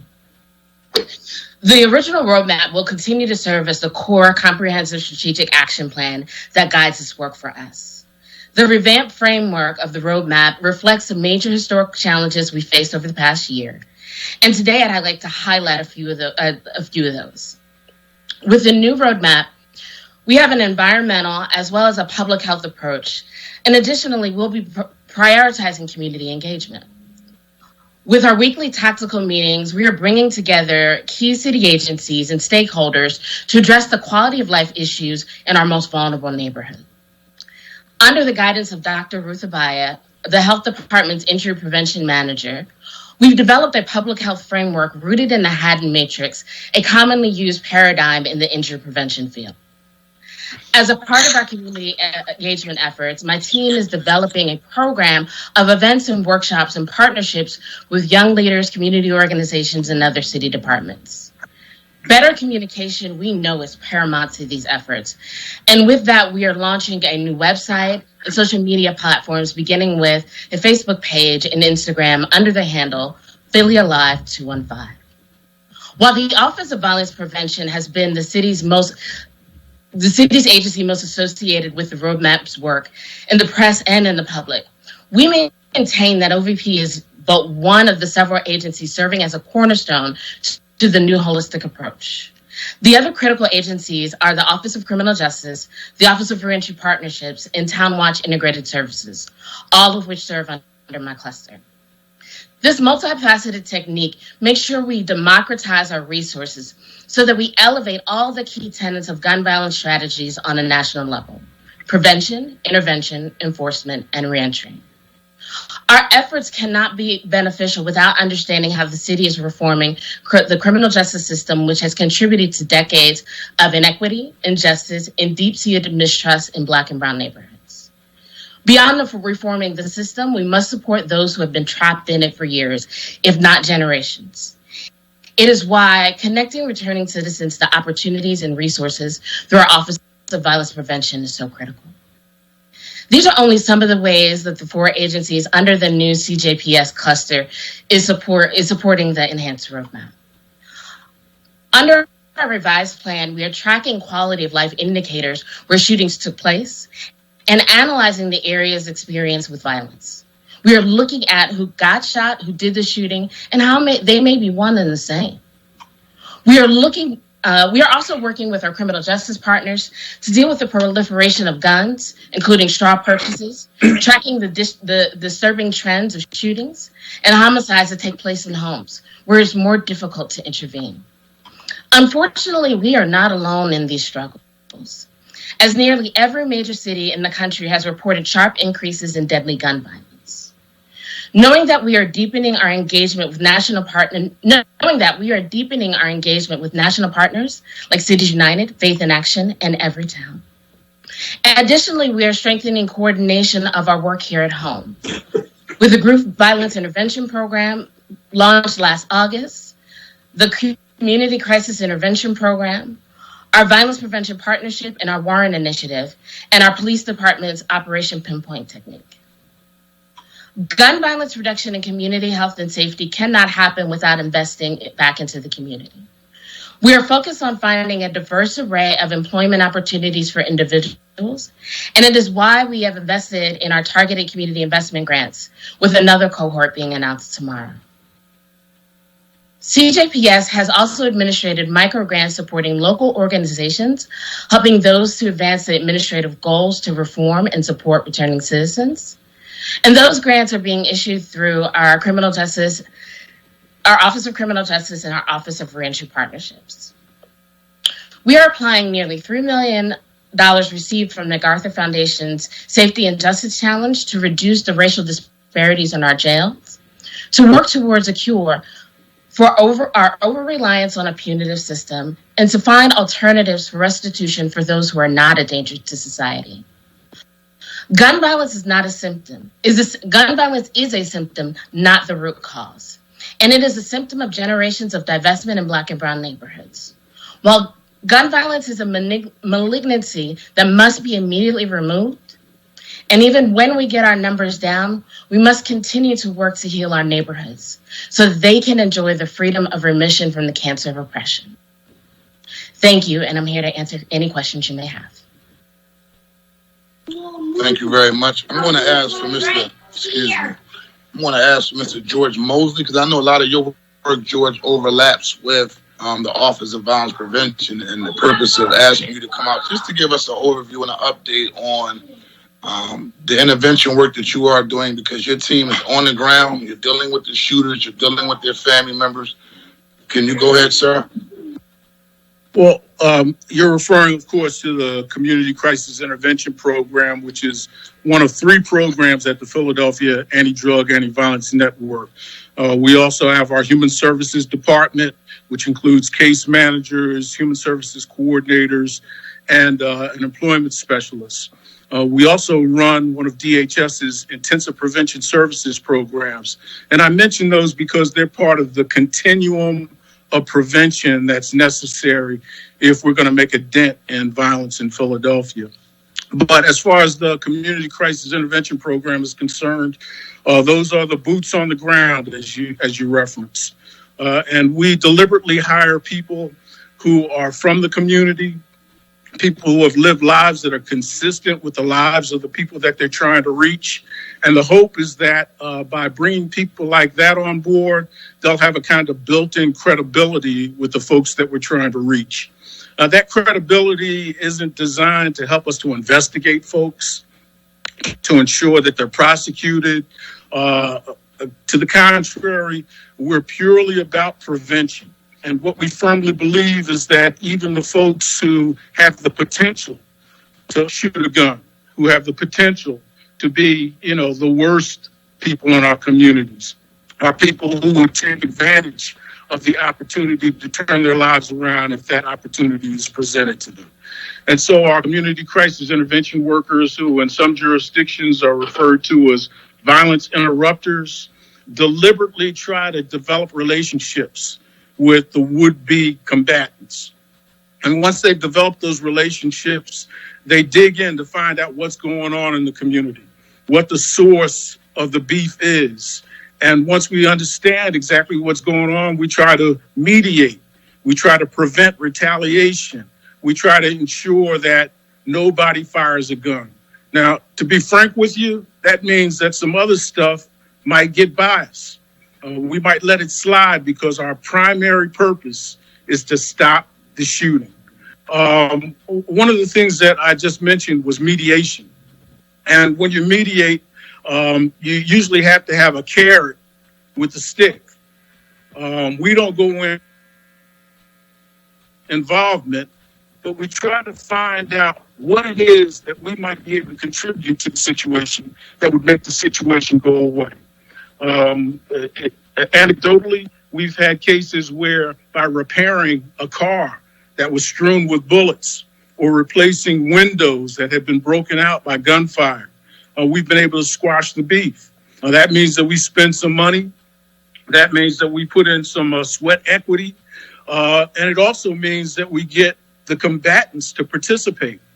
And you'd be surprised. Well, I know you wouldn't, Councilman Johnson, but the fact of the matter is that unlike the way it used to be back in the 60s and 70s, we're not always talking about folks from different turfs.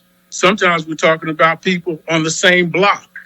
And in spite of the fact that they grew up together, they still want to shoot each other. Well, we've been able to find whatever it is that might represent common ground so that we can squash the beef. I heard my good friend Marla talk about the medical approach, viewing violence as a health issue. And we've certainly adopted that wholeheartedly.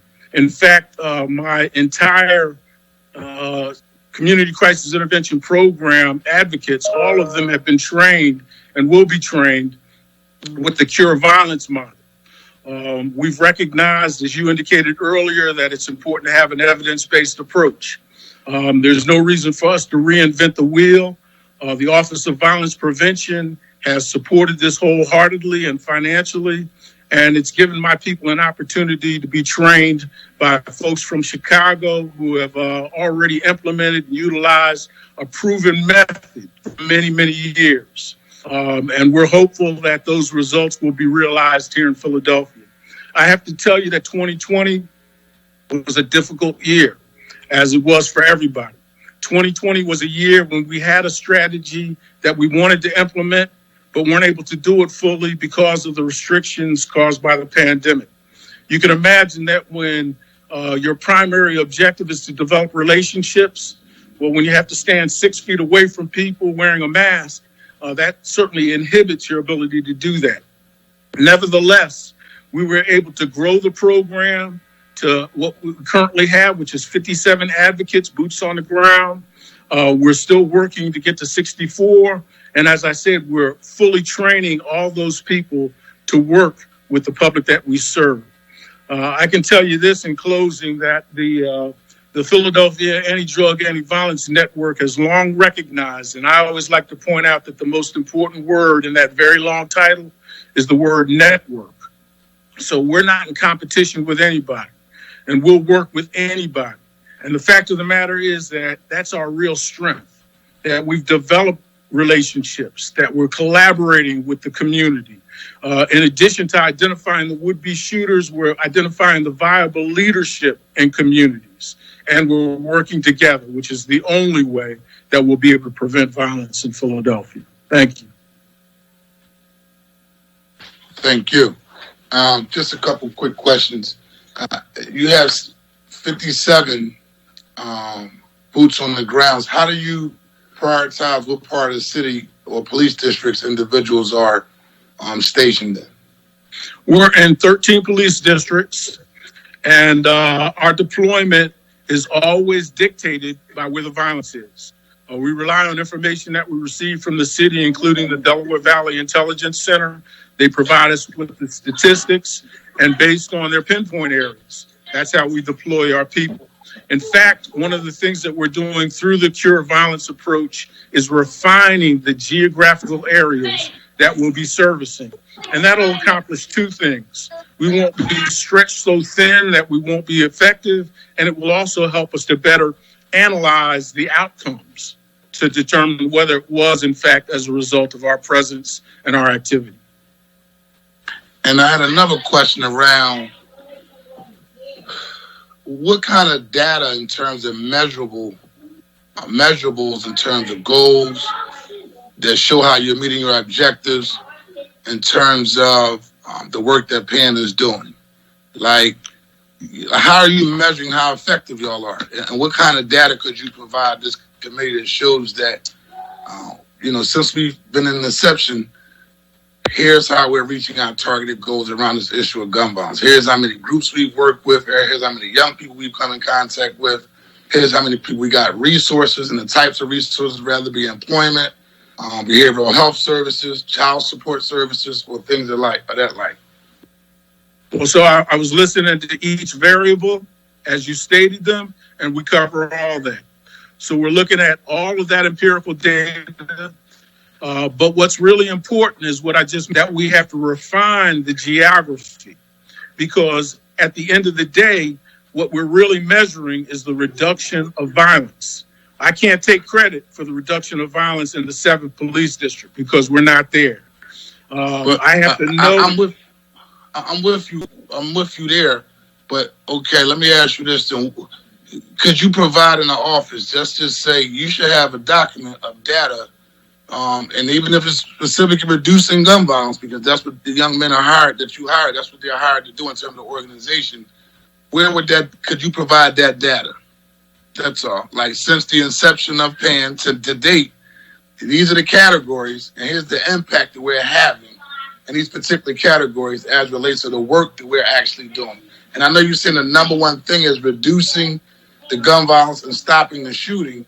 Again, I guess my question is, what are you using to measure that?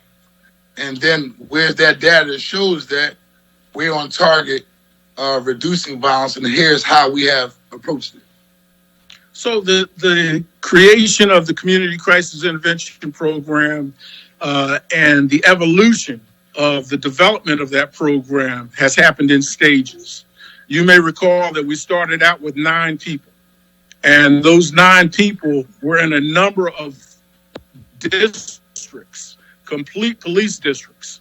And so, in my humble opinion, that was a mistake. We should have started out in even smaller areas, because I can't, in good conscience, attribute the reduction or the increase in violence in those districts to the 9 people that I had. Now, we've grown it, as I said, gradually.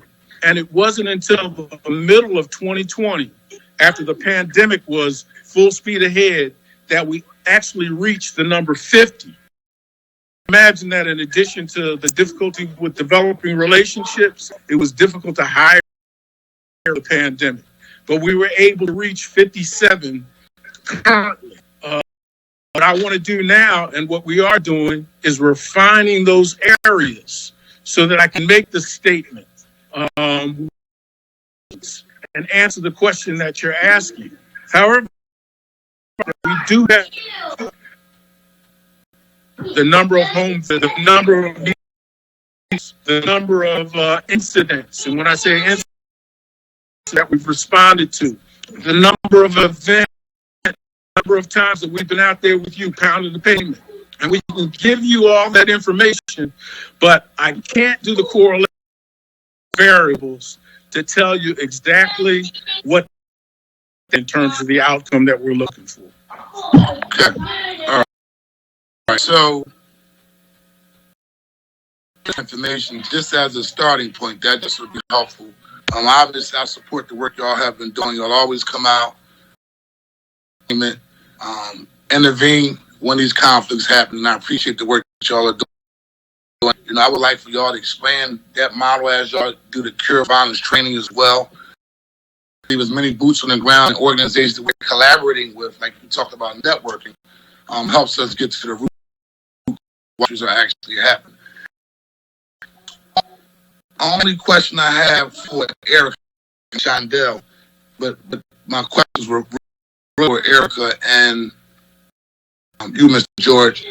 TBI. Yes, sir. Before I get to my next panel, I just want to ask this. Now that the weather is getting better, will we do call-outs in the social distance way as opposed to individually? We haven't made a decision on that yet. We're considering it just based on how it works. We're going to stay for now until we start to see our COVID numbers really go down considerably until we know, and our vaccination rates are up. We just don't want to put people, we don't want to be the cause of putting people in jeopardy. What we've been doing is working.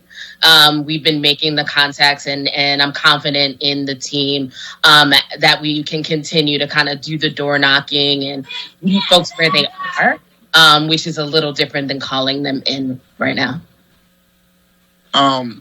Is your office working in partnership with probation and parole regarding GPS? That's like nobody's really getting monitored right now other than virtual. So it's not like no one's getting a urine taken from them if they're getting high. I'm just having a real conversation, but that's not being checked. There's no face-to-face conversation. And so I know this is not on you because we have reached out to probation and parole to be in our follow-up hearing after the holiday weekend. But nevertheless, I was just wondering, there's a coordination of someone saying, okay, we know the courts are closed. We know there's no in-face visitation, right? There aren't any urines being taken, right? There aren't any, and I'm going to say the important part, there aren't any prevention services being offered to young people who are on probation and parole. I say that because, again, I was on probation, right? And while I was on probation, it just sparked in me like the encouragement to go to Mansfield University, right? Because I had a good probation officer. She was in my ear. She was popping up on my block while I was outside, like, what you doing? That's not happening today, right? And I guess other than virtual, I would think that GPS system / with the virtual, at least kind of keep, because we be real about the conversation.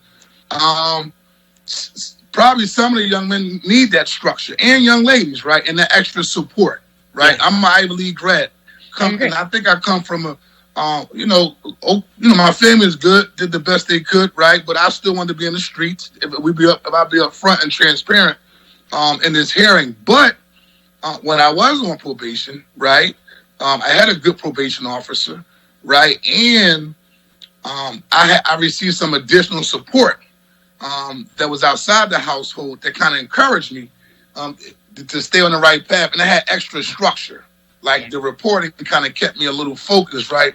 And I know that's not happening right now because the courts are shut down and probation and parole is pretty much virtual. And so that's not really on you, Eric. I just know, being over top of the criminal justice umbrella, I just was wondering if that conversation is taking place because GBI does fall under that purview. Yeah, so I want to broaden the conversation around probation and parole a little bit. And so respectfully, GBI deals with a finite amount of individuals. And one of the programs or strategies we do have in my portfolio through our Office of Forensic Partnerships is our neighborhood resource centers.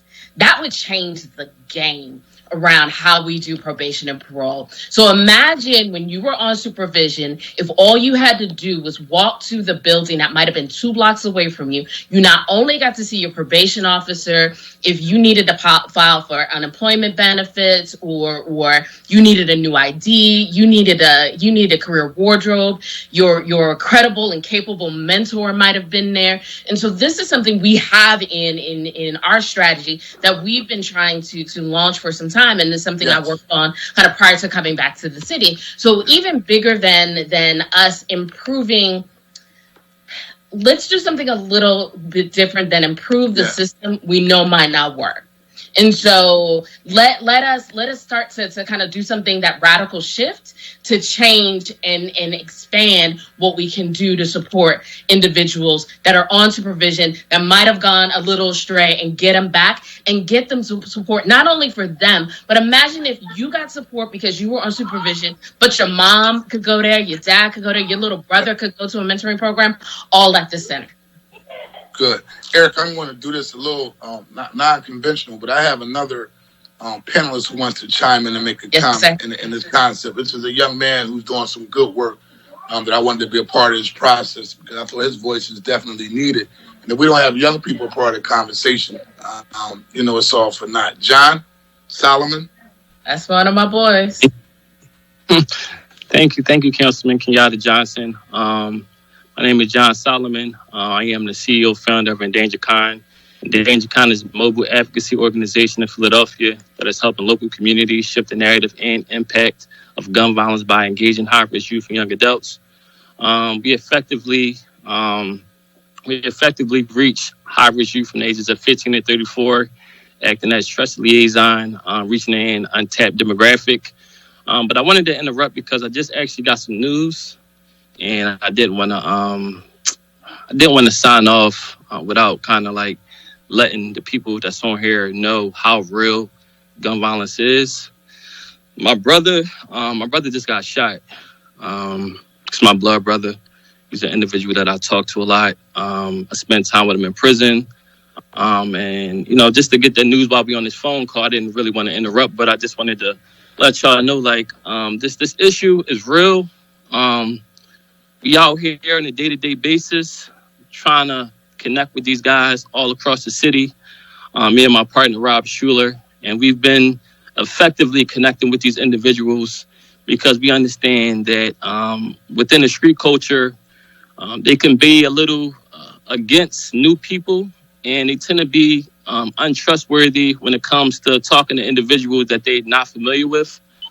So that's pretty much where we come in at. We hit the streets in different parts of the city, and we build trust with these individuals because we understand people that go through trauma have trust issues, and that's being people that are culturally relevant and have cultural influence out here. It is our job to connect with these individuals and plug them into services and resources that's out there and put them in front of people such as yourselves that's on this panel that's actually talking and that's actually helping to contribute to preventing violence. But I'm going to sign off. I kind of keep y'all updated. I'll talk to you, Councilman Kenyatta. But, I'm kind of it's an emergency situation, so I'm going to head out and kind of see what's going on. All right. John, keep your head up. I'll call you later on. I'll check on you as well. Okay, have a good one. Real, John, whatever you need. No problem.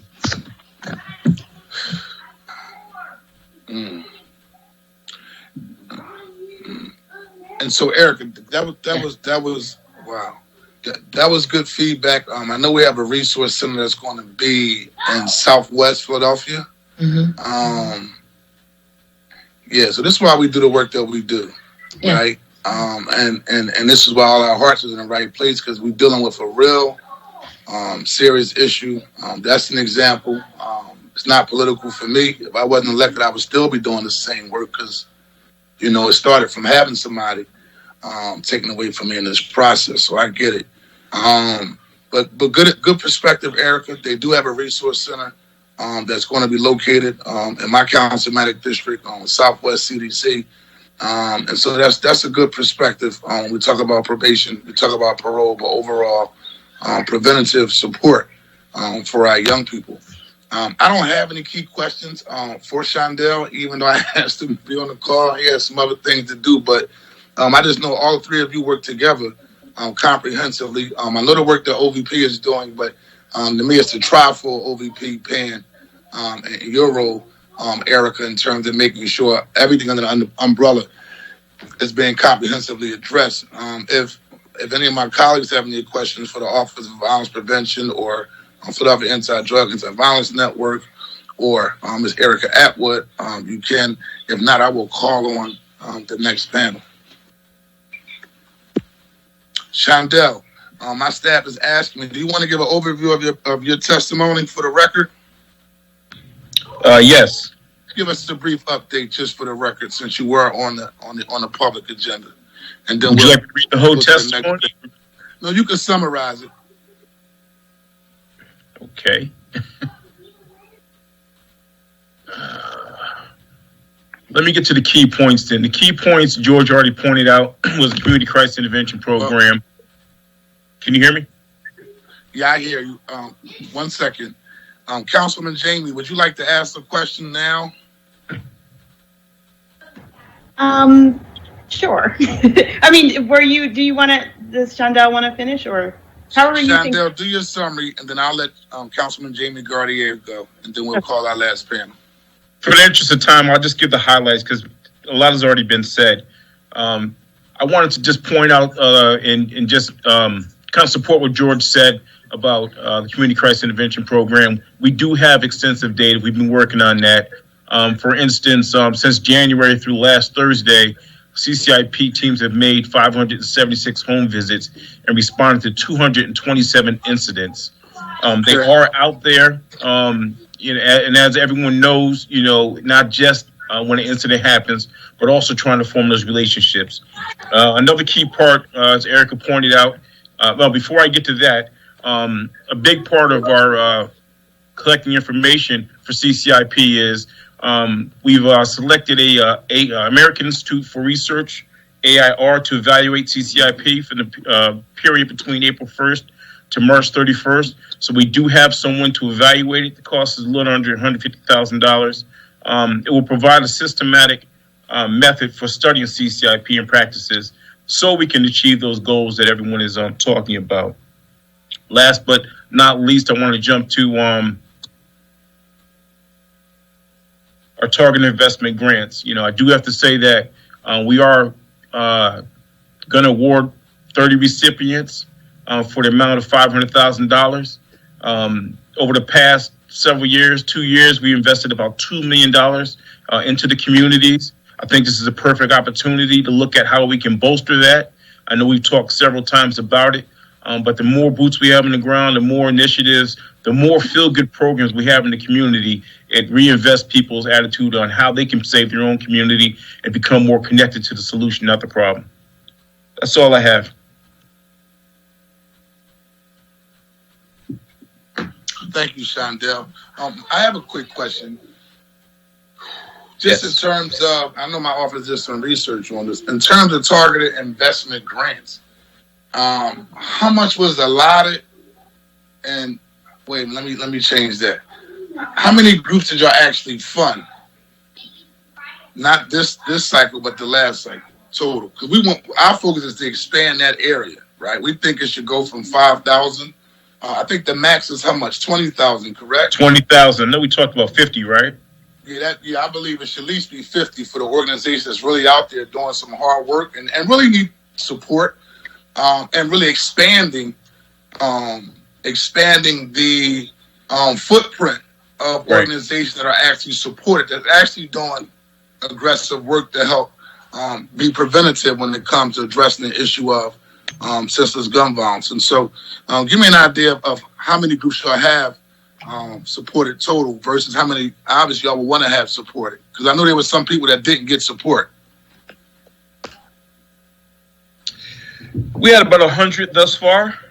I think the challenge is we've talked about this several times, is you have these initiatives who you've helped grown throughout the periods, who've been funded 2, 3, and maybe going into 3 times. But how do you further support that? And not just giving them a higher grant total, but how do you build those supports to help them get to the next stage? And that's a difficult part of it. When you only have a small amount of money, you can't really keep refunding opportunities because you have new initiatives coming in.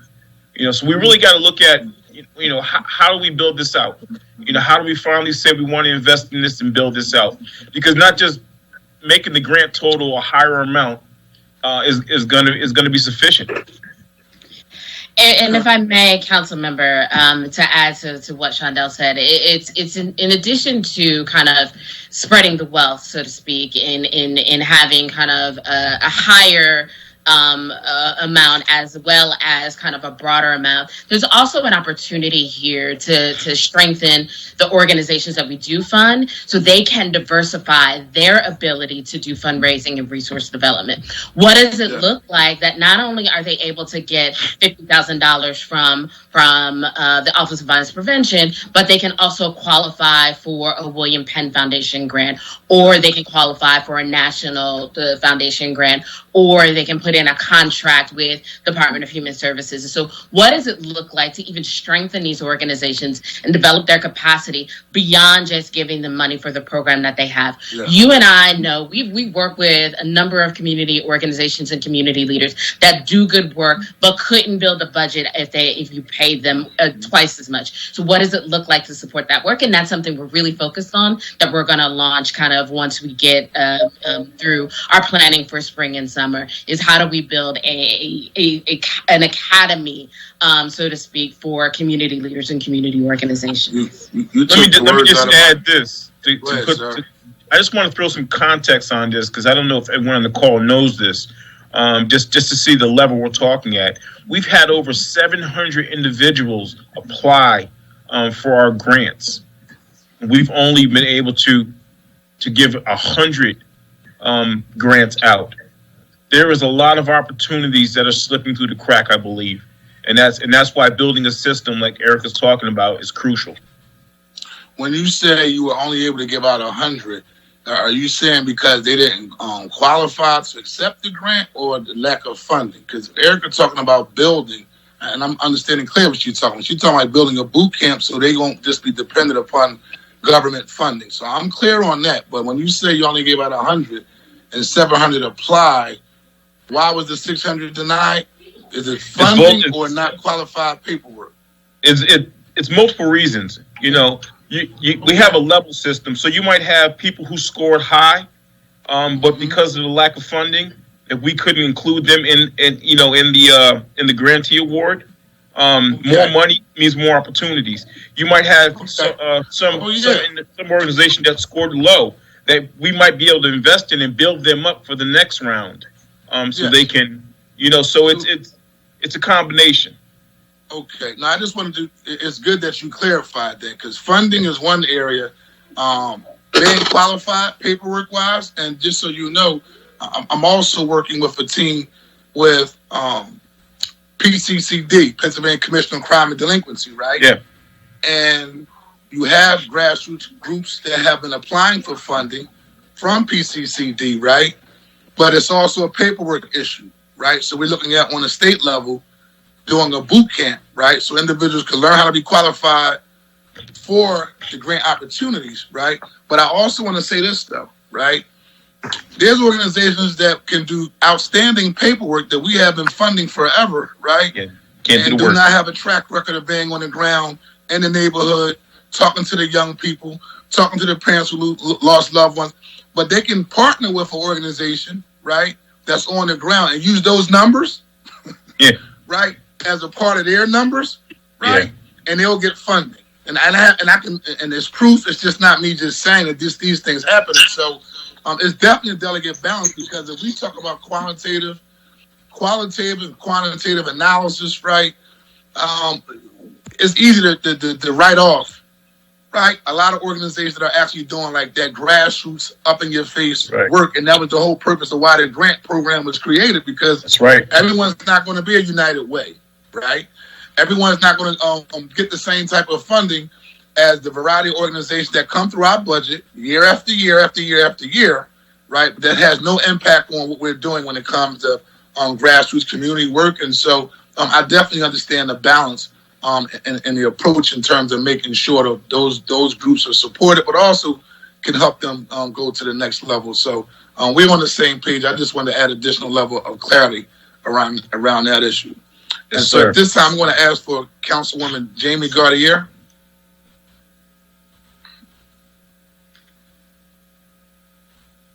Thank you, Mr. Chair.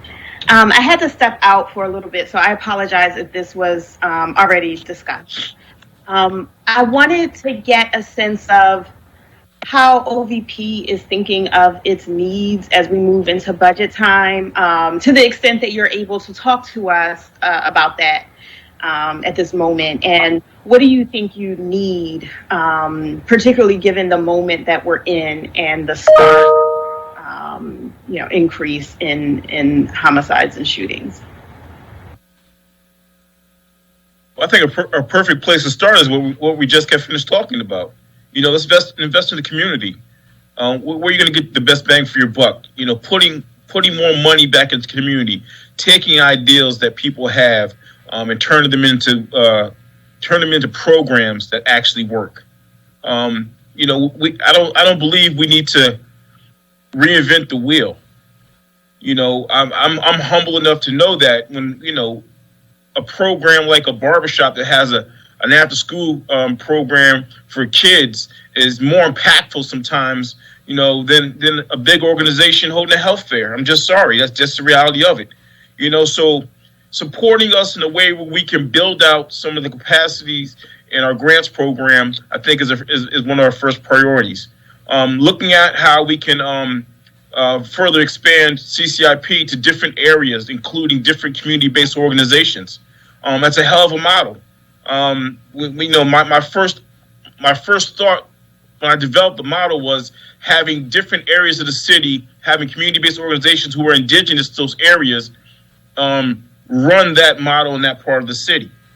But it takes dollars. It takes funding.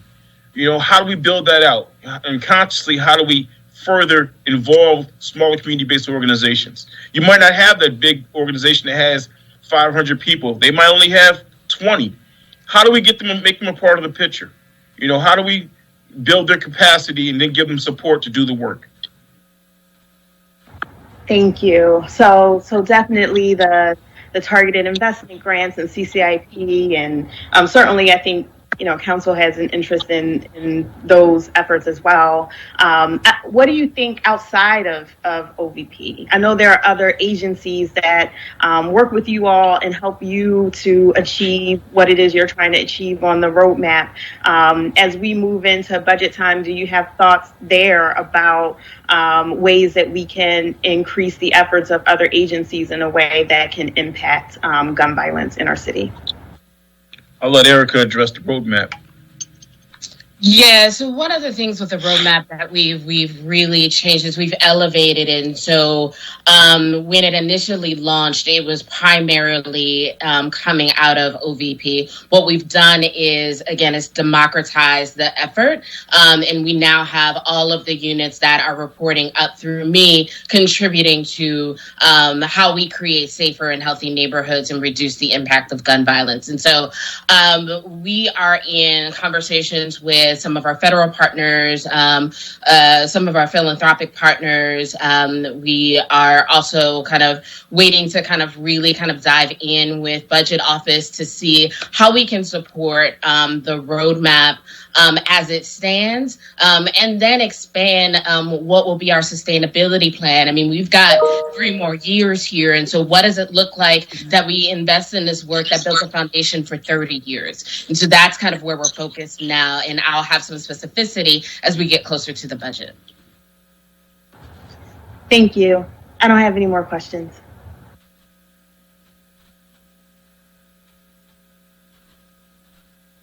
I'm sorry. Well, it's being a parent. So, no other questions for members of this committee. I want to thank the panel for taking time out of your schedule and listen.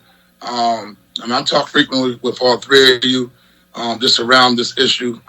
It's just important that, and we all on the same page. We just got to figure out a way to save our youth. And it's like all hands on deck. It's been an emergency, been a sense of urgency. And if not now, when? If not us, who? Because the reality is, our young people need us, our communities need us, and there's no other important thing that we could be working on right now than keeping our young people safe. And so, thank you for taking time out of your schedule. Can the clerk please call the next panel? Thank you. Thank you. Carl Day.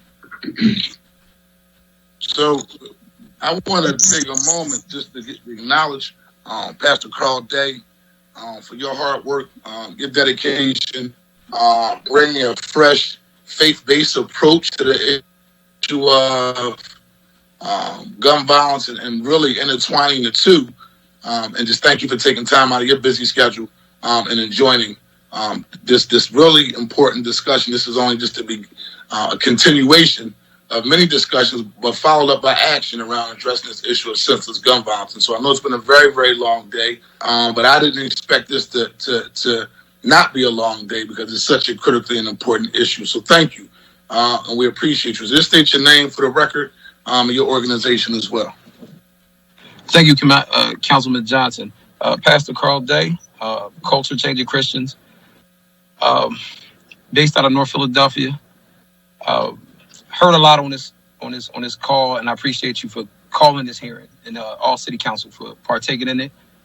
And to the last panel, they know I got love for them. I do work with OVP, Shondell, Erica, aka the Czar. But I will say this: I work. Obviously, I'm beyond just pastoring the church on Sundays. I'm actually in North Philly right now, responding back to brothers and talking about what's going on in light of losing that 55-year-old man yesterday. So I'm sitting in the van right now so y'all can hear me. Mm-hmm. But so we mentor young boys, over 46 of them across the city right now, teen boys. Pre-COVID every day, we held them in our safe zone after school from 3 to 6:30, poured into them. We set them up on monthly stipends. A lot of this stuff was grassroots funding ourselves. You know what I'm saying? Me pushing networks and working and hustling and bustling via social media. Also, OVP has supported us through the Target Investment Grant, which has served as a great support as well. And Councilman Johnson, I'm certainly on board with you as far as increasing it as well. But I thank them for their support. But I also do a lot of work hitting these corners on a regular. We host conversations on the corner. I step outside in the streets, me and my team and the brothers that we have, and we really get deep down into what's going on. I also educate these brothers, when I'm inside of these hearings or I'm inside of these rooms and talking among city leaders, letting them know what they're up against, trying to expand their mental beyond their zip code. That's part of my goal there. And also letting them know. And Councilman, shout out to you because you text me jobs, all kinds of opportunities for these brothers. You know what I'm saying? So, and trying to bring them and connect them to those resources. Right now, also, we're currently I'm working currently to bring a cluster of young leaders throughout our city right now. People like John Solomon, who was just now previously on, and we're organizing those on the ground leaders who are really doing effective work to continue to build, a coalition of sorts to really keep expanding the impact, bringing these men together in these communities, letting these men know that guess what, we ought to be present and we have to take our communities back on another level. So this violence issue is definitely serious. We certainly need to continue to expand on, the resources and the support, that the city's bringing on. Another thing that I would like to address two things that I would like to state, and just for the sake of everybody listening, I do think we should throw the terminology boots in the ground in the trash. And the reason why I'm saying so is that these guys aren't just merely boots on the ground. They're leaders on the ground, and we should acknowledge them as such. Leaders on the ground that are out here hearing that terminology to some form and degree, they view it as if they're being belittled, as if they're not intelligent as the so-called generals who sit behind boardrooms and desks. So I do want to speak on behalf of the brothers who are out here and sisters who are doing amazing work on the ground. Let us acknowledge them as leaders on the ground because that's what they are. And then on the second thing, I would like to say, in regards to further support both of the points that you all made, those particular leaders that we know are doing the work, I think that the city, in regards to what could be needed or utilized, and I said this to the AG recently about in terms of micro grants, but we ought to cover the overhead for some of the, and when I say overhead, I'm just saying rental costs or at least the space costs for some of these guys who are doing, and women who are doing the work on the grounds, who have the relationships already, who have the trusted community, because what we represent is safe spaces and hubs of sorts. So whereas though we can do the rest of the work freely, it's just like the average citizen of Philadelphia. If your rent paid, you don't care what else is going on in your life. As long as you'll get out and do what you have to do with little to no care for anything. So a lot of these organizers, the ones that we're talking about, that we're acknowledging all the time, Let's show that we're really fully in support of them. Take care of whatever yearly rental is. And guess what? Write the check out yourself to whoever the leasing person is.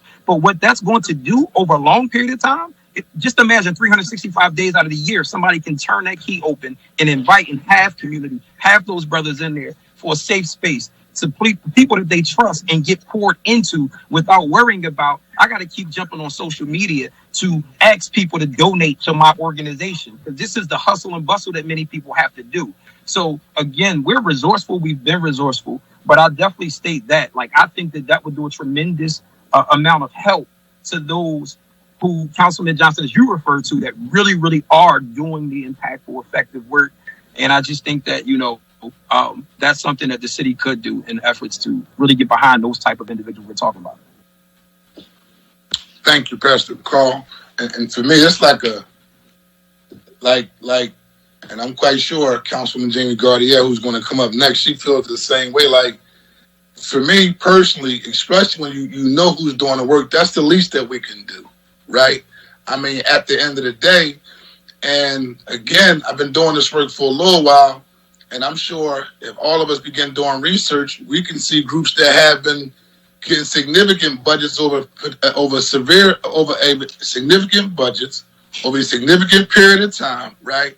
But may not have the same type of impact, right, that the leaders on the ground are having when they're out on the street, going corner to corner, right, block by block, house by house, really talking to.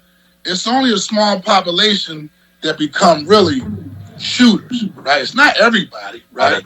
Now, you may have some of the good kids who might be halfway in, halfway out that may start to follow, right?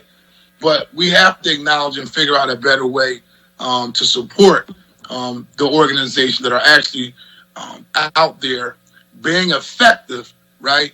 And I call it sometimes a non-traditional sense, because the academics will say, oh, I want to see the stats, right? And that's the easy way to write some folks out real easy from the door. I've been around and I know the nonprofit game. That's a quick, easy way. But this is the same community center that have the whole hood coming to their community center to get resources. And that leader is the one that when something does go down, get the phone call saying, what can I do to help this situation out so it doesn't resolve into something that's even worse for our neighborhoods. And so point definitely noted, something that I will continue to advocate for from my lens. And at this time, I want to turn it over to my colleague, Councilwoman Jamie Gardier. Thank you, Mr. Chair. I just wanted to thank Pastor Day for his testimony and for driving home this point that we have to do a better job of supporting the people who are doing this incredibly important work in our communities. I think this work is as important as policing. And so I know that the council member wants to help us move forward to supporting, the community work in a better way. And I do too. And I hope we can build an even stronger sentiment around that. And I also wanted to thank you for your work in my community. Thank you for being on 52nd Street during the civil unrest, and for talking to young people and for trying to get them home safely. It's much appreciated. You're welcome. Thank you. Thank you. Any other questions and comments from members of the committee? Councilman Johnson, this is Councilmember Thomas. I just wanted to take a moment to say thank you to Pastor Carl, to you, to all the witnesses. Offer my condolences to the young man who talked about having someone shot even here today. This is a serious issue that we're dealing with. And I appreciate everybody who's on the ground doing the work. I'm 100% an advocate of putting more dollars and resources in that direction. But Councilmember Johnson, just want to say thank you to you before we close out. I appreciate your leadership. I've been on council now for a little over a year. And often I sit in this committee hearing specifically. And for the most part, I don't say much. I might text you a little something or ask a question here or there. But these hearings are so informative as it relates to where we are and what's going on with gun violence, that I feel like there's nothing else that we do that gives us the information that we collect here today to better equip us so we know what to fight for, whether it's the advocacy pulpit and advocate for things like the different lists that you ran through at the beginning of the hearing, or whether it's actual legislation or fights that we must have during the budget season. So I just wanted to say thank you to everybody who testified, but most importantly, Councilmember Johnson, thank you for your leadership, because without these special committee hearings, I would be lost as it relates to what's going on in the city and why we have the gun violence problem we do. I think we understand the problem. I think that we're starting to turn a corner as it relates to the conditions that the pandemic created to put us in a position where we can have some solutions. So thank you, everybody, and thank you, Councilmember Johnson. Appreciate your leadership. Well, thank you. Thank you, Councilwoman Jamie Gardier, and other council members who decided to stick this day out and really stay on this call, because at the end of the day, again, our children are dying. We host these hearings for transparency, accountability, but most important, this is where we get some of our best ideas, recommendations, and solutions from, and listening to the people and giving them a chance to have a say so. They don't always see that. Meetings such as Councilwoman Jamie Gardier and Captain Gilmore, Richard, and I had yesterday about addressing gun violence here in the city of Philadelphia, or the other meetings that we have behind the scenes working aggressively around this issue. But nevertheless, the hearings provide transparency and accountability, but most importantly, community input in this process. With that being said, we have an individual who's we would like to call on for public comment. And then after that, this committee will be recessed until a follow-up date for a follow-up hearing, which is the part 2 to this hearing. But we have other city agencies, individuals who would like to also participate, and we decided to make it a 2-part hearing series. Would a clerk call the individual for public comment? Yes. Desmond Smith. Hello, everyone. Can you all hear me okay? Yes, we can hear you. Wonderful. Ladies and gentlemen of the committee and panel, I appreciate the time you've set aside for me. I'm glad to have listened to the entirety of the hearing today, starting at 10 o'clock this morning. A lot has been said here today. It's truly been wonderful. I will try to be brief out of respect for everyone's time, especially given that it's the end of the day. Though, frankly, as I'm sure you've all experienced, it's a challenging thing to try and condense thoughts on this issue, especially to a small amount of time. So I will do my best. My name is Desmond Smith, and I'm a proud resident of the city of Philadelphia. I'm completely invested emotionally and financially in Philadelphia's future as a resident, citizen, and businessman. In a previous life, I was a certified firearms instructor and remain an avid enthusiast. Today, I own and am restoring 90,000 square feet of historic property in Kensington. My neighbors and community, mere blocks from the Somerset station, are plagued by gun violence and drug activity, which, as you all know, seem to go hand in hand. I don't feel the need to recount stories here today, but suffice it to say, it seems we're in the epicenter, and we all experience the effects of this problem on a regular basis. I do not envy the task before us, before all of you, but we are in it together. I wish to offer my assistance as a citizen of this city in whatever ways I'm able to.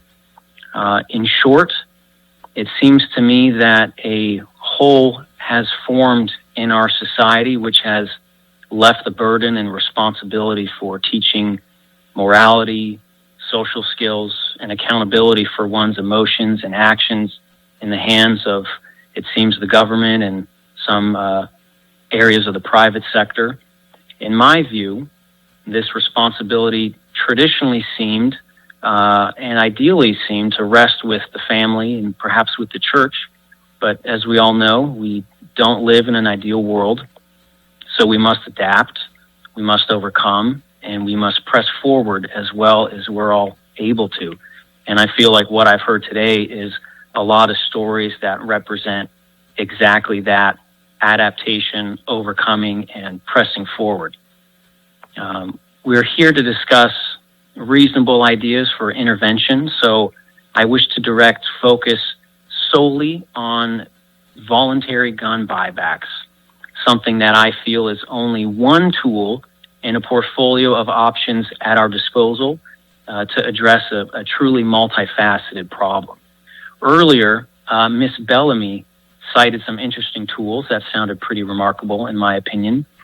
If I had to pick a second focus, which we don't have time for today, I would choose the societal impacts associated with the extremely high rate of fatherlessness in certain households. But we'll stay on the topic of voluntary gun buybacks for this hearing and for my remaining time. I often find that thinking in terms of basic economics is a helpful exercise. So it's thinking in terms of incentives and unmet needs. I submit to you that perhaps our issue is not how many guns are out there, but why people choose to commit crime and acts of violence with these weapons. It's my belief that we need strong preventative incentives which reach those people so that they may address their unmet needs using avenues of our choosing which promote better outcomes for our city. Let's assume, and this perhaps is a big assumption, but let's assume that money is the driving unmet need for a notable portion of these people who commit these crimes. There are other reasons, certainly, but let's just stick with money.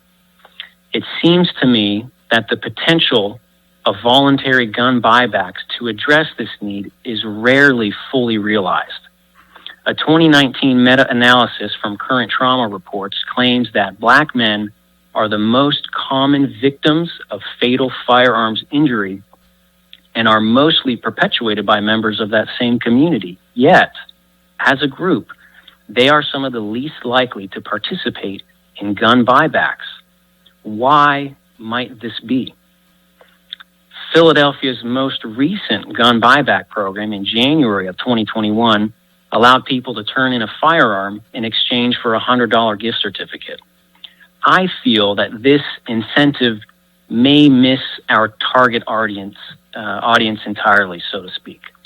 How so? Is it possible that the buyback prices are so significantly below MSRP and street price for these firearms to therefore offer little to no incentive for this demographic to participate if we assume that a notable portion of these crimes are committed due to lack of money? The cheapest and least desirable handgun on the market, this thing is truly a piece of junk. A High Point C9 has an MSRP which is double that at $200 or about $350 illegally on the streets, to my understanding. Even back in the 70s, we observe the same pattern. A very common handgun, the Smith & Wesson Model 36, cost $110 back then.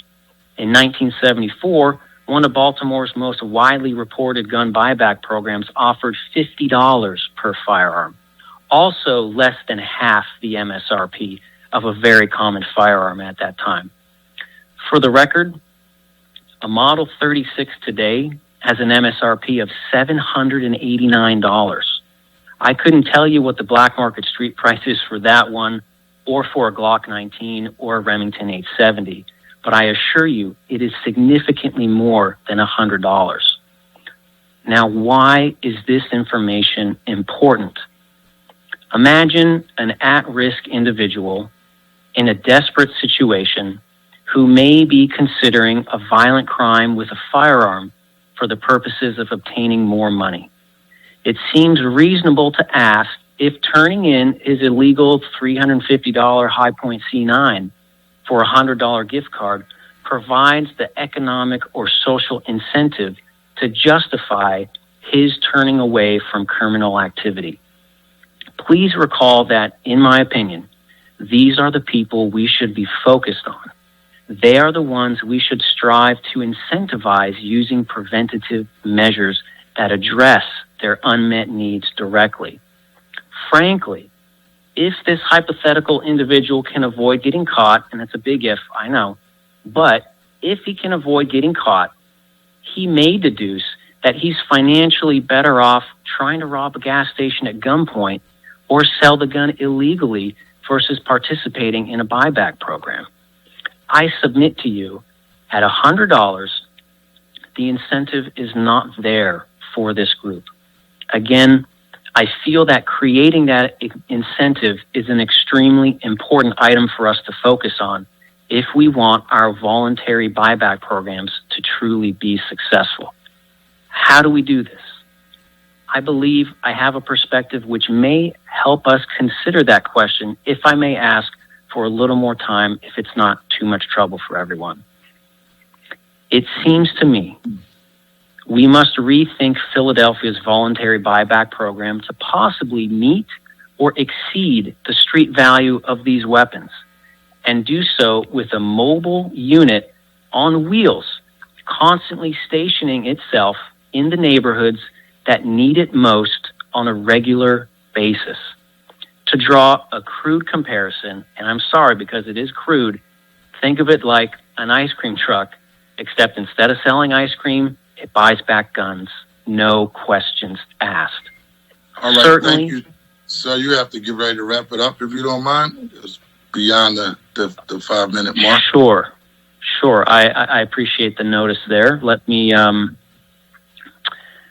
say that in closing, I do thank you for your patience, everyone. Sure. Money is certainly not the only unmet need used to justify crimes of gun violence by the perpetrators, nor should gun buybacks be the only tool at our disposal. There are certainly many causes which require many solutions.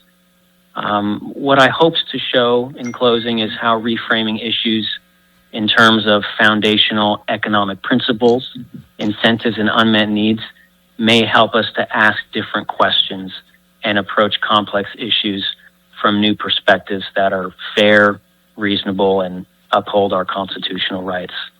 So I sincerely thank you for your time, and however I may be of assistance to this committee, please do not hesitate to reach out. My best to you all. We're rooting for you, and I thank you again. No, we thank you for your insight. I'm one of the council members that hosted a gun buyback in partnership with the Father's Day Rally Committee and Jeff Brown ShopRite. And so I will definitely take back this information. And just so you know, as a point of information, most of the time we know that the guns that are turned in from the gun buybacks aren't from the shooters. But we do know, according to the Philadelphia Police Department, there are a significant amount of firearms that are stolen out of individual houses. And so we just also make sure that during the gun buyback, if there's individuals who have guns that's laying around their houses, this is an opportunity. If they wanted to get rid of them, not doing anything regarding their constitutional right, because they have their own free will and choice to turn in that gun because they don't want to keep it anymore, this gives them that opportunity.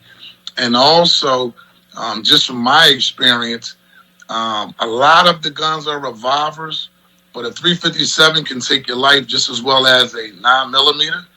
A 38 snub can take the life just as a 45. And so that's a lot of caliber of the guns that we see majority turned in, but we do see some other high power weapons turning as well, which I did see when somebody turned in an AR-15 before, a couple of sawed-off shotguns, as well as a couple brand new like 45s in cases that I've seen people. And I'm be honest, a couple of times when I've seen people bringing like close to brand new guns, it was kind of like, kind of boggled my mind that they were turning them in. But I couldn't question, their choice of turning them in because I guess they feel as though they probably didn't want to have them sitting around their household. But I do understand exactly where you're coming from, saying, if y'all want to put a value out there in the event that you're doing a gun buyback, like take that 100 to maybe 250, maybe 500. And that's something duly noted. But I do want to say thank you for taking time out of your schedule, though, listening to this conversation and contributing to this conversation, and most importantly, this dialogue around action and addressing senseless gun violence here in the city of Philadelphia. So thank you very much. Thank you. I appreciate that very much. All right. Take care. And so any other questions and comments from members of the committee? Anyone else here to comment from the public? Okay, with that being said, this concludes the special hearing on gun violence. This hearing will be recessed until Friday, April the 16th at 9 a.m. Thank you, everybody, for taking time out of your schedule and being here on this very important and critical call. Take care. Thank you, Mr. Chair. Thank you so much. Thank you, Mr. Chairman. Johnson. You're welcome. Thank you. Thank you. Great job. Thank you.